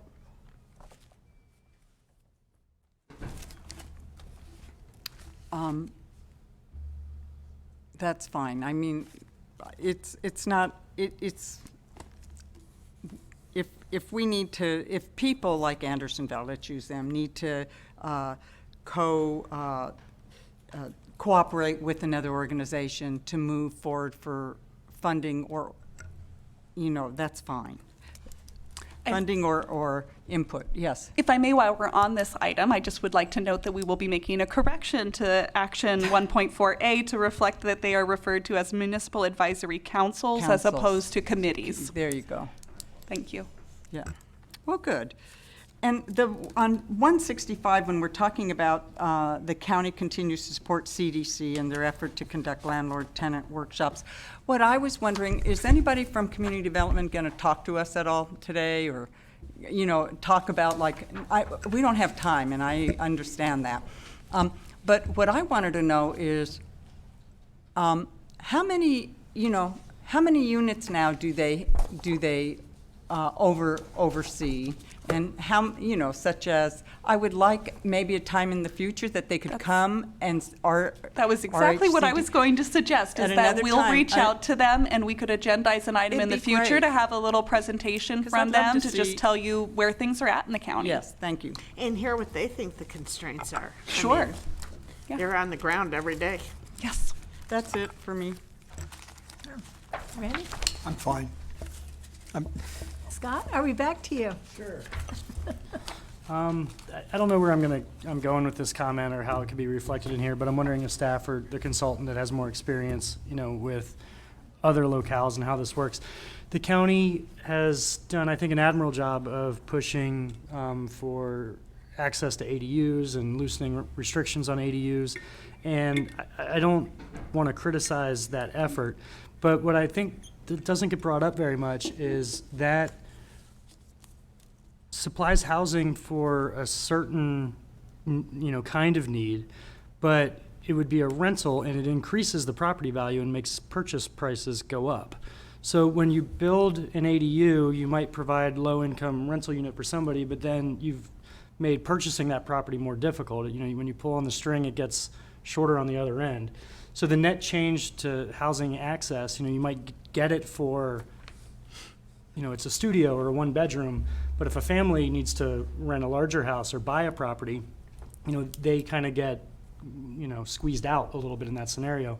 So I guess, you know, like I said, I don't know where I'm going with this comment, but there's a lot of talk here about ADUs, and I think it's a great program, but, you know, sometimes I think we rely a little bit on some of the successes that we're having and don't look at the impacts that it has kind of on the other end of the scale. And so it is a positive, but there is a net consequence to it, you know, that you have to recognize. And it's just, this is obviously close to home. I have a family. I'd like to buy a house. So this is something that I'm more aware of than maybe others. I don't need to rent an ADU. I need to buy a house. Right. And housing is rentals. It is smaller units. And it doesn't, you know, but there's another side of it that gets lost in it. And I haven't really seen anything in any of the conversations, whether it be the housing element or at the board level, when they're talking about ADUs, is they're increasing the purchase price of all these properties by making it easier to build them, and that there is an impact there. And I don't know how you address that, but it just seems to get overlooked whenever the conversations come up. If I may, through the chair, and Commissioner Perkins, I do believe that's a good question. I think the trade-off with accessory dwelling units is one that, you know, has not been fully envisioned across the state. That being said, I do think that one aspect that, while not directly addressing your question, the constraints now around the accessory dwelling unit size is one aspect that I do believe speaks to sort of the attempts to otherwise constrain the development on that parcel and the increased cost associated with it. That being said, that's still a controversial issue for us, given that we'd previously allowed larger units, but I do think it speaks to the point of what the state is trying to aim at with otherwise restricting that accessory dwelling unit to a more comparable size to otherwise limit the amount of increased value you create. But just to your point. Yeah, and because subdivisions are, you know, complicated, controversial at times. I mean, we just kind of talked about what would become a subdivision earlier today on the agenda. You know, we make it easier for people to build not just ADUs, but second units, full-size second units on properties, which again is great, but the fact that we make it so complicated to split off that parcel means that now the property value has two houses on it and is more prohibitive to purchase. And, you know, again, rental units are important, and, you know, that does serve a need, but it does kind of affect the other end of the scale a little bit. So, like I said, I don't know if there's a policy change to it, but whenever, you know, I hear sort of all of the excitement about ADUs and second units, nobody ever says this part, so I'm just trying to say that part. Right. I always assumed it was deliberate on the part of the state. I did. Mm-hmm. Well, To do exactly what you're suggesting. Mm-hmm. If I may, through the chair, Go ahead. one additional point to this is that the state, as of last week, has passed 5 additional accessory dwelling unit laws that otherwise are address a myriad of issues related to the development of ADUs. That being said, staff, we've not had the opportunity to fully review those, but there may be aspects that speak to the affordability concerns that we could otherwise incorporate into our LCP moving forward, or our existing accessory regulations in the inland side. That being said, I do want to spend more time looking at those laws prior to moving these LCP minutes forward. Thank you for my chance on the soapbox on that. Scott, I appreciate you bringing it to our attention, because that's something I had never considered before. Yeah, Thank and you. I wanted to comment on that as well, because it definitely does increase the value of the property, which can be great if you're that existing property owner in a position to do that, and suddenly you've got, you know, increased equity. But it can make it harder for families to get in the door. However, most lenders will allow a home buyer to qualify, they can income qualify based on the income from that second unit. And so it is an opportunity where if you're in that position to, you know, to have your 20% down on that inflated price, to get into something a little bigger and a little more expensive, and then you're a landlord. No, that's a fair point. Yeah. You just need the 20%. Yeah, 20% on. Yeah, you just twice need the the value. 20% of a lot. Yeah. And Constantly moving target. And it was also, you know, just to comment on the ADUs, it's, you know, a path forward for a lot of people who have these that are under the radar, you know, and to come forward. And so that's another aspect of it for revenue for the county. And Yeah, and when you tied it into, we have a hard time sometimes looking at, breaking parcels down or subdivisions. I think today we had a resource lands, and I think that's a little different than a residential zoning, and that's all. Sure. I was curious if I know. staff had any general response to the City of Ukiah letter about the housing element. Loaded question, I'm sorry. If I may, through the chair, Jesse Davis, senior planner. We received this letter most recently as of last night. I've had the opportunity to briefly review it this morning.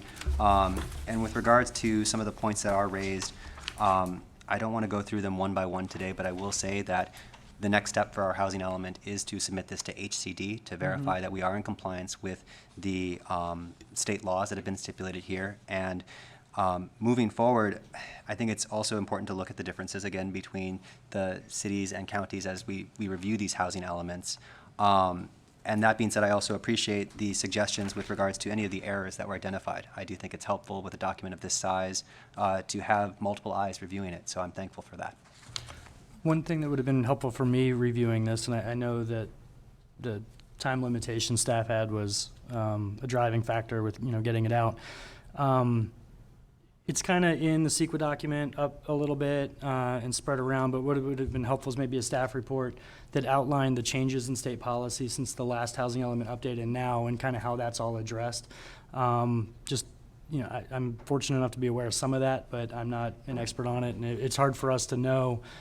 You call this a compliance document, and it is, but to have that comparison of, what's different from before and now and how we're in compliance would have been helpful for our review, and I hope that the board has that opportunity when they see the document.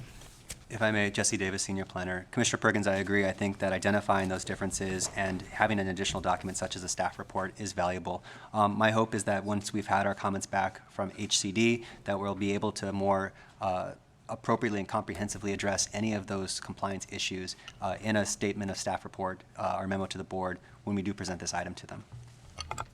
Thank you. That's all I've got. Oh, okay. All finished? Okay, great. So if the Yes, commission has gone through their various, then I will go through the changes once we go through public comment and such too, but I've been making notes here, so then I just want to do a run through of all of them with you when we're done, because this will then be reflected in the resolution that we present about the proceedings that happened here today. So, but we can, if you guys have no other questions for us, then I think I do see a couple members of the public here, so. Thank you. Other questions? Okay, then we'll open the public hearing. I have some speaker forms here. The first one is Jacob Patterson. Do we need to have a time limit on this? If we could, that would be, Okay. because we do have Airport Land Use Commission to still get to today. They're milling around out there. Hi, Jacob Patterson. I'm actually speaking on behalf of one of those community groups called Housing for Fort Bragg. And they have serious concerns about this housing element. As the staff and your consultant talked about, it's a regulatory compliance document. Apparently, the focus was to be minimally compliant. We don't feel it meets any of those minimal requirements, particularly to several things that you guys have highlighted. The public participation seems to primarily have been ignored when it comes to coming up with additional action plans to actually deal with our housing problems and the crisis that I think we all acknowledge. There is a lot of missing content. You guys had to go look for things in the addendum for the EIR, which is not part of the housing element. It's something that goes along with it. But the analysis of the past programs is different than what we're determining to do in the future. That whole table is missing, as you pointed out, all kinds of goals and action plans that we were supposed to do, and we're supposed to report on our progress or lack thereof. In many cases, there's information in there that is not accurate. For example, the staff planner, Jesse, talked about the annual progress reports. Most years, those have not been prepared. They were only prepared this last year, so far as we are aware. And that is a regulatory requirement we do every year. In the compliance report talking about it, it talked about other reporting that goes on, but that isn't what the question is. The question is, did we do these? And the answer is no, we did not. And it's really important because that's where you guys find out each year if we're actually making any progress. We haven't been. Because we've treated this document in the past like a minimal regulatory burden instead of the important document it is. It's one of the reasons why Mendocino County, when I was in law school, my first big case for my land use class was about how Mendocino County is like the leader in not complying with state housing element law back in the day, and it's been sued numerous times because we're not taking this seriously, and it feels like that is happening again. So anyway, I had concerns about the Ukiah letter as well. Those things should be addressed in the document, and they aren't, and I think it's a reason why it should not be certified. But I have a feeling HCD will have issues with that. We're not addressing things like the mobile homeless, people who live in their RVs. The city of Fort Bragg was required by HCD to create a safe parking pilot program as a place where people like that can go and park and maybe have some facilities so we don't have the environmental impacts, the neighborhood impacts. What's the county doing for that population, which we know exists? They're all over the place. We hear about them in our police reports and in the AVA reporting and MSP, the other things that a lot of people on the coast follow, and we're not addressing them at all in any of these documents. We need a lot more action plans, and anyway, so I'm concerned about this as well as the environmental document. Okay, thank you. Amy Nguyen? I had to type my notes because I can't read my handwriting. So Amy Nguyen, Nguyen Coastal Planning and Biology. I'm here representing, at any given time for planning clients, we have 30 active planning clients we're working on.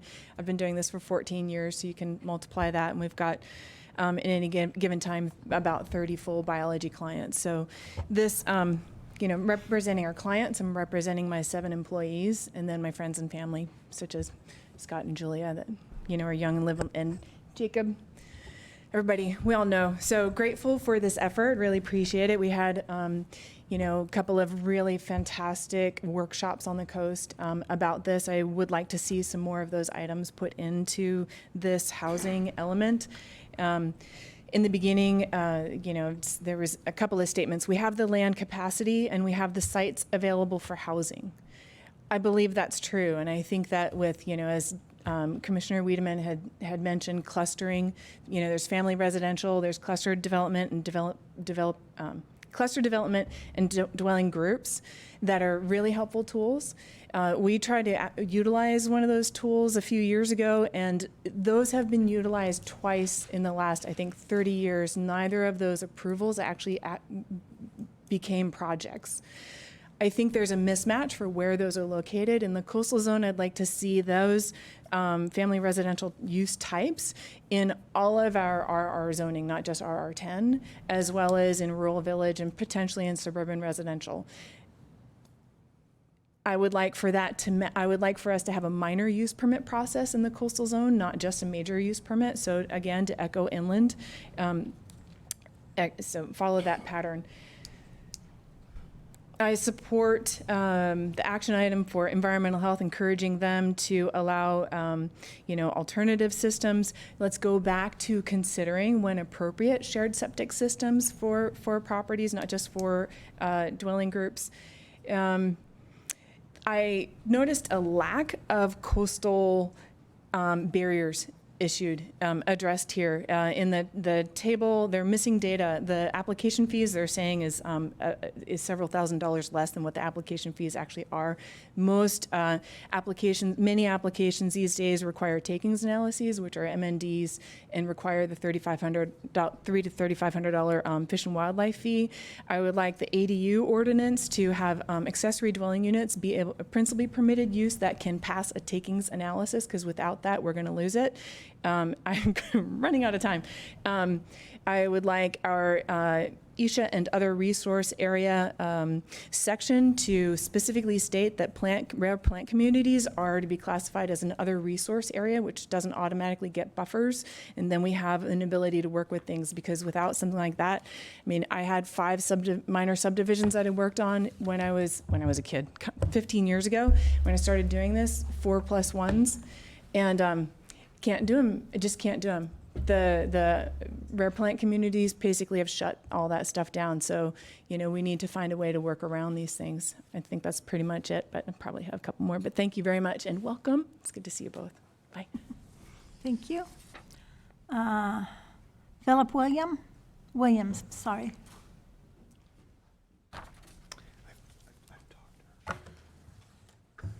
Thank you, Madam Chair, members of the commission. Before I begin, if I may respectfully request 4 additional minutes for my comments. Given I recognize that we're all on a tight timeline. I have been sitting here since 9 o'clock at the direction of the city to make these comments. I would respectfully request 4 additional minutes. With me.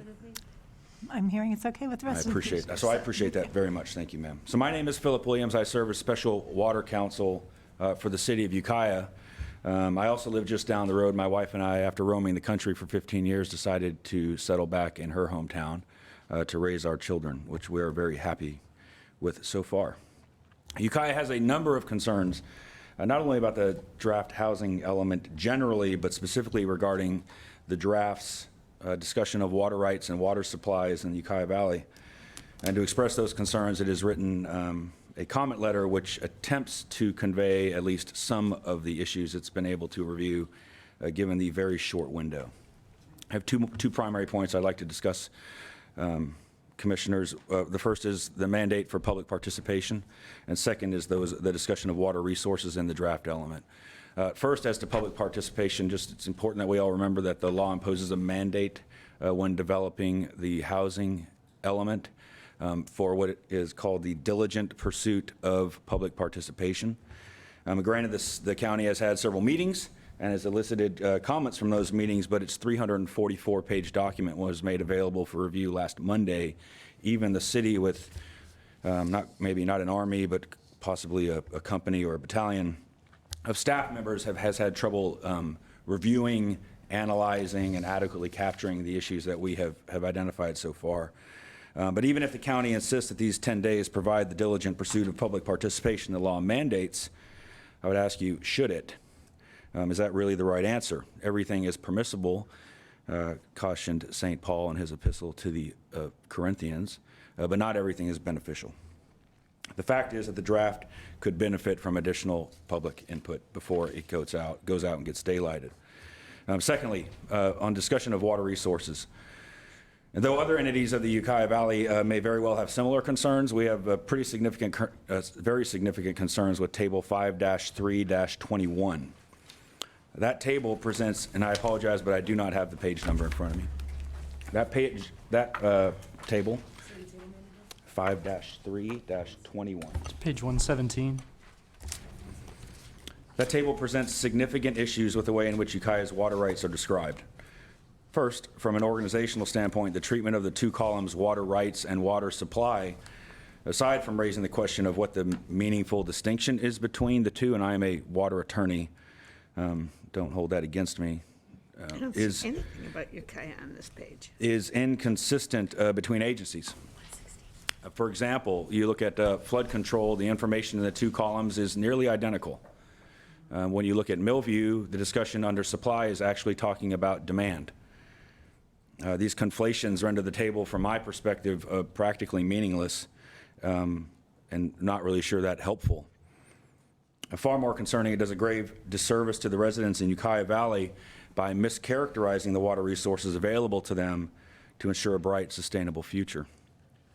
A far better approach, in my opinion, would be to have the water rights column characterize the right in question and to describe that right, and that is date, amount of water that can be legally diverted, source of water, season of diversion, the things that are typically found in a water right permit.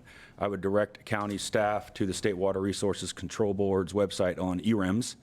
It's Electronic Water Rights Information Management System, where all of this information is readily available, in addition to a variety of public documents that outline these different rights. Once the nature of the water rights in the Ukiah Valley has been properly characterized, Ukiah suggests that the water supply column be used to demonstrate how the respective entities manage those water supplies. Very surprisingly, there is no discussion whatsoever of the various entities throughout the systems between the various public agencies that deliver water in Ukiah Valley. No discussion of the interties between those systems. We recently discovered the value of those interties and how supplies can be made available to our sister agencies. Second, the county's description of Ukiah's rights to water and the water supplies suffer from significant imprecision and subjective descriptions that I would suggest implicate causes of action such as slander to title.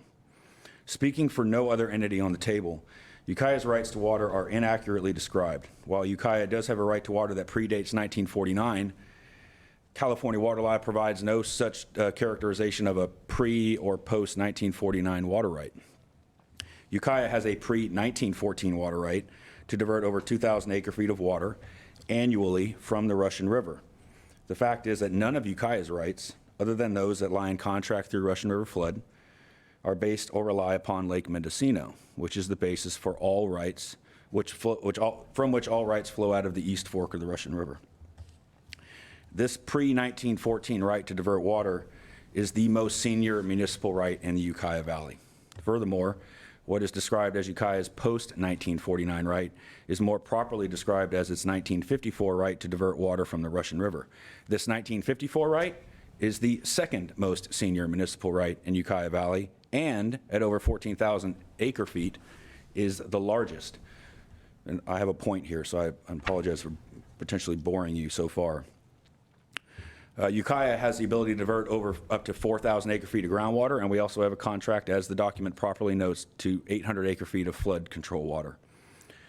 Here's the point. The seniority and the resilience of Ukiah's water resources are further reinforced by the recent curtailments that we experienced in 2014, when every other public water agency whose right relied on riparian or appropriative right, every other public agency's water right was curtailed, meaning that their ability to divert water and provide it to our residents was restricted. Ukiah's was not. It was the only one. So, what did Ukiah do with that water? Did we hoard it? No. We donated, in part, our response was we donated 800 acre-feet of that contracted water back to Russian River flood so that it would go and serve our communities. It ties back to the importance of the discussion about interties. Without those interties, you just can't move the water.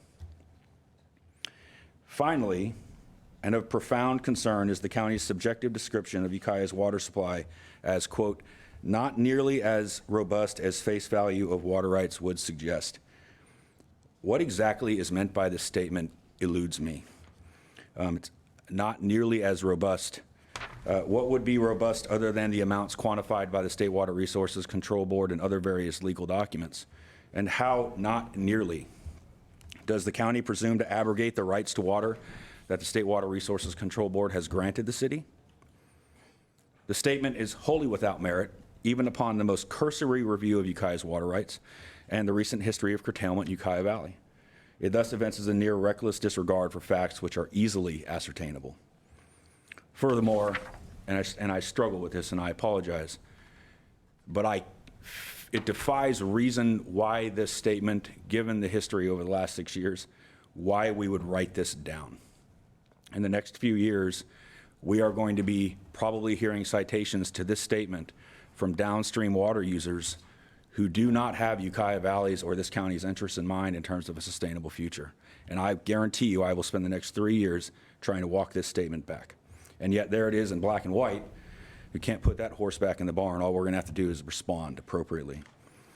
I simply can't understand why the Ukiah Valley community would want that kind of a statement in the document, given that Ukiah has the most resilient water supply in the valley. I do not see the value. In closing, Ukiah recognizes we are on a deadline with the draft housing element, and that not meeting that deadline has some very real consequences for our community. We therefore respectfully suggest that the Commission recommend approving the draft housing element for the Board of Supervisors consideration, though with direction to staff and its consultants to work with the City of Ukiah, and other water right entities may want to engage here also, and I would welcome them, to address the many serious flaws, inconsistencies, and mischaracterizations endemic throughout the document. Everything is permissible, and you have significant authority. But our community should not allow this kind of document, as currently written, to drive decisions that will inform the fabric of our community over the next 8 years. I appreciate your consideration. I thank you for the additional time, ma'am. I appreciate your service. If you have any questions, I'm happy to answer them. So would it work for you under that water supply thing under the city of Ukiah to just delete that last sentence? I would. Yes, ma'am, with alacrity. Yeah. Works And, for me. and also, I'd be happy to provide, detailed information to the county in terms of the description of at least Ukiah's water rights. And again, Right. other entities may want to provide some. I think it's important that the water rights in the Ukiah Valley, for everyone, just me speaking, are accurately described. I concur, and I would welcome that information. Definitely. Can we hear that sentence again? It's right up there. Oh. The last sentence under the city of Ukiah water supply, that one. Yeah, I just assume not ever hear that statement again, so I won't say it again. 116, page 116. And I then live in Ukiah. there was also an issue with the pre-1949 water because with water lots 1914, Yes, ma'am. correct? Well, it's pre-1914 or pre-19 or post-1914. The only point there is I think it's imperative if we're going, again, I'm a lawyer, so don't hold that against me for too much. But if we have a water rights column, then my suggestion is we're operating under water law because water rights are a species of that law. So we'd be very specific about what the right is. And I think for every entity. For instance, Russian River Flood doesn't have a permit.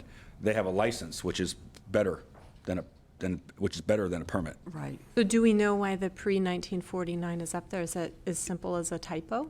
It's not a typo. What you read, ma'am, if I may answer.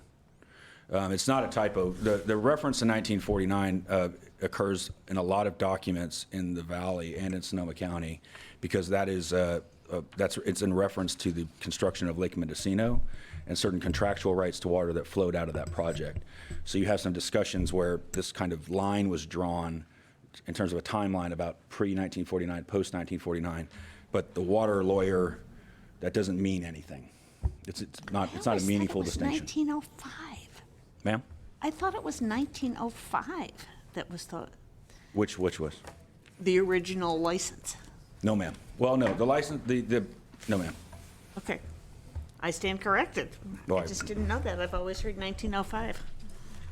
If I may, so we can work with the city if we receive direction from you today to work with the city on this. If you can see at the bottom of the table, one of the sources referenced here is LAFCO's municipal service reviews from 2013 to 2018. I can't say definitively without doing a deeper dive of the document of exactly where these statements came from, but we can certainly correct this so the correct information as reflected in the commenters' notes today can be included in the final document. And We we'll do not want to delete that have one inaccurate section. information in there.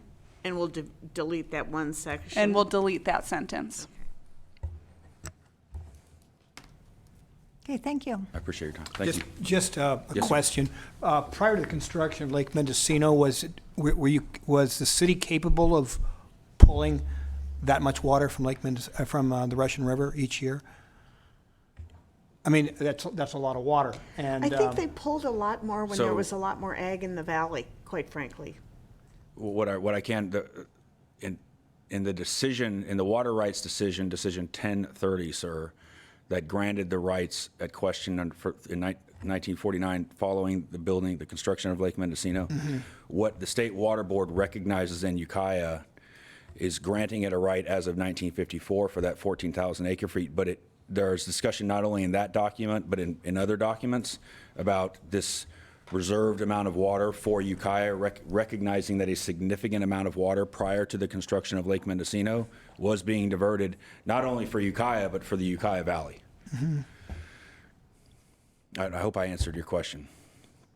I'm not sure that there was demand for 14,000 acre feet in Ukiah as of 1949, but we had a right as of 1954 granted by the State Water Board for that amount of water. And the lake was built in, what, 1958, 59? I don't, the construction date, It was, in the mid-50s. Yeah. Sometime, I'm not exactly sure what year started or ended, but when we were babies. I have a question. So if per the suggestion in the column of water rights, if that was to be restructured according to water rights law, as suggested, we wouldn't just be rewriting the city of Ukiah line. We would need to go back through all the other water districts and do the same as well, correct? I will speak as a Ukiah Valley resident and answer no. I would suggest that we look at the other entities as well. Okay, Because and as far as staff is concerned, I'm sensitive to the timeline. I know we want to move this thing forward. If that is not standard data that's available through LAFCO, it seems like that would take a little additional time to go back and research that with the other districts, correct? That would take some time. Certainly, we can try to outreach as much as possible to get as much information as we can, but some districts are strapped in terms of personnel as well too, and getting that information might be a little challenging, but we'll do our best to get more information than what LAFCO had on the books to update this. Okay, and this is showing it's an admin draft, so the admin draft goes out to HCD, and then do we wind up with a public draft following They'll this? provide comments back to us. We'll make adjustments to the document based upon those comments, and then the final draft is presented to the Board of Supervisors. Okay, and a public review process as well? Correct. Okay. And can these substantive, well, these wouldn't necessarily be substantive, it's more formatting, correct? I'm just wondering, does this need to be done now, or can we do that in the next revision? I think we would want to update this as soon as we can here. I will look also to our consultant here and see, because as we said, we do need to be sending this document to HCD, so this might be something that we provide a comment on, saying that we are going to be actively working on updating this table and provide them with that information as soon as we have that available. But, you know, that's really, our timeline is so very tight, but that we will make sure this gets updated before it goes to the Board of Supervisors. Great, that sounds like a happy middle ground. Okay, excellent. Before you leave, I had a question. For the city of Ukiah, is the water systems defined right, or is there more than what's being reported? I don't know of an error with the water systems, ma'am, for the city of Ukiah. Okay. We'll check that too, but I don't think that's wrong. Okay. All right. Thank you. Sure. Nicole West with Placeworks.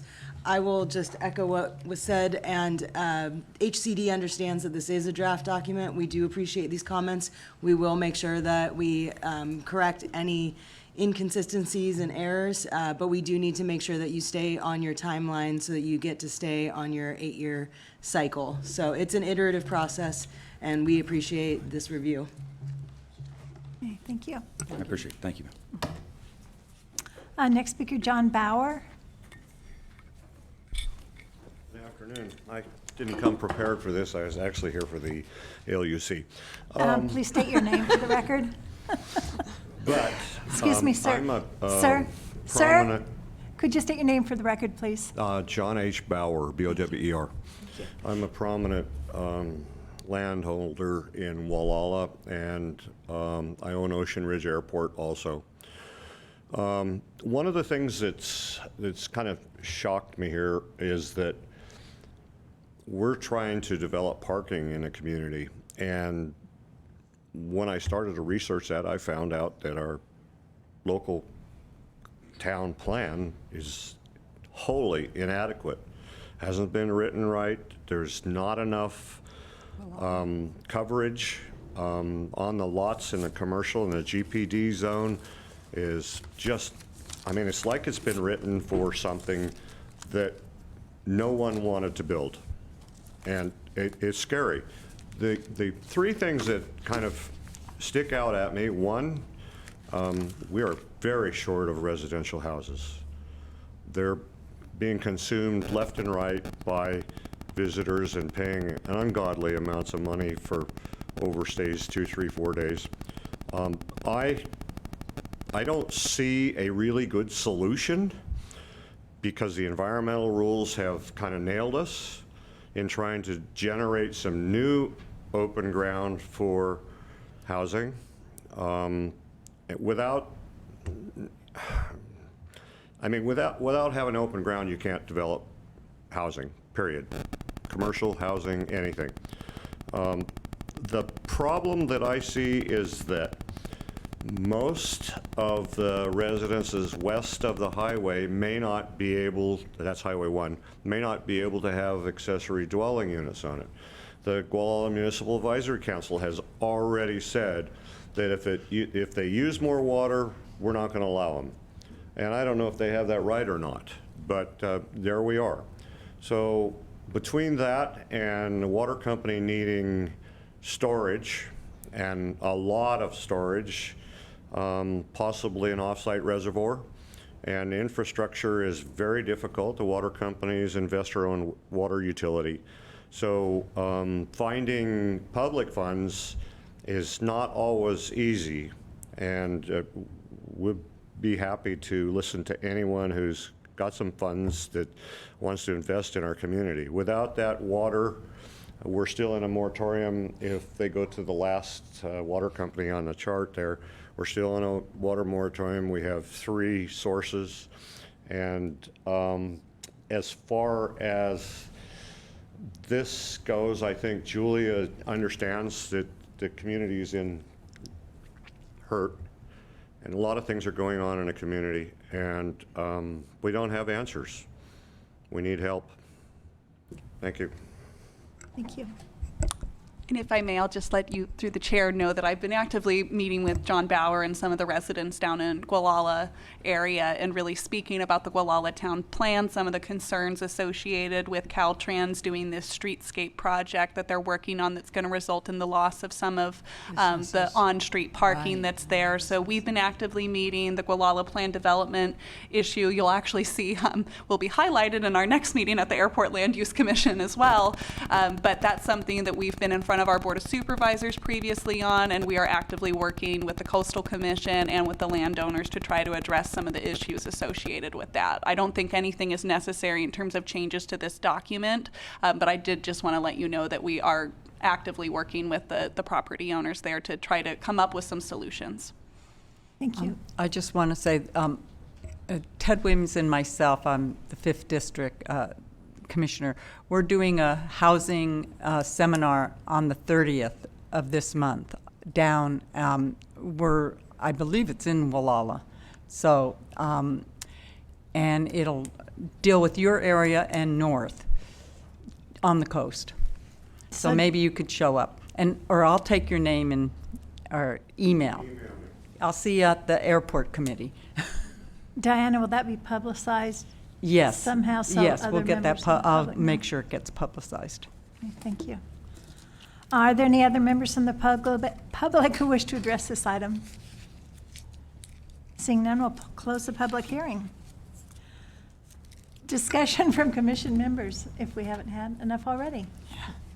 I think what I could do, if the chair wishes, is I could take you through the various changes that we've discussed here today.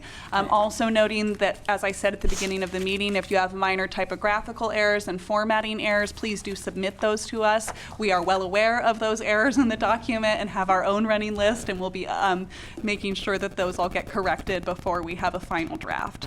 So if you don't mind, I'll just start if we flip back to the beginning, and I'm going to give you the page numbers and read through what our changes are. So, Juliet, just a minute before you get started, there were some items that were brought up by Jacob Patterson and also Amy Wind, as well as Philip Williams, and I think his have been pretty much addressed, and we will be addressing those, but I wasn't sure about some of the other items that were brought up by the other speakers.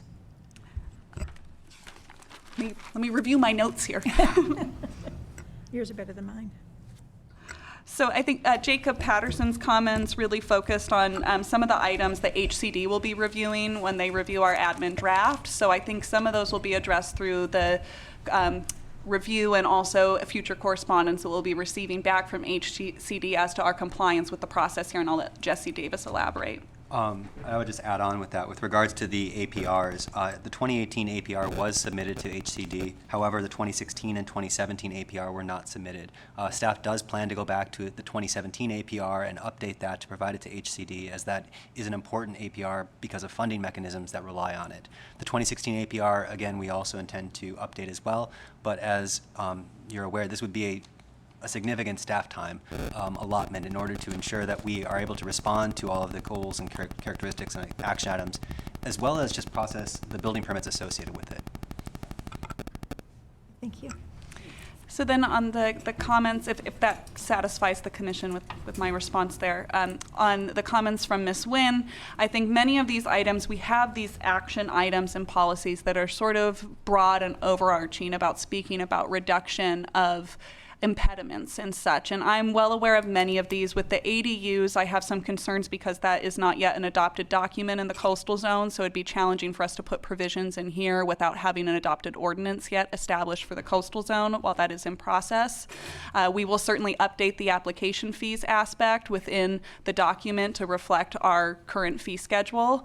As for the takings analysis, cost and such, that's typically borne by the applicant. It's not something that we typically reflect within our fee structure table. That's not an additional fee that we charge.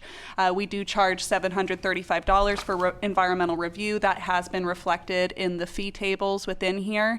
As for the Fish and Game filing fee, that is actually a fee that's administered through the California Department of Fish and Wildlife. We are solely the body that collects that fee, so I typically would not be including that within our fee schedule, as that fee is set by the state, not by our local board of supervisors.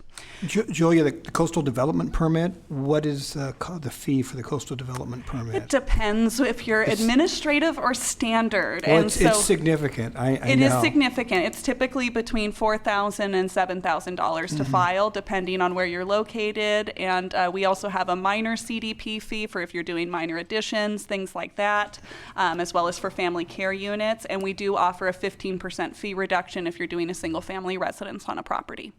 Okay. So these are some of the items we'll make sure we update in the fee table to reflect our true fee schedule. And I'm grateful for that being pointed out so we can make sure we have accurate information in there.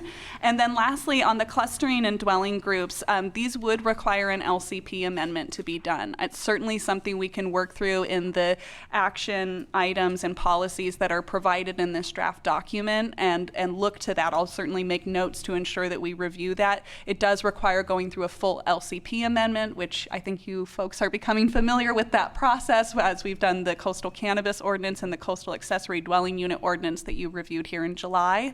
So that's something that I'm certainly making all these notes down as items that we can come back to and look at as we're doing our housing element compliance. I'm hesitant to make them definitive action items, but of course it is up to this body if you would like to see an action item reflecting any of those requests.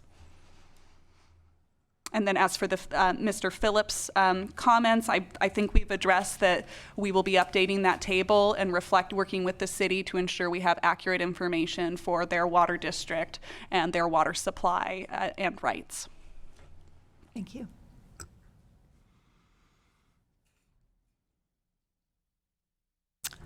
Okay, have I closed the public hearing? If not, okay, I have closed the public hearing. Thank you.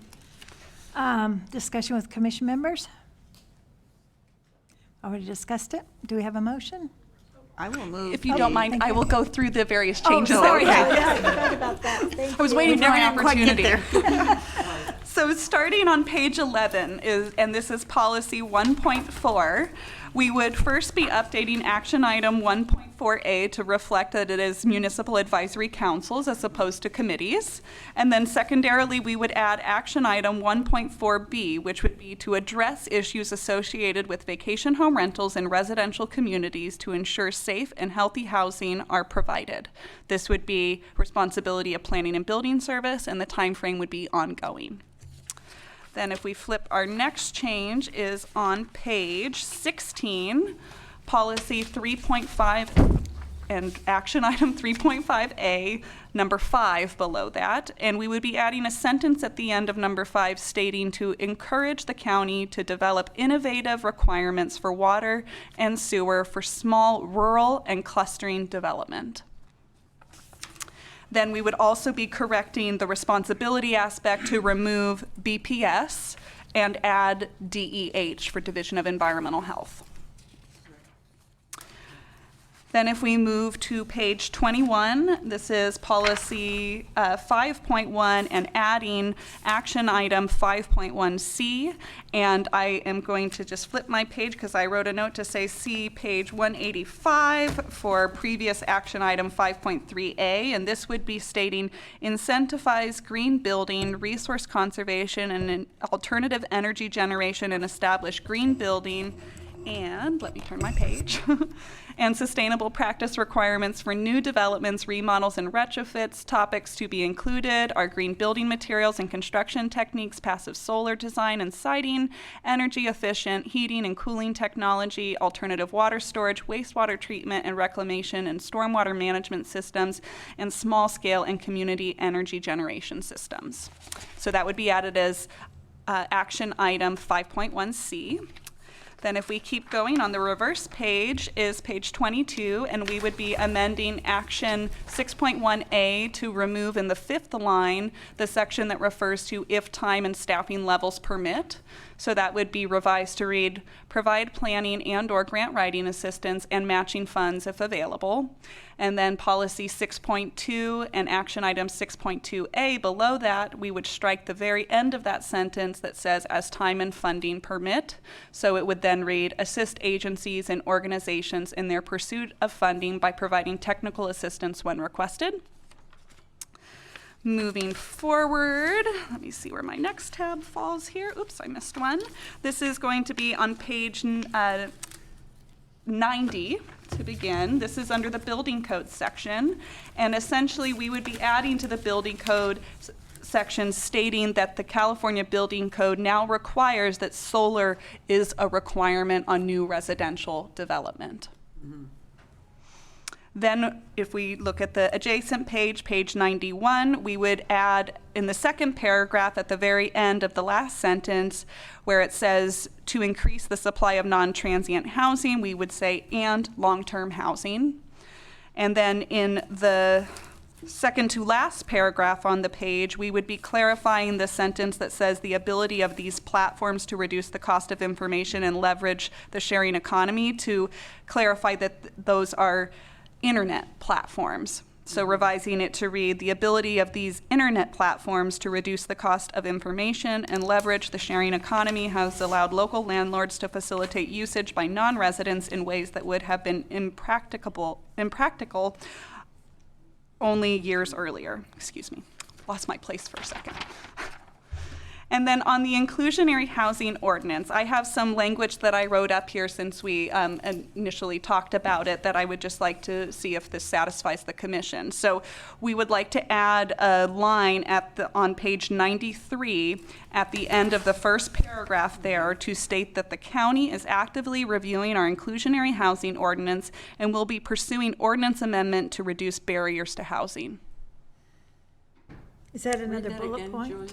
The county is actively reviewing our inclusionary housing ordinance and will be pursuing ordinance amendments to reduce barriers to housing. Does that satisfy the commission? That's language we haven't previously explicitly talked about. Have something there, yeah. Is that another bullet point then? That would be added at the end of that paragraph. Okay. The last sentence. Okay, thank you. And then for the final item that I have, I tabbed the table, which was the topic of discussion under Mr. Williams' comments, which is on page 116, and it's table 5-3-21. And it would be striking the sentence under water supply for the city of Ukiah that refers to that the supply still adequate in dry years, but not nearly as robust as face value of water rights would suggest. Ensure that that line is struck. And then also I provided a note that we will be working with the city of Ukiah to update and reflect the accurate water rights, water supply, and water system criteria and their current entitlements. And Deputy County Counsel Matthew Kudrowski. While Julia Acker-Krog was reviewing those changes, I'm looking at additions I'll make to the resolution, going to some direction to staff that I think is in the following three areas. One would be direction regarding the water rights table. Two would be direction regarding necessary non-substantive typographical errors. And three is regarding updates to the fee schedule. And I want to talk to staff for a minute about where that is to try and refer to that, and then hopefully be able to read this to you in a couple of minutes and say where it's being placed into the resolution. So without any more, if there's more conversation with the commission, please let me know. But otherwise, if I could ask for 5 minutes to finalize that. Okay, we'll take a 5-minute break.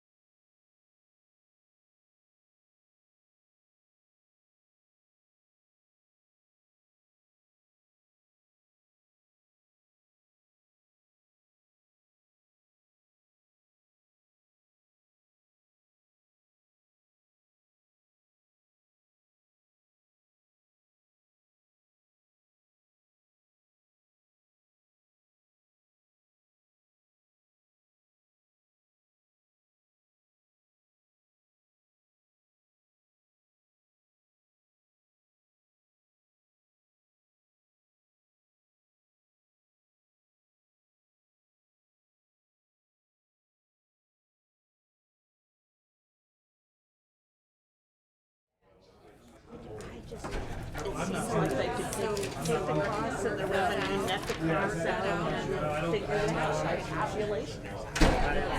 You get to go. What's that? You get to go? I get to go.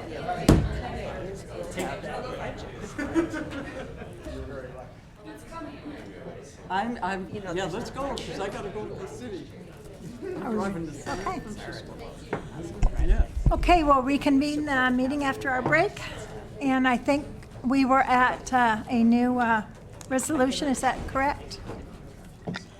Julia, did we go over everything in the packet, the draft? We did, and then I will just turn to Deputy County Counsel Matthew Kudrowski, as we've made a few revisions to the draft resolution that's in front of you, just to reflect the proceedings that happened here today. Deputy County Counsel Matthew Kudrowski.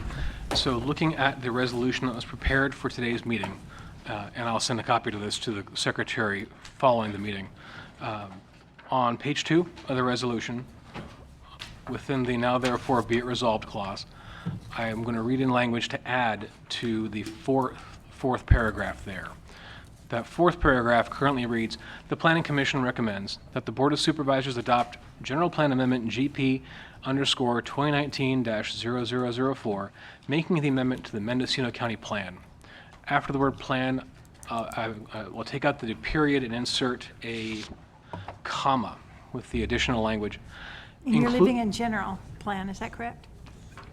Making the amendment to the Mendocino County General Plan. General plan, okay. And then after the word plan, we're putting in a comma, including changes to the housing element draft made at the October 17th, 2019 public hearing, and subject to the following additional direction to staff, with a colon following that. After that, a letter to A, work with the City of Ukiah and other water agencies to review and revise Table 5-3-21 to ensure accurate reporting of water rights and water supply. B, update the fee schedule in Table 5-3-12 and Table 5-3-15 to reflect current county fees. C, make any necessary non-substantive typographical and formatting errors, with a period at the end of that, and that's the additional language with the direction to staff and incorporates the changes made to the document that Ms. Krog read out. So moved. Are the commissioners all comfortable with that? Yep. Okay. So the motion is to adopt the resolution. As amended by staff. So do we have a motion? Yeah. We just need a second. I'll second. Thank you.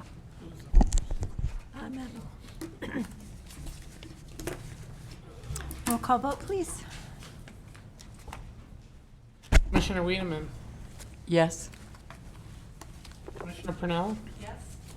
Commissioner Perkins. Yes. Commissioner Jacobson. Yes. And Commissioner Holtkamp. Yes. Chair Ogle. Yes, thank you. It's been a long day. Thank you all so very much. I know Thank it's you been for a your long input. one, and I so appreciate you hanging in there and getting through this really important document. So thank you. And I do believe we still have a set of minutes to look at. We do. Our next Thank you, is Commissioners. matters from staff. Any matters from staff?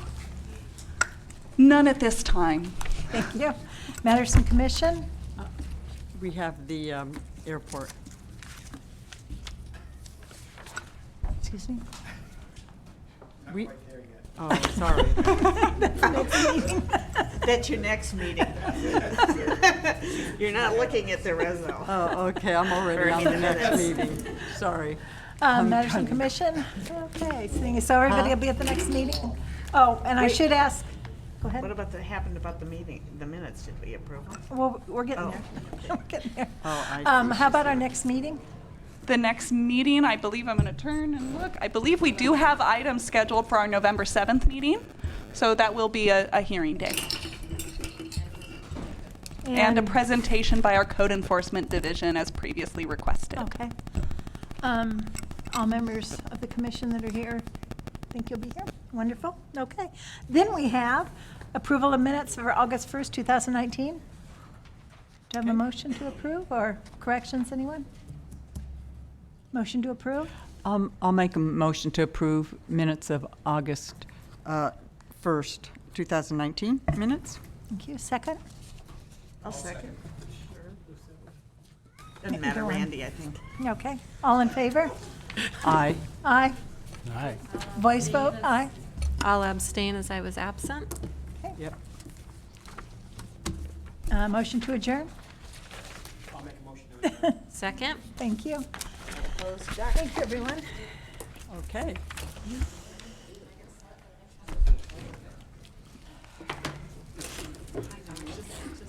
I know.